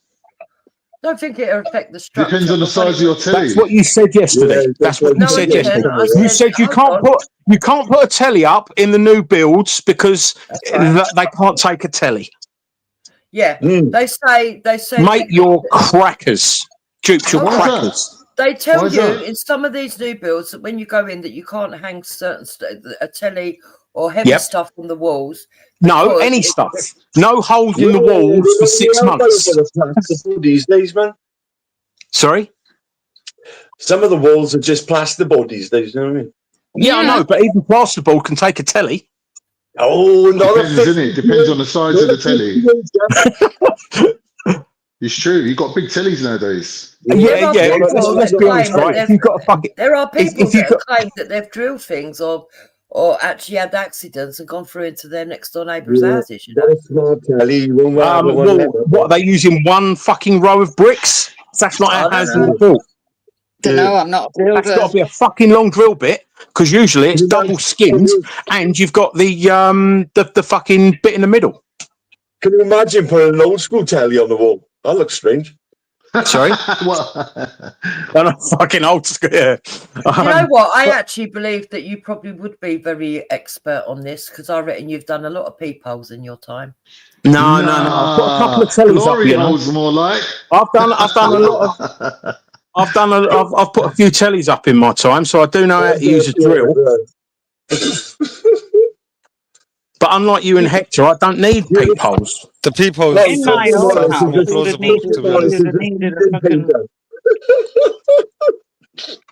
what? So going back to it, guys, what do you do, right, when someone makes a complaint? You get a father come in, right, to your police station and say, right, this is going on, he's grooming my daughter, he said this and he said that and blah, blah, blah, and whatever else, right? And he gets his daughter, he gets his daughter to go up there, and they can't, they need to speak to her on her own, because otherwise, it contaminates the evidence. What do they call it? And I thought they had to have an appropriate adult. No, they're 17, say. Yeah, they're 17, they're 16. Yeah, you don't need an appropriate adult at 16 or 17 if you don't need one. If you want one, you can have one, but you don't absolutely need one. Not as a victim, right? A victim can be any age, can walk in a police station and say, I am a victim of a crime, and they've got to deal with you, right? So that happens, and then basically the kid turns around and says, oh, so yeah, I slept with him on Tuesday, but on Thursday he said he'd buy me the iPhone that I asked for. Right. And then it's like, I don't want to go to court. I'm not going to go to court. I just don't want to do it. I'm not doing it. Oh, but your dad said you were going to. And they're like, yeah, I've got to tell my dad that, but I'm not going to. Yeah, a lot of that happens. What happens then? It shouldn't happen. It shouldn't happen now. Is that a failure by the police? If you want to follow through with this fucking claim, you have to go to court. Sorry, say again, Taff, you broke up. You've got to tell her. The reason they won't go to court. Oh, for fuck's sake, Wendy, let Taff speak, man. You've got to explain to the girl that if she wants to follow through with what she's claiming, now she's going to have to go to court. Oh, I've got to go to court and I've got to tell everyone. And I've got to do it all in public, and there'll be people, and there could be the pub and the family, and blah, and I don't want to fucking. I just want to forget about it. Yeah. Then what? Then what happens, Taff? What do you want to happen? Like that is the law that the case fails. The case fails because the same law where the police can override the victim and prosecute, like they do for domestic violence nowadays. Yep. They could use right, but do you know how that works? Do you know how that works, though, Jukes? Yeah, and do you know what? Strangely enough, I'm helping someone with one of those cases right now. Yeah, what happens if the old Bill, when they go round to the domestic violence call, they put their fucking body cam on, right, and they record what the fucking victim says, and they use that as the evidence if the victim doesn't want to go to court. So they don't need the victim for that because they've already got her for, or him, saying, oh, he's just hit me and I thought I had to call you and blah, blah, blah. So they've got her complaint on their body cam, and they don't actually need her. And that is one of the ways that they've increased the convictions for domestic violence. Which is a good thing. Similarly, when the girl who's 16 goes into the police station and makes a claim, they would have that on camera with audio. So there's all the things that you just said, where they could overrule her and say, actually, it's still a crime, and we're going to prosecute. Yeah, but the difference is, a lot of the times, that is going to be a Crown Court trial. Yeah, with a jury. It's funny you should say that. Right? A few months ago, I was asked to be a witness in something, and I knew the person would be in trouble, and I refused. And believe me, they had me on camera, the little police videos, and because I kept refusing, they couldn't do anything. Right. So, that if you get called, they could subpoena you, and then do you? For... No. It's all you've got to say. 2 simple words to the coppers, which is hostile witness. If you say hostile witness to a prosecution team, they'll just go, oh, for fuck's sakes. A hostile witness is basically someone that you're calling to give evidence for you that actually fucked you in the arse. Yeah? So, for instance, you call the witness, and you go, oh, so the guy punched you, and then what? And they go, oh, no, he didn't punch me. He accidentally fell into me. Hostile witness. Yeah, but she hasn't got to stand up because there's a chance of that happening. It fails the full code test. Sorry. Yeah, it's bad how you want to tell so many people how to get away with laws. Sorry, let Taff speak. Sorry, Taff, say again. So the girl doesn't have to stand up or be in court. She can be on a telly, which is in court. Yeah. Yeah, but she can also be a hostile witness, even if she's like, doing the video link. Right. Well, you can't. If a witness has got too many fucking problems, doesn't come across well, if they think their witness is going to fold, rather than spend tens of thousands, sometimes hundreds of thousands of pounds, what they do is they just go, you know what, we're not confident we're going to win this one because she could fall apart. And remembering, some of these rape cases are taking 4 years to get to court. I heard of a case the other day, 4 years it's been, because they can't fucking get, you know, all the ducks into place and whatever else. The court, again, it's a failure of finance. Well, I think they should look at cutting costs and look at how easy it is to do a StreamYard link and maybe just do, you know. They've done that, Dupes. They've done that. They've done that. But the thing is, right, yeah, if you start cutting costs and taking shortcuts through the justice system, you get more people get convicted, and then you get more people win on appeal. More innocent people get convicted. It's a juggling act. You know, I'd hate any fucking paedophile, sex offender, or anything like that to fucking get off. But also, I wouldn't want to see any innocent person be fucking put inside for it either. And it is a fucking balancing act. That's why I refuse to be a witness. So, to I'll me, tell you what they need to do, Chrissy. Yeah. What they need to do is get you sit on every jury. Eh? No, I'd not fucking do it, to be honest. How about you sit on every jury? The trouble is, though, Dupes, would you have a higher conviction rate for people of colour or immigrants? Oh, shut up. It's a question. Funny that you asked that. I've done jury service. Okay. And what's the case you was on? Was it one case, two case, what? not allowed to say. Yes, she is. No. Yes, she is. No, of course you are. Comment. Whatever No case you comment. was on was heard in a public fucking court. No. But I Yeah, also you don't know refuse your law, do to you? go 3 times. You're not allowed to talk about it while it's going on, sub judice and all that, but you are allowed to talk about it once it's over, because it's over and done, and it was in a public court. You see, the thing is, right, yeah, I'd be shitting myself if you was a juror, any of you guys, apart from you, Carl. Well, exactly my point. That's why they should put me on all the juries.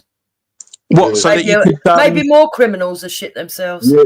You wouldn't have done it when you were you fucking done, Chrissy, yeah? Okay, what if you was unfortunate enough to have you on a jury and you be the actual fucking person, like, you know, on trial? You'd be fucked. She would be, wouldn't she? I wouldn't. No, you would. You'd be straight through fucking you, yeah, you would. You'd be so easy So how come you'd they be get so people... easy to get a rise out of. It would be unbelievable.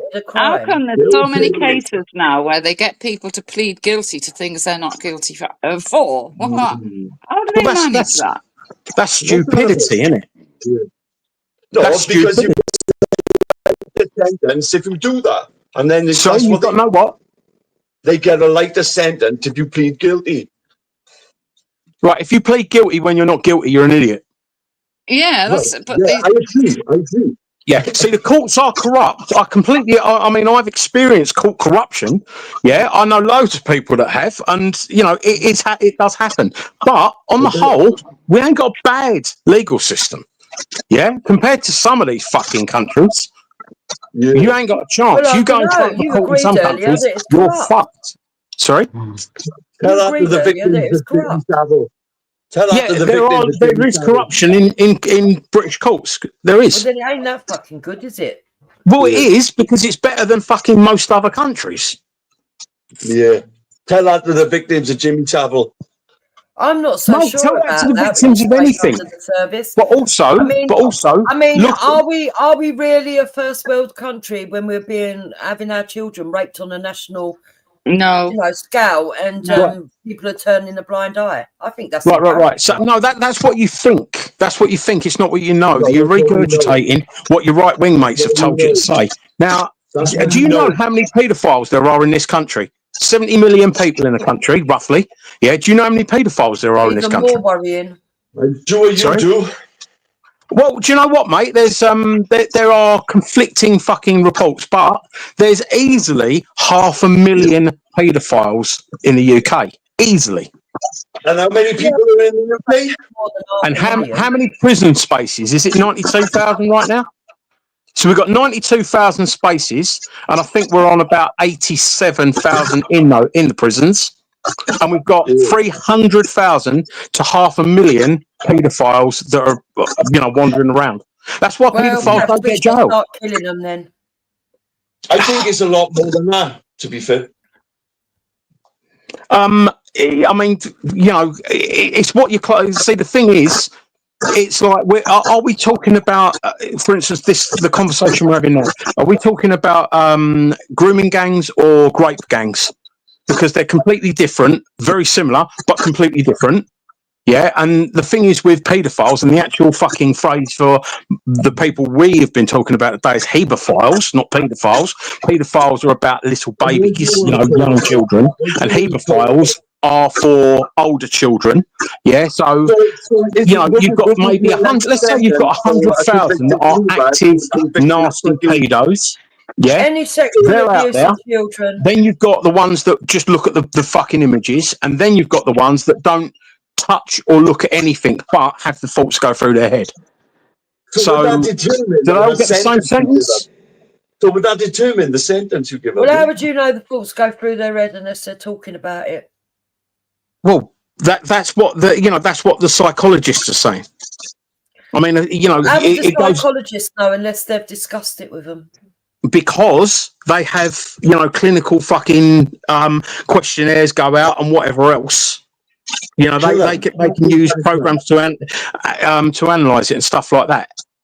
Right. Well, first of all, I think anybody that does any kind of thing with children, even if they haven't caused harm yet, if they've got them thoughts in their head, they're a liability. Yeah, agreed. So I think the ones that haven't actually acted on it should be locked up for life, and the rest of them that have acted on it should be fucking hung. Right. So, I mean, so let's just say you want to hang 300,000 people. Yes. You think that's a good look for this country? Yes. Well, it's better than having up to 1 million girls raped up and down the country. I do think it's a better look. It would also make it safer. If you're innocent, the rapes weren't your fault. And it'd free up the places for the common criminals. Yeah. If you're an innocent man that hasn't done any crime, those rapes ain't your fault, are they? No, that would be a tragedy. Yeah. But I'd rather hang one innocent man than lead a load of innocent girls over up to 1 million innocent girls into a life of misery. No. That's not the equivalence, though, is it? Yeah. And what if that one person was a member of your family, for instance? What's that input you give up, Chrissy?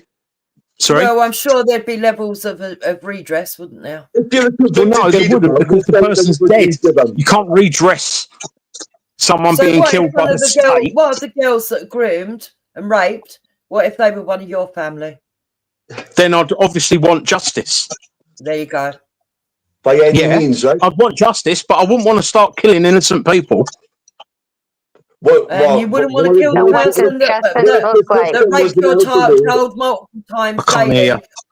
You wouldn't want justice to somebody that raped your child multiple times daily, along with several other men, trafficked them, drugged them up, and tortured them. You wouldn't want that, Yeah, but that wouldn't happen to my daughter.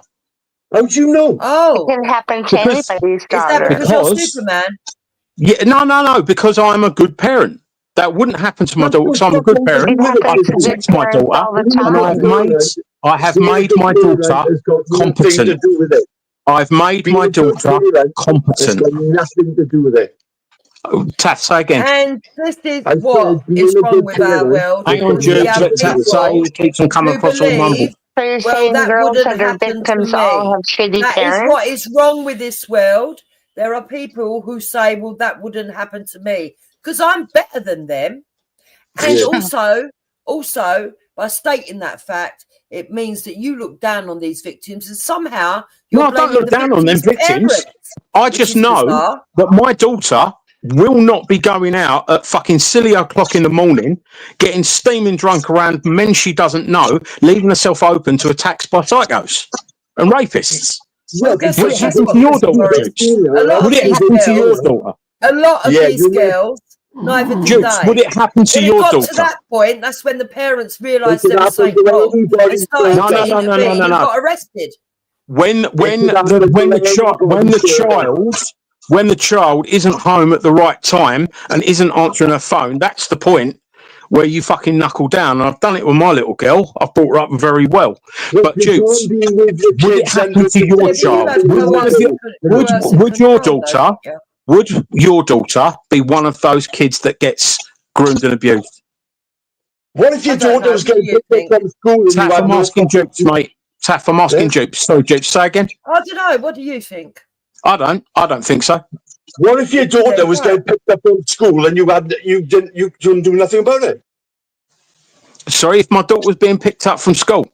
Yeah, you were the best father. You were the best father in the world, right? Right? Yeah. But your daughter's getting picked up from school. By who? The groomer.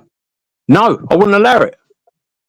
You wouldn't have no choice. What if she lied to I you would have a and choice. went anyway? I would have a choice because I'd be waiting at the school gates for my daughter. She's lying to you because she knows her father's going to kick right off. So she's Mate, now lying. she wouldn't be able to. No, she wouldn't be able to lie to me. She wouldn't be able to lie to me. Oh, you were fucking crazy, you are, bud. No. I've made my daughter competent.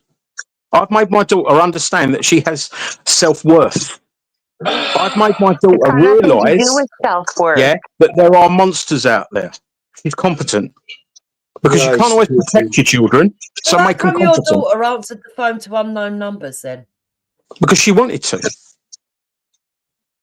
That's not making her very competent, isn't it? You talked to that, yeah? There's no harm in answering a phone, is there? No one's jumping out of the phone. Well, I'm going to put a knife in you. No, if you don't see a name, don't answer it. Well, but the thing is, Taff, that's the job that I have and the things that I do leave me getting a lot of unknown numbers. Right. But you get your daughter to answer. If I don't answer the phone, I don't get nothing done.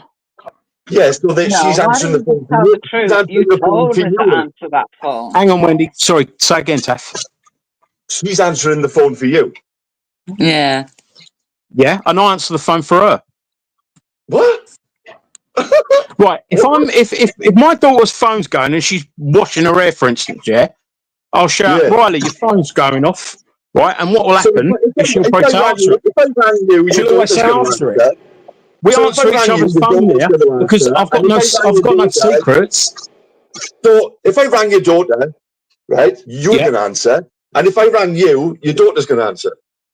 No, I usually answer my phone and she usually answers hers. But on occasion, when, for instance, if my phone is on charge in my bedroom and I'm fucking in the kitchen doing the washing up and she hears my phone ring, she'll answer my phone knowing that I can't get to my phone. And then she'll bring me my phone. Right. But you're fully aware now you can't be protecting your daughter 24 hours of every day as much as you like. That's why I've made her competent. That's why my daughter is very, very smart. That's why my daughter is very, very self-aware. Right, but she still had to go from 10 up to whatever age she is now, yeah? Sorry? So she hasn't always been smart and always aware, Chrissy, right? But she's obviously, I don't know how old she is at the moment, right? But like obviously she's gone from an age of 10 up until whatever age she is now. Yeah, she's 18. 18, okay. So in that 8 years now, you've managed to guide her through them 8 years, yeah? A big up for you. Yeah, I mean, they are scary. As she gets older, I've taught her more, and she's become more competent as she gets older, as we all do. Right. So my daughter's 10, right? And I want to get her through to 18 and have the same to have the same outlook that your daughter got, and she can look after herself. But I can't be with her. I can't be with her 24 hours of every day. You can't protect them 24 hours. Yeah, exactly. So that's what I'm saying. You could be the best father in the world.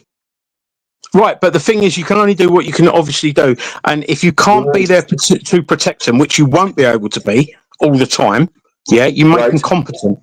You make them competent. And then when say you can't be the protector, and then you're looking at the police services then to do the protection. No, and it's more down to the individual. The old Billy useless, Taff. The old Billy useless. I think we agree on that, don't we? I know. Right. Yeah. So the thing is, mate, is that the police shouldn't be needed if you've made your daughter competent. My daughter's never needed the police. She's never been arrested. She's never even got detention at school. So I've made her pretty competent. She's clever. She's sharp. She's one of the sharpest 18-year-olds you'll find. But she don't follow you, then? Oh, she does. I mean, the thing is, Taff, do you know what mens rea is? Men's what? Mens rea. Do you know what mens rea is? It means guilty mind. And it's one of the bases of criminal law. She knows. She could talk you to death on that. It's not something she'd choose to speak about, but from the age of 10, my daughter's known what mens rea is, which is more than most adults know now, including you. So in that field, she is more than competent. She's more competent than you are. Oh, very good, very good. But if I was to accuse you of having mens rea, would I have a case? Sorry? If I was to accuse you of mens rea, as you put it, would I have a case on you? No. What would be the charge, mate? I just being a cunt, I suppose. Yeah. Sadly, being a cunt isn't a fucking criminal offence. Otherwise, you'd get nicked a lot, wouldn't you? Being a massive cunt. You'd be nicked every day if that was an offence, though, Taff. I'd be nicked every day. Yeah. So, I mean, why did you kick your missus in the head, Taff? Why did you kick your missus in the head? I'd be arrested for being too handsome, wouldn't I? Bald cat. Sorry? Yeah. I'd be arrested for being too handsome. Now you're dreaming. Yeah. Are you on drugs again, Taff? Why did you kick your missus in the head, Taff? Yeah, don't drug it. Fuck, I never hurt a woman in my life, bro. Eh? But you hurt you? Twice now you told me you kicked your missus in the head. I never hit a woman in my life, bro.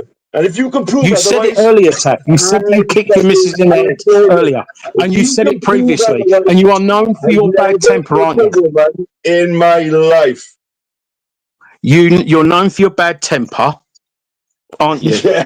Yes, I have got a bad temper, but I've never. You threatened to rape men, haven't you? You threatened to rape men, haven't you? I've never hit a woman in my life. Right. Well, I'm gonna, go back to. I asked you, and you told me you had. Why you told me you had? You shouldn't have done. Makes me think that maybe you're lying now. But Taff, why did you threaten to? Why did you threaten to grape a man? Oh, look, because he was going on about graping her to a lady. So I said, "Fuck it, I'll grape you, innit?" Yeah. Yeah, that's a bit like Jupiter. That's a bit like Jupiter using the N word after. A guy used the word on her husband, didn't it? Why did you stalk a woman and put the fear of God into her? I never did. Yeah? Look it up. I never did. Well, I've never stalked anyone. I have looked it up and you did. You haven't, obviously, because I've never been done for stalking. So your mate Tommy Robinson, hasn't he? Your mate Tommy Robinson's been done for stalking. You've been sentenced to for it, haven't you? No, I haven't. I've never been done for stalking. Yeah, but Tommy Robinson has. You're a little stalker, bruv. Sorry? You're a little stalker. Yeah, but you kick women in the head. You've admitted it. I just told you. You threatened to rape men. You've just admitted it. Yeah, I have done that. What is wrong with you? I have done that. See, I mean, you've obviously got mental health problems. And I've never stalked a woman, and I've never hit a woman. I've never hit a woman, but you've kicked a woman in the head. You've admitted that, and you've threatened to grape men. You threatened to grape men, haven't you? Yeah, I done that. Why would you do that? Because I fucking wanted to. Because that particular bloke, right, was going on to a woman about her grape. Right? Yeah. The thing is, though, you've been laughing and threatening to kick an elderly woman in the nether regions on telephone calls, haven't you? Yeah. You thought that was funny. In the men's, you mean? Yeah. Was she 80, 70 or 80? And you're on that phone call, laughing like a fucking hyena. I see the productive conversation's gone left. Right, I'll see you all later. Bye. Bye, Jules. I did apologise to her. Oh, you apologised for it. But why did you think it was a good idea to do at the time? Well, laugh. Well, so that's really funny, yeah? Threatening a 70 or 80-year-old woman with sexual violence is fun to you. At the time it was, just like threatening a man with grape is fun to you. Are you seeing the pattern? Yeah, the man who is not quite a man in my eyes. Yes, yeah, I'll agree with that. Yeah. But why did you lower yourself to that? Well, things happen, see, bruv. Do you know what I mean? See, that shows that you have very low emotional control. Taffy, you've got very low emotional control. If you say those sort of things to elderly women and threaten to grape men, it shows that you've got low emotional control. So how could you be trusted with anything if you've admitted to those two things? Yeah, well, it stopped him from having to go to a woman about proper grape. No, it didn't. He still had to go at her now. And you've had to go at her since, haven't you? At the time, Chris. At the time. So it's all good as long as it's at the time. So your morals only stretch to a time limit, yeah? At the time, yeah. Right. So, but you have had a go at her since. You've been horrible to her since, haven't you? Definitely. He's a nut job. Okay, so you're being horrible to her now. But she was good enough to defend and to threaten a guy with grape when it suited you. So why do your morals not outstretch your loyalties? Well, I can say the same back to you, yeah? Why are you such a cunt? No, you can't, because I put morals in front of loyalties all the time. Why do you think you got a little bit of fucking this and a little bit of that on everybody, yeah? Like you were something special. Right. Well, no, I'm better than most of the fucking idiots on these streams. You've never heard me be racist. You've never heard me be racist. You've never heard me threaten a woman. Don't throw stones. Have you heard that? Sorry? No, but I'm not living in a glass house. That's the thing.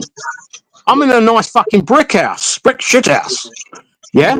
Because I've never threatened a woman. I've never threatened to grape a man. Who cares? Yeah, everyone should. Yeah, who cares? It's immoral, Taff. It's immoral.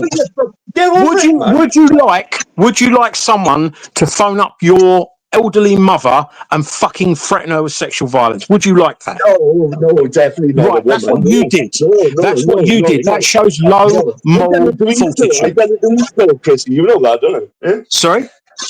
I said these things to me, so yeah. You said what things? So I was going to grape him.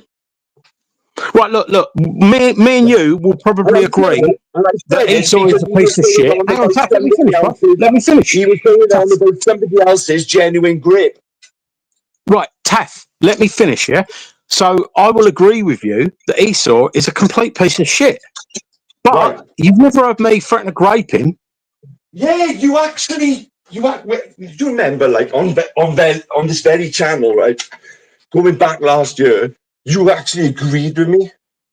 No, I didn't agree with you. I said if anyone deserved to be threatened with grape, it's him because he's fucking awful. But I would never threaten. No, I'm not agreeing with you. I'm saying that out of all the people that you could threaten with that, I can understand him being the one that you threaten. But it's not something I'd do. I'd never threaten to grape anyone, let alone a man. I mean, what's going through your head when you threaten to grape a man? I don't know, but I got the objective achieved. What? That people will forever know you as someone that threatens to grape men. He stopped having to go at the girl about her grape. No, he didn't. He still has a go at her now, so he hasn't stopped. On that day, he did. Oh, on that day, he did. And then, did you not think that because you offended him by threatening to grape him, that he would have a go at her 10 times more? Which is then what happened. I don't give a fuck. I know you don't. So please stop trying to tell me that you do give a fuck when you obviously don't give a fuck. You've got low emotional intelligence. You can't keep your temper straight. No, I'm very controlled my temper, yeah. Yeah. Right now you're doing well, but usually, mate, you end up fucking sort of like, doing a fucking Hulk impression, don't you? And smashing everything up and making all the threats and threatening to spin jaws and all that bollocks. Yeah, I'd swing you a jaw off your neck, bro. No, you wouldn't. Maybe because I'm getting older, Taff, you would see me smile, and then you would probably feel about 3 or 4 fucking fucks, and you'd wake up with a crowd looking down at you. And I'd see all the teeth fucking fall out of your fucking face. No, you wouldn't. Taff, you've never had a real fight in your life. Yeah, all right. No, you haven't, though, have you? I know. We've been through this. No, I know we've been through this. And you know what my address is, and you're more than welcome to come round. I tell you what, though, I haven't had a fight with boxing gloves on. I'll say that. Mate, if you want to stick boxing gloves on, we can do that. I've got 2 sets. I've got about 4 sets. No, not my thing. No? Okay. No. Okay, but the point being, that I'm not the one that's phoned up elderly women and threatened them with fucking sexual violence, and I'm not the one that's threatened to rape men. You've done plenty, bro. Yeah? What have I done? Tell me what I've done. You had a bar for your fucking teenage daughter. Yeah? You stalked her. No, I haven't. No, I haven't. Be speaking down to me on any fucking... You can't, because it's never happened. You can't prove it because it's never happened. When you're 4'6". What? What? What did you say? I missed it. You sound like you got a cock in your mouth, son. I said you're a little chop, you cunt. Yeah, but what can you do about it? Nothing. Well, obviously nothing right now, innit? Just tell him, Look, Taff, you're a stupid, angry man. You're a stupid, angry man that's threatened everyone that you fucking fall out with and never done nothing to no one. Wipe it off. Sorry? I said that little smirk on you, a cheeky fucking ugly mug. Mate, you couldn't wipe my boots, Taff. Yeah. You couldn't wipe my boots, son. Yeah. I wouldn't want to wipe your boots. How comes you threatened everyone but turned up to no one? Taffy, you threatened everyone but turned up for no one. I don't need to. Nobody, everybody knows where I live. Yeah, and you know where I live. Yes, but you didn't want none of it because you wouldn't have a did. Yeah, I said to you, next time I go past, next time I go past, I'll give you a knock. Next time I go past, I'll give you a knock.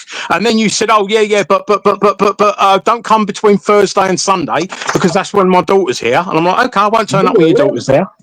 But your daughter's not there. Your daughter's not there, is she? That's a lie. My daughter's here on a Friday to a Sunday. Sorry? My daughter's with me on the weekend. That's a lie. No, she's not. No, she's not. Yes, she is. Yes, she is. No, she's not. No, she's not. No, she's not. You can't see her anymore because of your inappropriate. Because you have been inappropriate. You know when I see my daughter now, yeah? Mate, I know a lot. I mean, I know that you haven't been arrested recently. Well, there you go. Have you? Have you? Literally, Mr. Morris, I could prove you wrong now within... Do it then. Do it. Prove me wrong. No. I know you haven't been arrested. Right? Put up the custody. Taff, put up the custody record. Will I do it? Sorry? Shall I do it? Just shut you fucking lot up. What? Go on, put up the custody record. Do we? What? Shall I do that? What are you saying, Taff? Say it slowly, please. I'm saying, fuck you, eh? I've caught you out lying, haven't I? Nothing to prove to you. Look, Taff. Was it about getting a GoFundMe together because you're broke? That's not my problem. Is it Wiz? Is that your fucking drug of choice? Are you a speedhead? Shut the fuck up. Is it that you're a speedhead or something? Yeah. I've actually broken my leg at the moment, so you might have a chance. Oh, how'd you do that, mate? Can't say. Why tell someone that you broke your leg and then did you fall off a stool? No, I didn't fall. I stepped. Sorry? I didn't fall, no. You didn't fall off a stool, no? No, I stepped. No? You slept on a stool? Stepped. What? Stepped. You stepped off a stool and broke your fucking leg. Yeah. That's bizarre. That's a bit bizarre, isn't it? Yes, very. All right. So you're not working right now? No. And you're on bail, yeah? Are you on bail? Where's your bail sheet? Yes. Because you haven't been arrested, really, have you? Yes. Was you doing that for a GoFundMe? No. No? No, I haven't fucking raised a penny, unfortunately. Okay. Right, okay. So why have you lied about getting arrested, Taff? Because it's the truth. Mate, you're not sounding very fucking genuine. If you did know me, you would know that I don't lie, Chrissy, yeah? No, I know you lie. I mean, you told me that you told me you kicked your missus in the head, and now you're saying that you didn't. What am I going to gain about lying about being arrested? What am I going to gain about lying about being arrested? Mate, that's what I'm saying. See, the thing is, right, yeah, that's not something anyone would admit, even if they had done it, and you did. What? Did you report me? You've got mental health problems, ain't you, Taff? Did you report me? Sorry, no, because I don't know when, I don't know where. Is all I know is that your missus was having a Facebook chat with one of her friends, and she put that there. That's what you done. Yeah, but that's a lot of shit. Oh, right. So that's true then, yeah? So your missus did say to her friend on Facebook that you kicked her in the head. Nothing of what you saying is true, Chrissy. Don't be stupid. Well, no, you just said, yeah, but that's not true. She did say that, but that's not true. So did she say that or not? Why are you even mentioning my ex-partner, bro? Because I was pointing out the stupid shit you do. I mean, you step off a stool and break your leg. You make up a story that you've been arrested. Yeah, you're sounding like Fat Dan, mate. No. You're sounding like Fat Dan. So no, right? So I said. I mean, what's wrong with you right now, Taff? Because you sound like you're a little bit distracted, son. You little bald cunt. Sorry? I said, shut up, you little bald cunt. Oh, I think I'm going to keep talking, mate. Go on, then. Because you sound really distracted. What are you doing? I'm going to prove I've been arrested. You what? You've got an erection? Did you just say you've got an erection? No, that's not what he said. No, what did he say? What I said, you simple man. What? You're not making a lot of sense, Taff. I didn't say I got an erection, Chrissy. What did you say then? It sounded like it. I'm going to show you that I got arrested. Oh, right. Okay, sorry. I thought you said that you got an erection. Oh, I mean, you are an erection, but how are you going to show me that you got arrested? Where your mind is at? Eh? How are you going to show me that you got arrested? How? Because I got the piece of paper right in front of me. And what is the piece of paper? That's the piece of paper, yeah. What is the piece of paper? Read it. It's my arrest sheet, bro. Your arrest sheet? It's not an arrest sheet. It's a custody record. Yeah, it's released under investigation. It is actually, yeah. Okay, and what's the date on it? Is that all right with you? What's the date on it? The date on this one is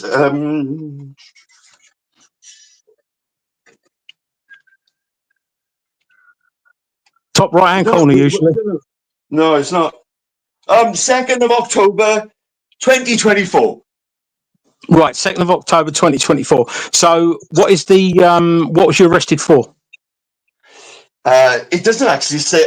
It says no. It definitely will say. It definitely will say. You know. It definitely tell you what you got arrested for.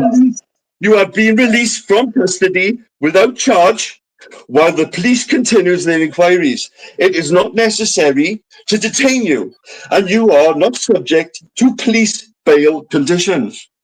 Right. So, I personally think. I mean, you can't tell me what you got arrested for, but you got arrested. I can tell you it was the nasty words that I said. So you don't know what you got arrested for? Come on, Taff. You've googled something and you're reading it off Google, aren't you?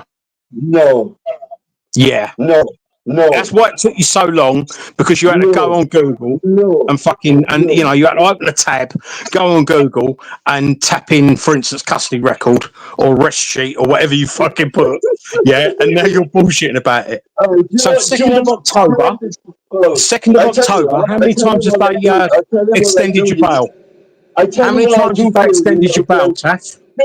You little ball cunt. I tell you what I do for How many times have they extended your bail, Taff? Because the 2nd of October... You can bring up yourself, yeah? It'd be 28 days. If I give you the case number, you can bring up yourself, yeah? Sorry? Yeah, give us the case number. No. See, you ain't got one, have you?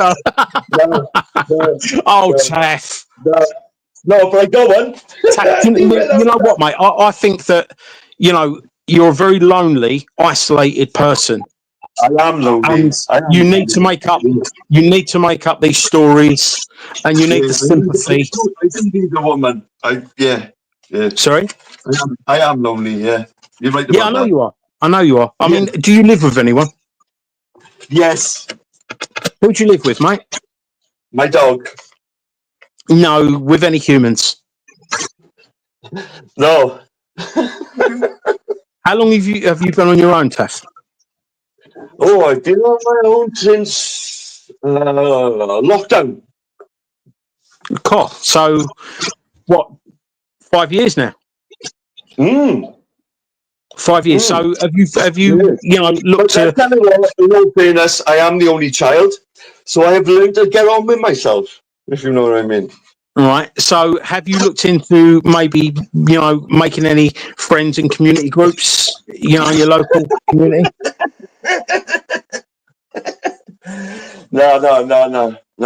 After a 17-year relationship, yeah, I'll have a little break, if you know what I mean, bro. Yeah, 5 year break. I'll get it. But the thing is, mate, if you're living with no one and you're not getting out and shit like that, and this isn't social interaction. These streams aren't social interaction, are they? I work hard and I play hard. I get out. Yeah, but you see, the thing is, Taff, the overriding feeling that you give me, and anytime I really hear you, is that you're angry. You're a very angry person. I don't give a fuck. Because no, but you do give a fuck, and that's part of the anger thing. I don't do. So you like being angry? No, I don't care what you think about me. No, it's not about what I think. I'm thinking of how you think of yourself. But how do you think of yourself? I mean, not being funny, right? Yeah? You go online and you threaten to break men. Do you not get offline and go, fuck, I wish I hadn't have done that? No, I'm an handsome bastard, and I am like halfway to a century nearly, and quickly becoming a legend in my own shoes. You're only a legend in your own front room, mate, and there's no one in the front room apart from the dog. I don't go in there. Let's brighten it up. What dog have you got, Taff? King Karma. Sorry, King Karma. A King Karma. Yeah. What's a King Karma? I've never heard of that. Have a look at the fucking avatar. Fucking tiny. What? So tell me about the breed, bro. Tell me about the breed. He's ripping. Come on, you're getting an online. You're getting a free online therapy session. Yeah? He's not a pedigree, but he's a good dog. Right. So you got a mongrel. Best dogs going. Mongrels. Really good. Yeah, he's a good dog. Great around kids. Wicked. Dogs are better than people, mate. Dogs are better than people. If you want loyalty, buy a dog. Yeah. So having the dog, does that chill you out? Not really. Just a bit of companionship, isn't it? Yeah, companionship. But when the dog sort of like, if you're shouting, does your dog come over and chill you out, or is your dog scared of you? He's sound. Sorry. He's sound. Yeah, I know, but does he give you the companionship you need, or is it just something you feed? He's laying on his back, but showing me his balls. So, when you ain't got a broken leg, how many times you take him out, bruv, and where'd you go? I go up the mountain, which is just outside my front door. Yeah, right. But not recently because I've broken my leg. Gotcha. How old is your dog, mate? I got a lovely big back garden, which he's out near enough all day. Oh, bless him. So, other than that, Taff, what other hobbies have you got? Well, I'm working fucking working. Not recently because I broke my leg. So Right. working hard, yeah. And then on the weekends I'm with my daughter. So yeah. Right. So other than that, have you got any other hobbies? Any other, do you play any sports or anything like that? I used to play a bit of rugby, yeah. I used to love a bit of rugby. Yeah, rugby's a good, honest sport. But you don't do anything like that now, mate. I mean, obviously not with a leg. Yeah, since the leg, I have my leg. And So, do you think you'd benefit from having a couple of other hobbies? Nah, I am thinking of like I've ordered like 10,000 matchsticks, and I'm gonna make myself a ship. But I haven't decided on the ship yet. Right. Okay. So, what sort of a shape is that ship going to be? And what's the difference between a ship and a boat? Well, it's not going to be a dinghy. So I'm thinking like either a battle cruiser, or something maybe like the Titanic, which will be a lot harder. But I think one of them American battleships, maybe. Yeah, and you can obviously make it small. Yeah, it's going to be downsized. No, obviously, yeah, about the size of a bread bin. I mean, I'd hate to see your garden if you're going to do the Titanic in matchsticks. Well, 10,000, isn't it? So I get my money's worth, like 10 million, more like, yeah. 10,000. That's an awful lot of money in matchsticks. That's a lot of matchsticks. 10,000, like, yeah. What if someone come along just before you finished it and lit it? Would that make you angry? A little bit. So how would you prevent that from happening? Not have anybody here. Yeah, that's the trouble, mate. You're gonna have to put your Titanic in the garden, aren't you? Because you ain't gonna fit it in the house. Or build it strong. You know what I mean? Yeah, build it strong. But like I said, if you make it out of matchsticks, what if someone come along and just fucking sort of like, touch one of them with a fucking fag or something? Well, that's not going to do anything to it. Well, if it's made out of matchsticks and it's dry, it could cause the whole thing to go up. Well, is the fag lit or not? No lit. Probably, let's say it's a lit fag. I mean, if it's going to cause the match to go up, it's going to have to be lit, isn't it? Yeah, then in that case, we'll have to prevent that from happening by putting non-resistant so it won't catch on fire. Something cover over it. Non-resistant what? Sorry. So it won't catch on fire. Some spray or something. What spray, though, mate? Some non-resistant fire spray. Non-resistant. Yeah. Non-resistant. Yeah. You mean non-fire resistant? Yeah. Because you're not right. Okay. So you're going to get the spray. You're going to get the matches. You're going to put the Titanic. Are you going to settle for the Titanic or? You're going to put it in your garden. No. Yeah, and so I'm just going to make it true size. No. If I finish it, I'm going to put it on a nice bit of wood, yeah, and then I'm going to put a glass, something like a glass fucking case around it, yeah. Oh, so you're going to do a ship in a bottle?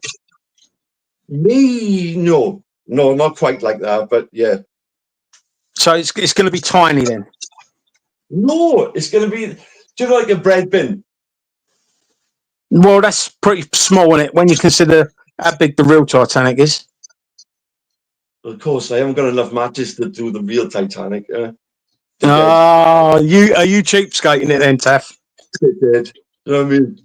I need some 4x4 for that, wouldn't I? Dickhead. Now, Taff, you're doing your boat, yeah, with your matches, yeah, and you go for a piss, and you come back, and the whole thing is fucking, fucked. It's all back to matchsticks, and you think your dog's done it. What do you do? I look at the dog like that, and he look at me in it, yeah, and and I go, "You little cunt, never mind, but we'll make it again. We'll build a new one."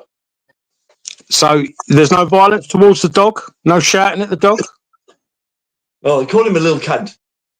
Well, yeah, but that sounds like a friendly little cunt, doesn't it? I am a friendly little. Yeah. So what I'm saying is, you wouldn't be angry with your pup, would you? No. No. Right. Okay. Okay. So that happens a couple of times. Are you still okay with your pooch? Yes. Wicked. Wicked. Right. So Taff, now that we've done the groundwork and stuff like that, yeah, I just got a simple question. I haven't got you a little man angry syndrome. No, I'm not angry. I'm not angry. I've never been angry. So, Taff, you got little man syndrome. Simple question. You don't have to, answer on this session or anything, but I want you to think about it. Yeah, and even if you don't want to tell me the answer, as long as you are honest with yourself. Go on and 100%. Ask me. Taff, who hurt you, bruv? Me. How? I'm my own worst enemy. Right. How did you hurt yourself, though? Well, did I hurt you? You haven't hurt me, mate. I would hurt you. No, you wouldn't. I would. Certainly not like that. I would. Not with one leg. Okay. It's quite, mate. It's not unusual to try and sort of project onto your therapist, but you hurt yourself. How did you hurt yourself, Taff? I tell you now, I've hurt myself. But do you know what? I love building myself back up in that, Chrissy. Yeah. I break myself down. I break myself down to build myself up. You get it? Bring yourself up. You beat yourself down to bring yourself back up. Yeah. Right. So look at it this way, right? Wouldn't it be better to just try and stay a constant norm rather than ups and downs? Of course. Because I'll be honest with you, Taff. I mean, I've always thought you're bipolar. I've always thought you're bipolar. Are you bipolar? About a perfect world. No, not a perfect world, just a more manageable world. I don't think you can ever get a perfect world because obviously shit happens that you don't control. I'm a very balanced guy, Christy. Yeah, I'm very much in touch with who I am and what I can do. Yeah. Okay. I mean, do you know what the dichotomy of control is? Have you ever heard of the dichotomy of control? Dichotomy? No. Control? Yes. Right. So, I mean, you can always look this up as well. The dichotomy of control is basically, there's two bits to it. You have an internal dichotomy of control or an external dichotomy of control. And the thing is, right, if you've got an external dichotomy of control, you're waiting for life to work out for you. Yeah, you are allowing external stuff to control your world. So, for instance, if you have an external dichotomy of control, you might be waiting to win the lottery. Yeah, is all you're doing is buying lottery tickets and going, I'm going to win. You're not actually taking actual proper steps to get what you want from life. Whereas if you had an internal dichotomy of control, I buy 2 £5 scratch cards. Does that count? Sorry. On a Friday after work, and I buy 2 £5 scratch cards. Does that count? Right. I mean, is that the sum total of your hopes and dreams? Well, no, I get a chicken chow mein as well. Yeah, that's more sustenance, mate. Last Friday I broke my leg, so so it's been a bit messed up lately. Did you break your leg because you became angry at anything? No, I broke my leg because I wasn't aware that my leg was dead before I stepped off the stool. And when I stepped off the stool, there was no leg to take my weight. So, I was more angry than I had to wait 8 hours on the kitchen floor for an ambulance. That was. Did they give you an ECG? No, I didn't have a fucking I didn't have a paracetamol until the next day. To be fair. Right, so if that shit's happening where your leg's gone to sleep and you've done that, you might have circulatory problems. You should get an ECG. Yeah, that's what the nurse said. But unfortunately, no. Bone density very good, and it's just one of them things. But yeah, it sounds a bit crazy, though, doesn't it? But going back to it, right? So So, what are your coping strategies to deal with your anger? Of all the shit I've done in my life, like rugby, fighting, scrapping, jumping out of trees, jumping over walls, yeah, I would have thought then, not stepping off a stool, which is pretty mad. My anger is based on whether I'm talking to a bell end or not. And if I'm talking to somebody who's a bell end, yeah, and they're quite annoying, then obviously you feel my wrath. Your raft or your boat? My raft. Oh, I thought you said raft. I was going to say it's gone from the Titanic to Robinson Crusoe. Yeah, I'm going to be doing a dinghy. I'm thinking of doing like a lifeboat. You know, the RNLI. I'm thinking about doing that boat. Yeah, that boat maybe. It's topical. I'll give you it's topical. But how are you going to make the people out of the matchboxes? Matchsticks. Sorry. No people. Just a boat. Just what, a raft or? I mean, Titanic sounds wicked, man. Yeah, that's a bit. I think I'm like jumping the gun. You know what I mean? Like. Yeah. Do you often set unrealistic tasks for yourself that you just haven't got no chance of completing? Well, believe it or not, I got a bucket list, right? You got a what? I got a bucket. Huh? You got a what? Sorry. A bucket list. Oh, right. Okay. What's number one on your bucket list? Swim with dolphins, I think, without checking. Right. I went to Mexico and had the chance to do that, but it all looked a little bit too cruel for me, so I didn't bother. Yeah. It's fun. I've done it. You've done what? Swam with dolphins. Yeah. I went to Mexico and what was the place called? It was like a big water park thing, and they had a lagoon. Mate, the poor fucking dolphins just didn't have enough room. Have you seen the SeaWorld in America? Have you seen the fucking aerial photo of where the orca, the size of the orca's pool, and then the size of the car park? Literally, they've got where the orca is, they've got it like outlined in red, and it's like a tiny little blob. And then they've got the car park, and the car park takes up the whole rest of the fucking picture. And it's just like, yeah, these are people's cars. This is how much the fucking orca's got. And them things do hundreds of miles a day sometimes. It's fucking awful. I've seen a video of where an orca trailed a mother and her cub, a whale, right?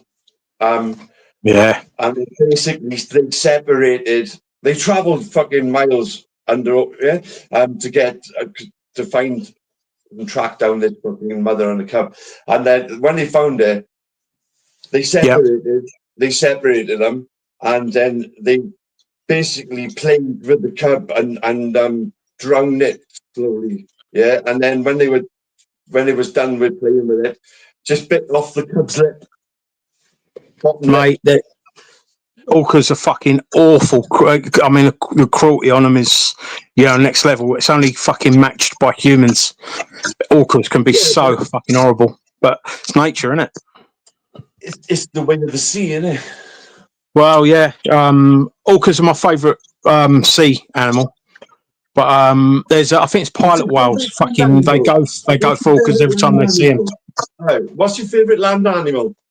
Tiger. Yeah, mine's a brown bear. What about you, Cassie?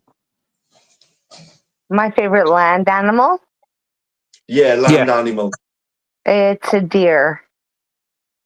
Okay. A deer. What about you, Con? Budgie, is it? A weasel. No. So anyway, going back to it, is this a good? I mean, I've noticed you've calmed down quite considerably now, Taff. Is that a coping strategy that you've used, or is it just that you're tired, or why is that, please? If you want to become a bell end, then you'll see my levels go back up. Yeah. I don't want your levels to go back up. I'm asking you, have you actually have you actually consciously tried to reduce your stress levels? It is what it is, but yeah. Because if you've actually consciously tried to reduce your stress levels, it appears to have worked, and that should be something that you try to replicate if you ever feel that you're going wrong. Well, as much as I think you're a total bell end, I think it might be like Cassie aura, which is soothing me. Sorry? Cassie smoothing you? Yes, yeah, whatever. Yeah. Right, wicked. Yeah. Cassie, you've got you've got a good influence on him. Thanks, Taff. Sorry? You're welcome. I said thanks, Taff. There you go. You're welcome. There you go. Isn't it nice when you're calm, Taff? Yes, very good. Yes, and sometimes the sun comes out too. Every morning. So Cassie, do you prefer to have calm Taff to angry Taff? I like Taff all the time. Do you like him when he's doing nasty things though? Yeah. I mean, and I'm not doing this to annoy you, Taff, but do you remember the time that Taff was on the phone call to the elderly woman that they was threatening? That isn't nice, Taff, is it? It's not what we want to see from him, is it? No. We don't want to see that, Taffy. No, I mean, you apologise for that, so you realise you did wrong. Yes. And the thing is, mate, an apology goes a long way, but what we always like to see is changed behaviour. Yes. Yeah? I mean, could you consciously make an effort not to threaten elderly women on the phone? I couldn't say that. Never say never.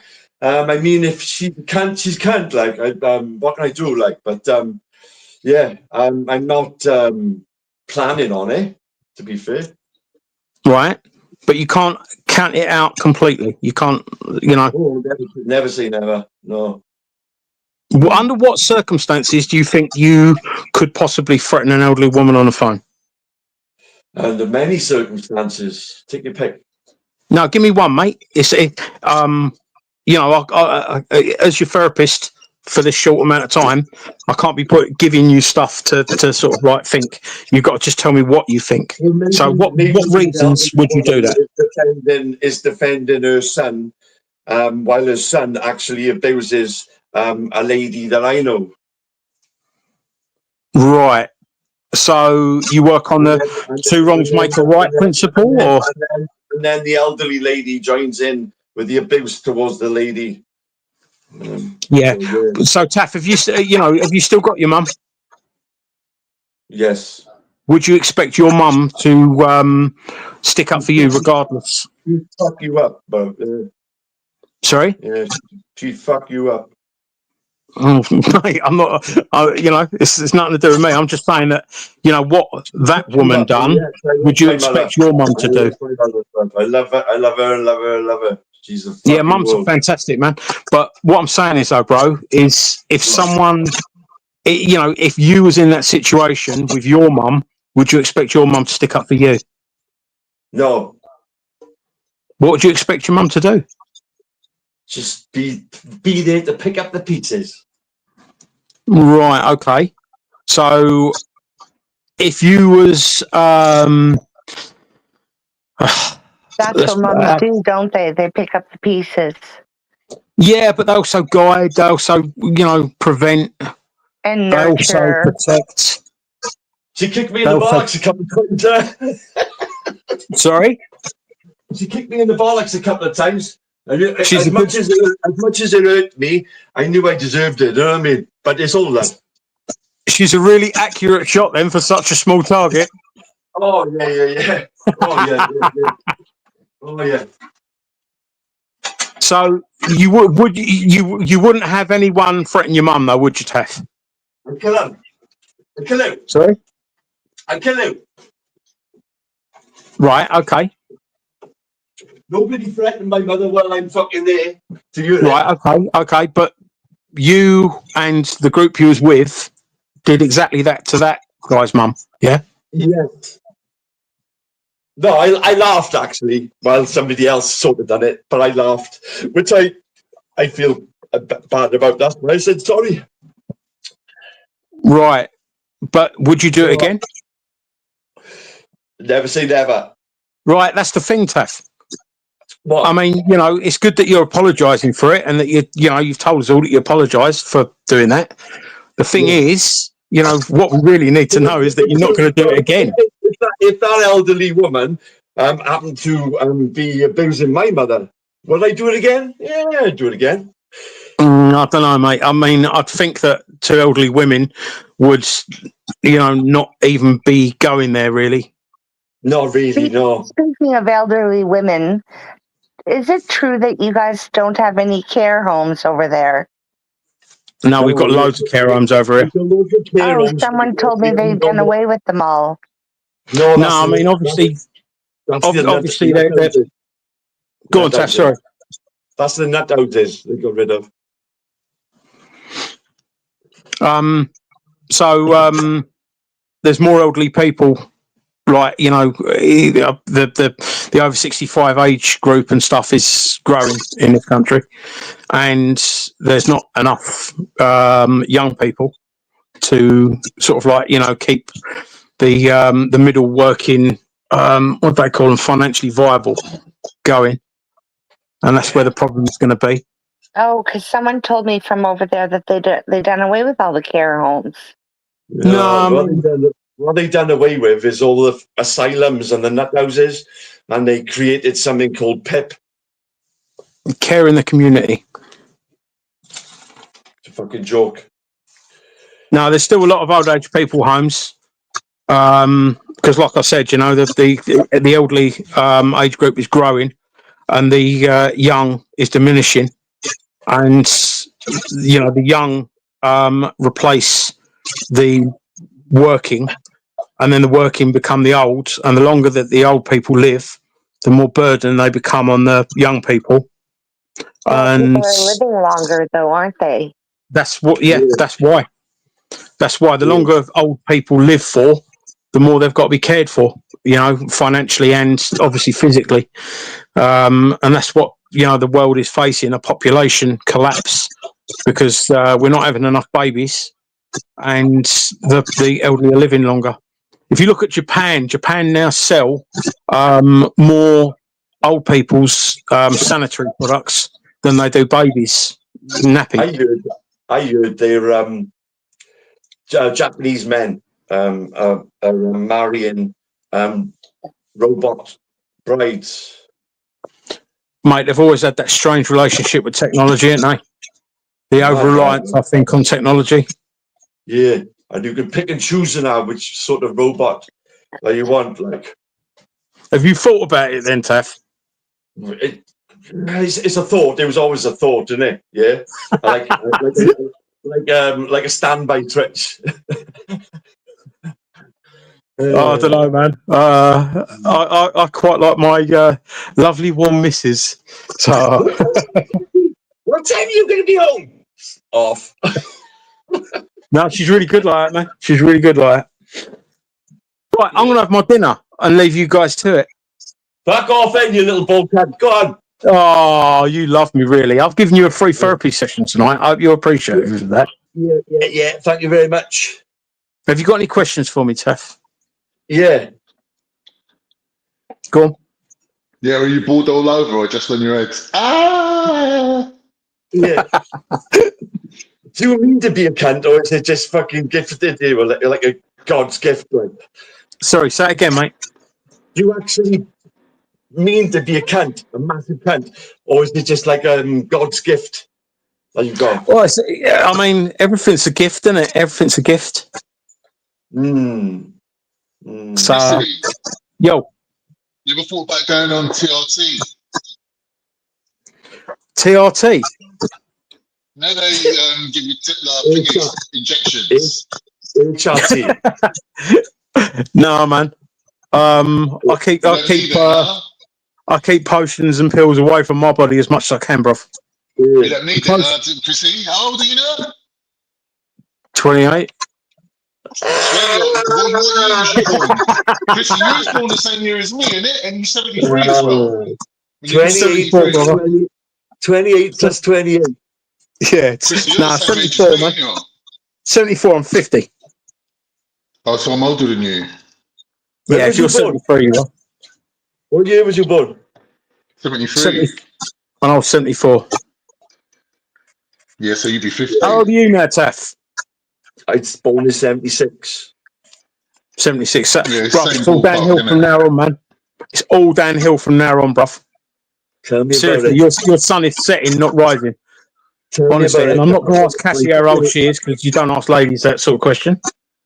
I It's not tell that you we're what, leaving you though. out of the I tell conversation, you what, Cassie. right? It's just that it's Cassie, a I don't gentlemanly care. thing. I don't really care how old Cassie is. She'll get it, boy. Cassie, you get it, you know.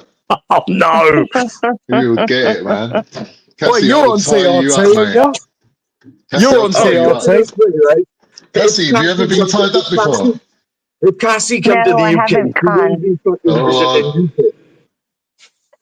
We've got a lover and a fighter in the panel, Yeah. on the panel. A lover and a fighter. Yeah, Annabella. Kathy, Don't you're forget. definitely wanting to fight everything. And from the sounds of things, Khan, you just want to make love to everything. Look, Cassie, I'll eat you slow like vanilla ice cream and then let you melt all down my chin. Oh, Is that stop right? Collaborating, listen. Wait, With a brand new edition. you mean chins, not chin? Cheeky. Right, guys, I'm going for dinner. Love ya. All right, mate. Give her one for me, yeah? Easy, Tiger. Joking. Take care, everybody. All right, mate. Fucking what a fucking bellend. You love him. He's your mate. Yeah. Like crabs. Crabs. It's hard to get rid of. Yeah. Like that smell of fucking mold you got in the boot of your car. Oy, my car's brand new, mate. My car, what do you mean? What? Oh, sorry, I didn't want to be personal. I wasn't saying it's your car. Cassie, how's your new car? You still got the new car, Cassie? Yeah, it's great. Yeah? Big up, baby. I just I got love it. psychoanalyzed by Christy Morris. That feels good. Oh, Cassie, my car's got tinted windows. Oh, nice. You know what that's for, don't you? He's grooming.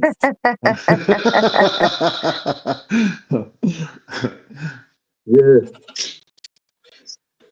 I know what it's for, Con. No, it's nice having a vehicle. Then you have your independence. You can go where you want to go, whenever you want to go do it. Yeah. Exactly I that. tell you what, though, do you know using crutches, right? Using crutches is really good crutches. for your upper body strength, like. Yeah. Oh, yeah. Yeah. Big up, Jamie. What's going on, bro? Hey, Happy New Year, everyone. Hey, Jamie. Happy New Year. They offered me a Zimmer frame as well. I didn't want a Zimmer, though. Jamie, what year was you born? I bet you're not as old as us. I was born in 1993. Well, you're a nipper. He's a fucking young pup. I got trainers older than you. 1993. Fucking hell. Do you remember what you was doing in 93, Taffy? Yeah. I remember it like yesterday. 93. I was in Ibiza. I was in Turkey, actually. I went in Turkey in 92, 93. Went to Cyprus as well. Yeah, man. It was good old days. Yeah. Must have been about 19. Correct. Been anywhere nice, Cassie? Cassie, been anywhere? Like warm? Yeah, I've been to Mexico several times. I've been to. Oh, love to go to Mexico. Where did you I've been go? to Costa Rica. Ooh, beautiful. I've been to Australia. Wow. I got family in Australia. My cousins are out there. Yeah, long plane ride, 31 hours. All these countries are hot countries compared to Canada, Cassie, yeah? Yeah. Yeah, well, Australia's we got don't have desert, a isn't it? prime Mostly minister desert. anymore, so. I think it's about minus fucking 20 out there, eh? Canada. Canada is free at last from. It's a beautiful day out today. It's only -8. You're singing that, right? It's only -8. You don't get much different weather to us, apart from, like, in your winter, it goes into the minus ridiculous, like, the thing. Yeah, like last week it was -23. Yeah. Oh, my fucking God. That's like, if you cry outdoors, like, it'll just ice up in your eyes, like. Yeah. Canada's cold, man. If you spit, it turns to ice before it hits the floor. Yeah, I went to go start my car and my seats were frozen. Oh. I see this one in Antarctica, where the guy had a mug of coffee boiling hot, and he went outside, chucked it like that, and it just turned to snow. Like, fucking hell. Yeah. Well, it would have turned to vapor. Yeah. Wouldn't want to have a piss outside, like. Ladies around Taffy. What do you mean? I'm talking about having a piss. Well, not Oh, outside, gotta go indoors. No. Got to go indoors. Yeah, you ain't got no choice. No choice. I think Canada needs. I think Canada needs to, investigate, because it's on like the edge of the tectonic plates. You could make use of geothermal energy, same thing that Iceland does. Yeah, they got. Well, you mean as a source of income, Jamie? Sorry? As a source of income, you mean? Well, as a source of both energy as well as heating. That's the main thing. You can even have greenhouse. Yeah. Oh, is that what they do in Iceland, is it? Iceland is perfectly located in between. Yeah, to do that fucking outside skinny dip in them pools in Iceland while it's like. What about Wales, Taffy? Wales is a bit cold, isn't it? Got any tectonic plates in Wales? Yeah, but nothing like minus, like, yeah. When I see the sheep with duffel coats on, then I'm worried. Sheep are born with duffel coats on. A duffel coat on their duffel coat, if you know what I mean, yeah? All right. Yeah. Then I'm worried. But no, we don't have rain more than anything, innit? Fucking rains. Because I live in the valleys, you tend to get like 4 different weather systems sometimes throughout one day. So it could snow, be sunny in the morning, raining in the afternoon, snowing in the night, whatever, windy. Yeah, it's bonkers. I blame it on Maggie Thatcher, but hey. Yeah, all the UK is enjoying snow, but in London, nah, we never get. We've been having some storms lately in the UK. I don't know what's going on there, like, eh? What did the man say when he saw a sheep coming up the road? You're a man. He said, "Who are you?" Get it? You. Who are you? I just made that up. Yeah. Oi. Well, good sheep jokes, can't leave those sheep alone. Hey. I remember when I went to Turkey, they had sheep, yeah, they were fucking big as llamas. I was like, these ain't like the fucking sheep we got in England, mate. They were huge, the sheep they got out there. So one of my sheep and I don't think it would cope in Turkey, because it's too warm. Yeah, like these ones ain't proper woolly like our sheep. They didn't have that much wool on them. Like a scraggy goat, like. Yeah, which is like a goatish sort of thing. It was like a goat, mate. It's like, no, that's not a sheep. They're like, yeah, it's a sheep. I was like, that's a fucking llama. Yeah. I wonder how different the sheep are that live in Australia or New Zealand. They took our sheep over there, didn't they? I swear they've got the same sheep as us. Yeah, I always think about they used to have the best lamb. Do you remember, James? Back in the day, we used to get New Zealand lamb. Oh yeah, definitely. But that's the same breed as our sheep, isn't it? It's the same type of animal. That's why I really want this Canada thing to come about. Having free trade between Canada, Australia, New Zealand, and United Kingdom, so we can get access to that sweet. What would you call it? The Anglosphere. Well, that would include the United States, which would be a bit problematic. It makes Didn't sense. they get their freedom from the Anglosphere? Well, the funny thing is, Trump is going on that they want to annex Canada as the 51st state. Problem is that Canada is part of the Commonwealth and sees the monarch as the head of state. So they'd have to go to war with England. Canada haven't had the best of leaders, to be fair, but hopefully the new one will be. Yeah, I'm cautiously optimistic about 4 p.m. You can do much to be better than Trudeau, To be fair, Cassie, how do you feel about Trudeau stepping down? I bet you're happy, yeah.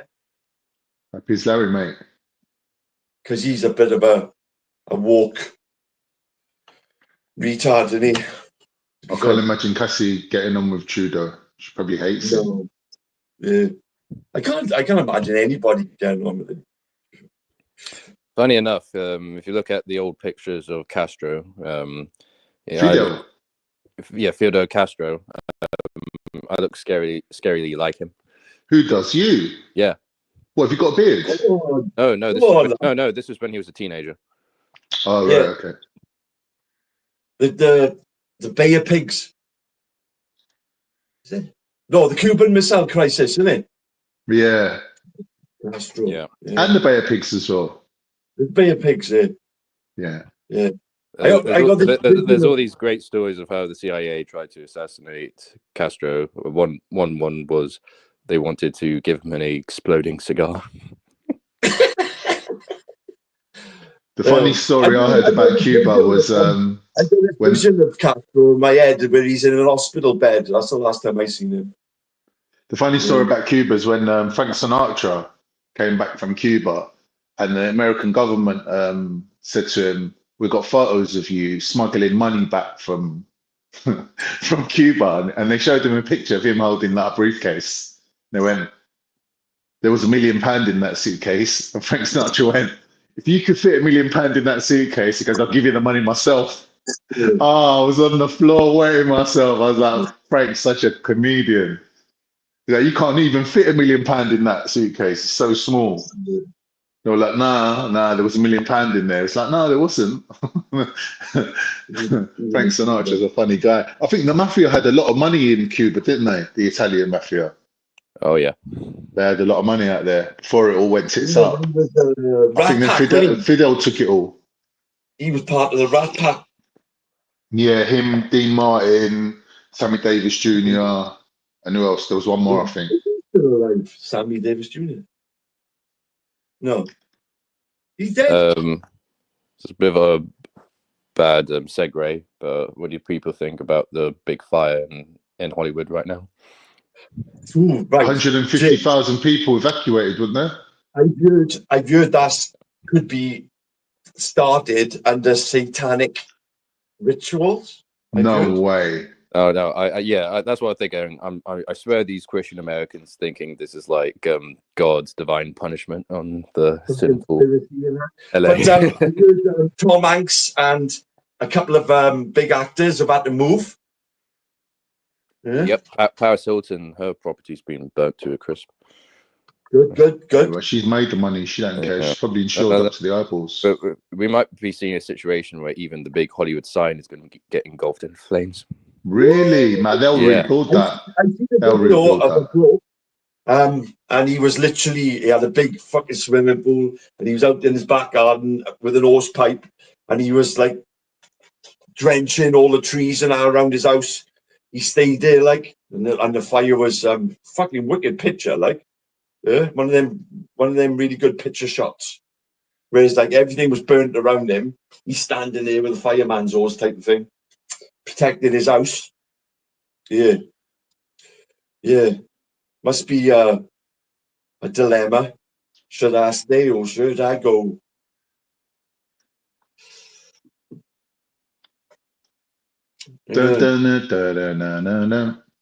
This decision. And once again, this is due to diversity hiring, especially for the fire force. Well, it's not the first time they've had fires out in California, is it? I know, but the reason it's gotten this bad is because their fire force is very incompetent because they have this diversity obsession where they don't want to hire white men. They get women and other minorities, and obviously they're not. What are the minorities in Hollywood, Jay? Mexicans and that? Mexicans are probably the biggest, but there's also, Hollywood's got everything. That's what it is then. It's karma, God's wish. Yeah. Yeah, well, God works in mysterious ways, apparently. I think they can rob up to $200 or $1,000 worth.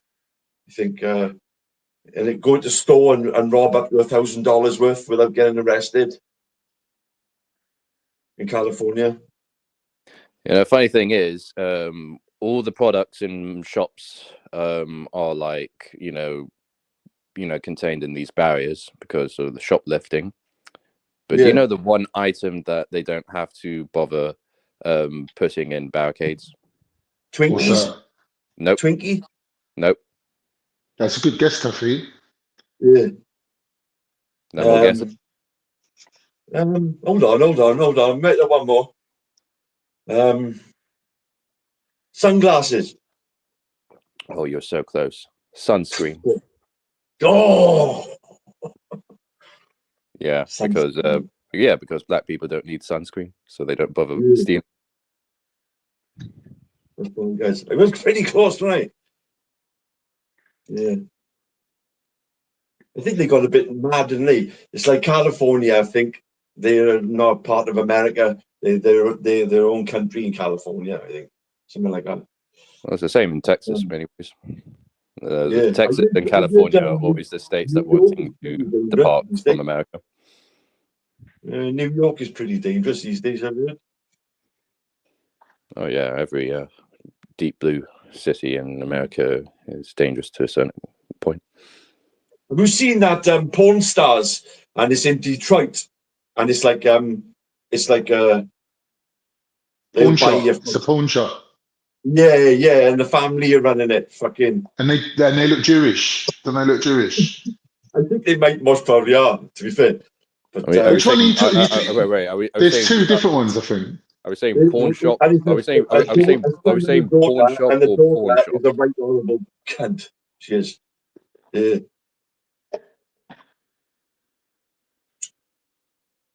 God. Didn't one of them die recently? The pawn shop guys. I'm not sure. There's two different ones. There's one short, fat, bald one, and then there's one skinny, Jewish-looking one. Yeah, the old man that got the leather jacket on, got the moustache. Yeah, the leather jacket guy. Yeah, him. He's a Jewish guy, I think. Yeah. And they've got a girl working there as well, isn't it, Safi?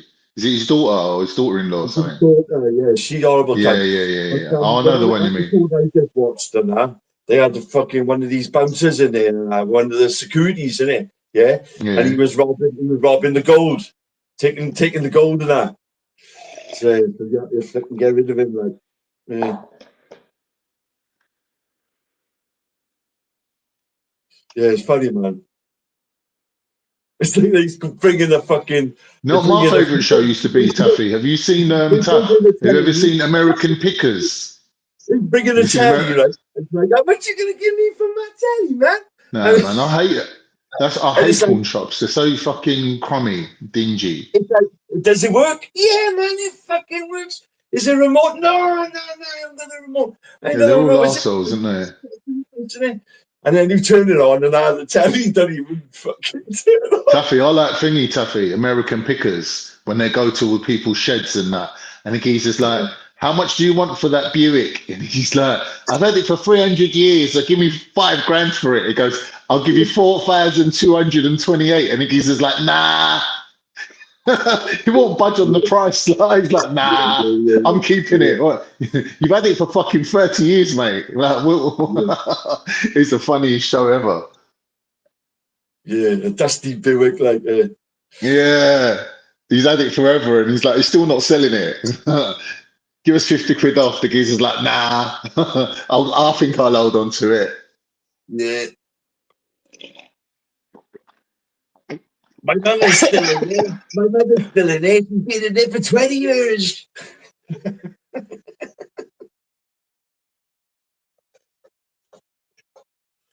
What's the other one? What's the other one, man?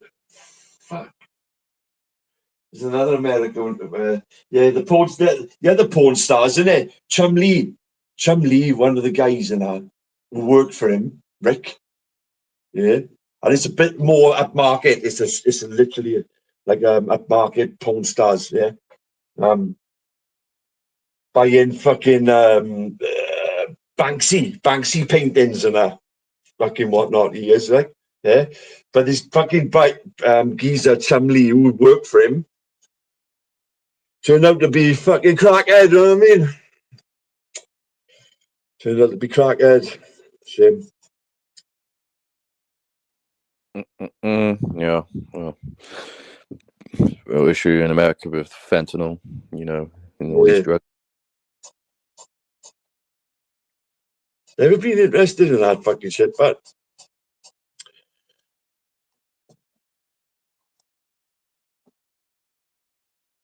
I had a little go of that spice, though. That's fucking. I had 2 puffs of that spice, right?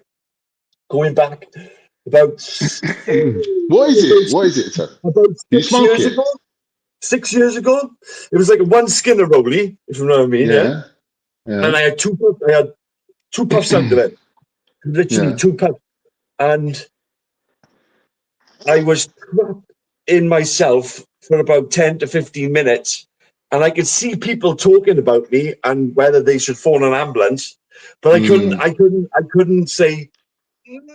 I mean, I was like trying to tell them no, but I couldn't do nothing, and it was fucking very mongy. So I didn't. Oh, that's no good.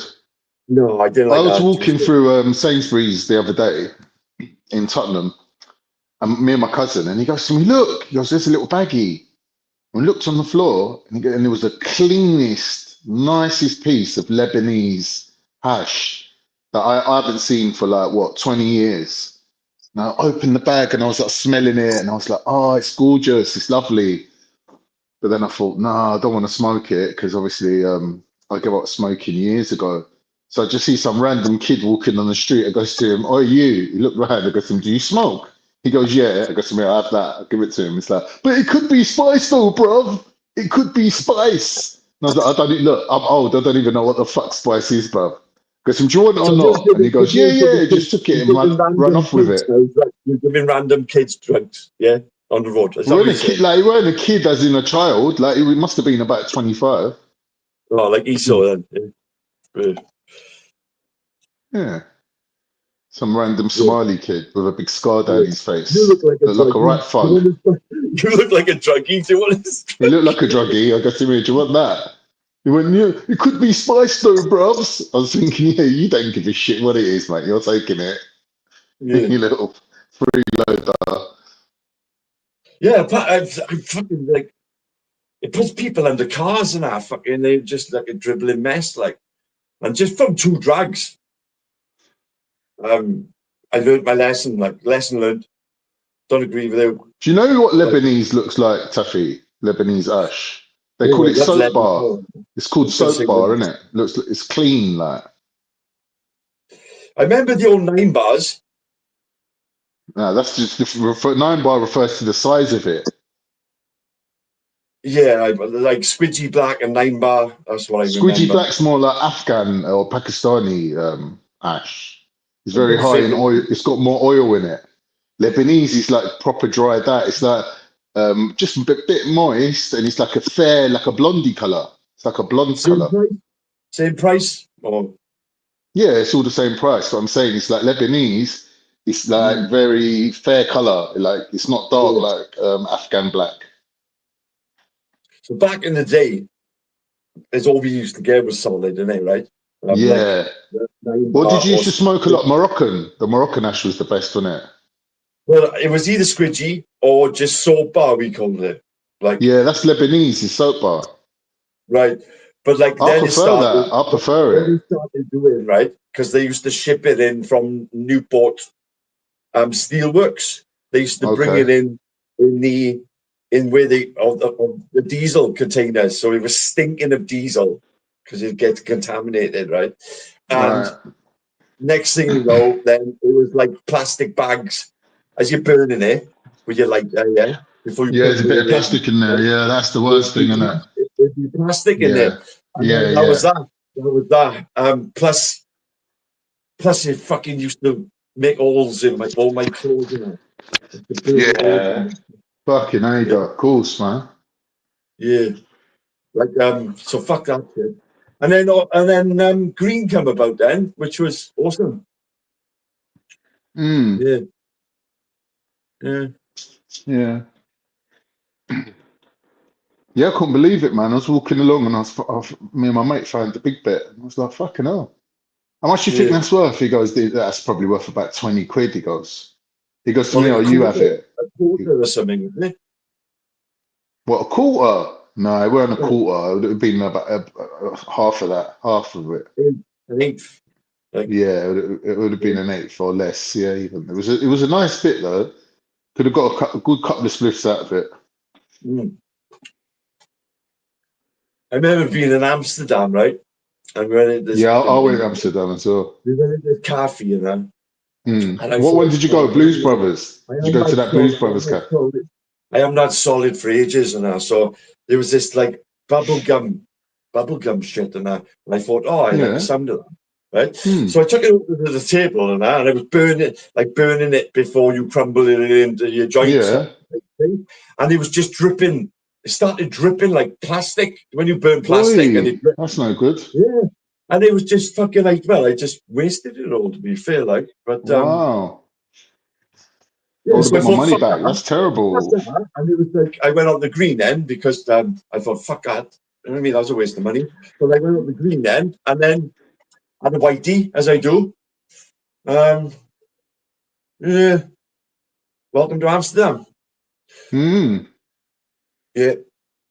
But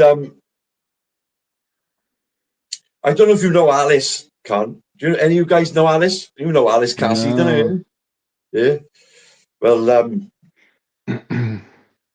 she come up, and we done a bit of smoking when she come up and see me, and she gave me a double whitey, Con.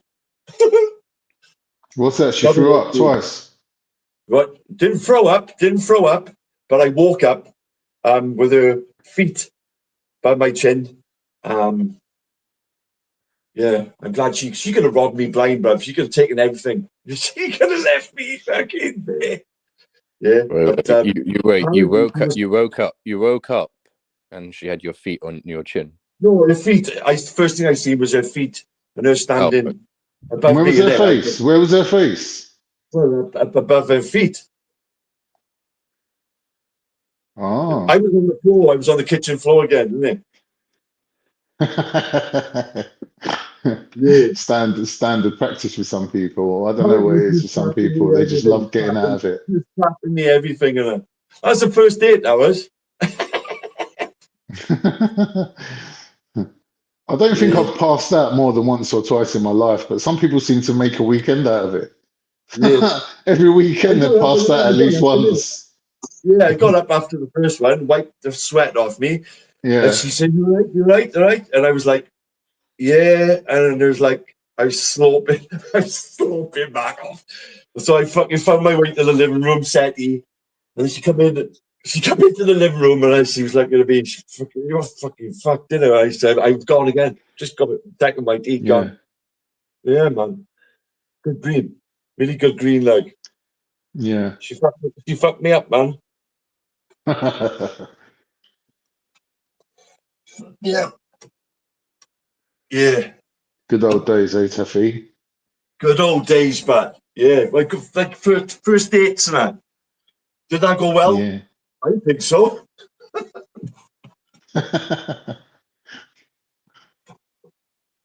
Tell you what, look.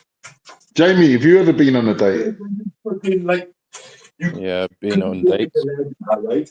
You've got to grab everything that you need to take with you upstairs, and it's like that journey, guys, is so much harder with a broken leg, yeah.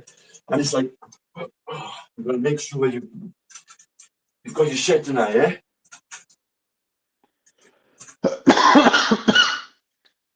Go on, Taff. What are you saying? I was gonna say you've got to make sure you've got your shit in. Like little things like getting upstairs means a big deal right now. Because if you've forgotten something, yeah, that means you've got to come back down the stairs. And with one leg, that's kind of dangerous, can't it? Yeah. Yeah. I'm thinking of getting like just make sure you've got everything with you. Get a McDonald's tray and slide down the fucking stairs. McDonald's tray. Yeah. Get the old seeing that, I got a sleigh in the fucking garden. Cassie's been on a date recently. I wonder if she went on the second part of it. Cassie, you didn't tell us about your second date with the gentleman.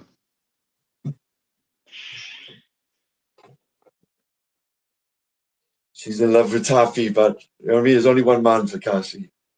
Is it? I don't know. I've never met a woman to only stick to one man. No? Nah. Why would you? I don't know. Ask my old man Evie with my mother for 55 years. So. I'm not talking about that, man. They're old school, innit? They're a different generation. I'm talking about nowadays. Why would you be monogamous? That makes sense. There's so much opportunities out there. But you would end up like Triller then, no? I suppose. Yeah. I mean, with Triller, he was always going to end up that way, wasn't he? Yeah. Unless you know. Alone. Unless you know, like a soulmate. If you found yourself a soulmate, isn't it? That's something few and far between, like. And it's weird though, Tuffy, isn't it? Because like some women really fall for you, don't they? And it's like you don't know, what did I do? Like, what did I say? I can't remember. Like, just ended up being in a deep relationship. It just ends up that way. I think it's up to them though, isn't it? If they want it, they keep coming back. Sometimes they don't. Actually, my most recent date, I took a girl out and we went to this place where you can like throw axes at these like bullseyes. Was she any good? She managed to at least get some of them to stick, you know. So she was quite physical, yeah? She was good. Yeah. You took an axe throwing, yeah? It's quite physical. It's a bit of an activity, though. I know. Yeah. But I'm an active person, you know. What, on the first date was it, Joe? Yeah. Wow, you must have had some faith in her then. What's that over 10 yards, Jim, yeah? What? You throw in them axes, is that over like 10 yards or? Yeah, they got a good distance, haven't they? It's like they go quite far. I don't know, I'm just thinking, I got an axe in the shed, but you know, and how far can I throw it? Like, but it's got to be a throwing axe. It's got to have like they're weighted, didn't they, to throw them? Yeah, I actually suggested that instead of doing one hand, she use both. It's a bit cheeky. Apart from that, James, how did the axe throwing go? Yeah, it was a lot of fun, you know.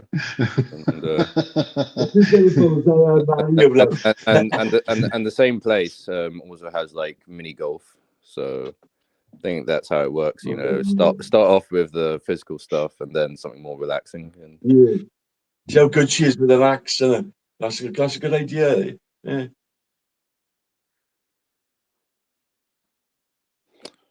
Yeah, it's all about technique. Okay.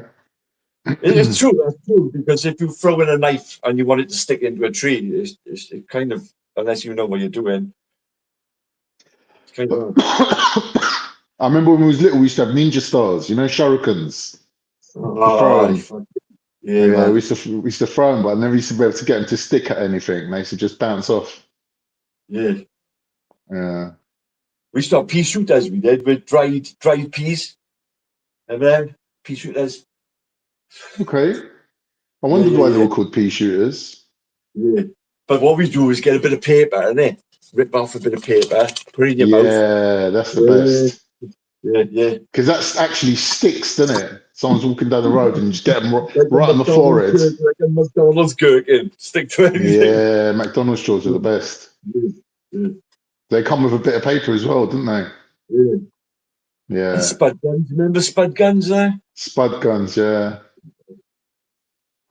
And what was the other one we used to do? Gat guns, the one, you know, the gat guns used to bend them in half like a pump action thing where it's got like a little spring. You know, the gat guns, they were good. I got one of them somewhere. It's called a Y rack. You're on about, yeah? A Y rack. And what you do is get a 2p and you put it behind the aux spring. Put a 2p behind the aux spring. Turn it into a monster killer. Ah, is that what you do? Yeah. That's the old fucking, the 2-2s, yeah? You know, for the 2-2 Pelican. rifle. Yeah. Yeah, it's called the Y-Rock. It's called the old school Y-Rock. Wow. What about the thingies, the catapults? Did you have any catapults? I used to have one Black Widow catapult to shoot barbarians. It was lethal, mate.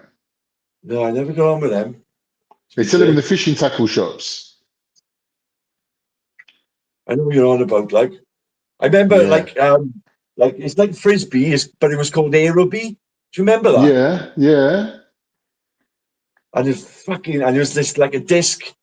Yeah, like a ring. Aerobie's more like a ring. Chuck it fucking miles. Yeah, that was fun, man. Aerobie, Hmm. yeah. I've always wanted to have a boomerang to see if I can get that country thing to come back to me, like, but maybe when I go to Australia, we'll have Need a bit of practice with that, I think. Yeah. Yeah. What is it you doing, huh? Running? Yeah. Never got a didgeridoo. What's happened to Cassie? Cassie, where are you, man? We need some old girls in here. Yeah. Cassie's still active. She's not old.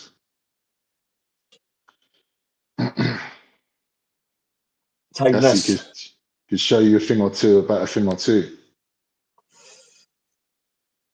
Hey, that's what happens when it's minus fucking 20 outside. Preserve you. Yeah. That's probably why there's more pets in the north, because they need to snuggle with them when it's cold. Yeah. Yeah, but then you got to take them for a walk, and then you got to go outside. Yeah. Well, it gets the blood flowing. Yeah, and brown bears and that. Yeah. So, James, what did you eat on your date? And don't say her. We had like side dishes in the bar. Oh, right. Okay, like canapes and things like that. Yeah. I'm very civilized. Mm-hmm. But a lot of cocktails. Cocktails, yeah? Yeah. What's your best cocktail? Do you like the thing? I like Long Island iced tea. Do you ever have that? Long Island iced tea? No, I prefer porn star. Porn stars, what's in that? Everything. Yeah, She's like a porn star. She's had everything in her.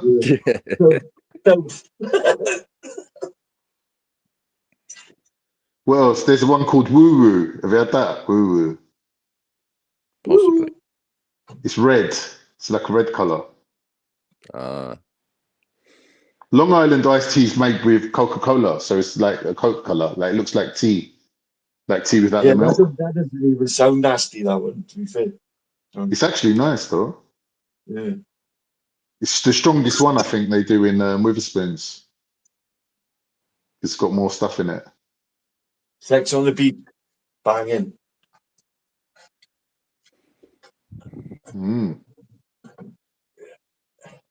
What's the other one?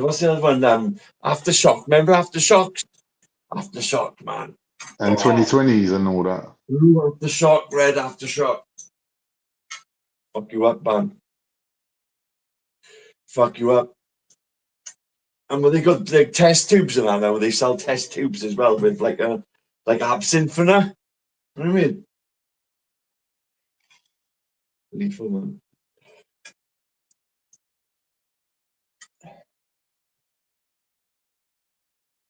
Tell you what I had as well the other day, right? My daughter fucking brought it over. Popping candy. Popping candy. Remember that, guys? No. Popping candy. Put it in your mouth like that. It's just like it's going off. Just goes off you do like. No. Guys. I got to I'm fucking starving. I gotta cook some chicken Kievs, huh? Cassie, is it right for me to leave you with these two fuckers?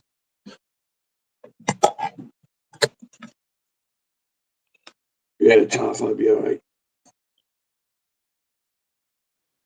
Oh, look, he's such a gentleman. He's asking permission.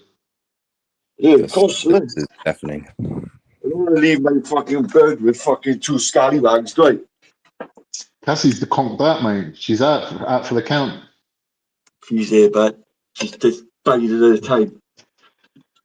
Cassie's asleep right now. Yeah.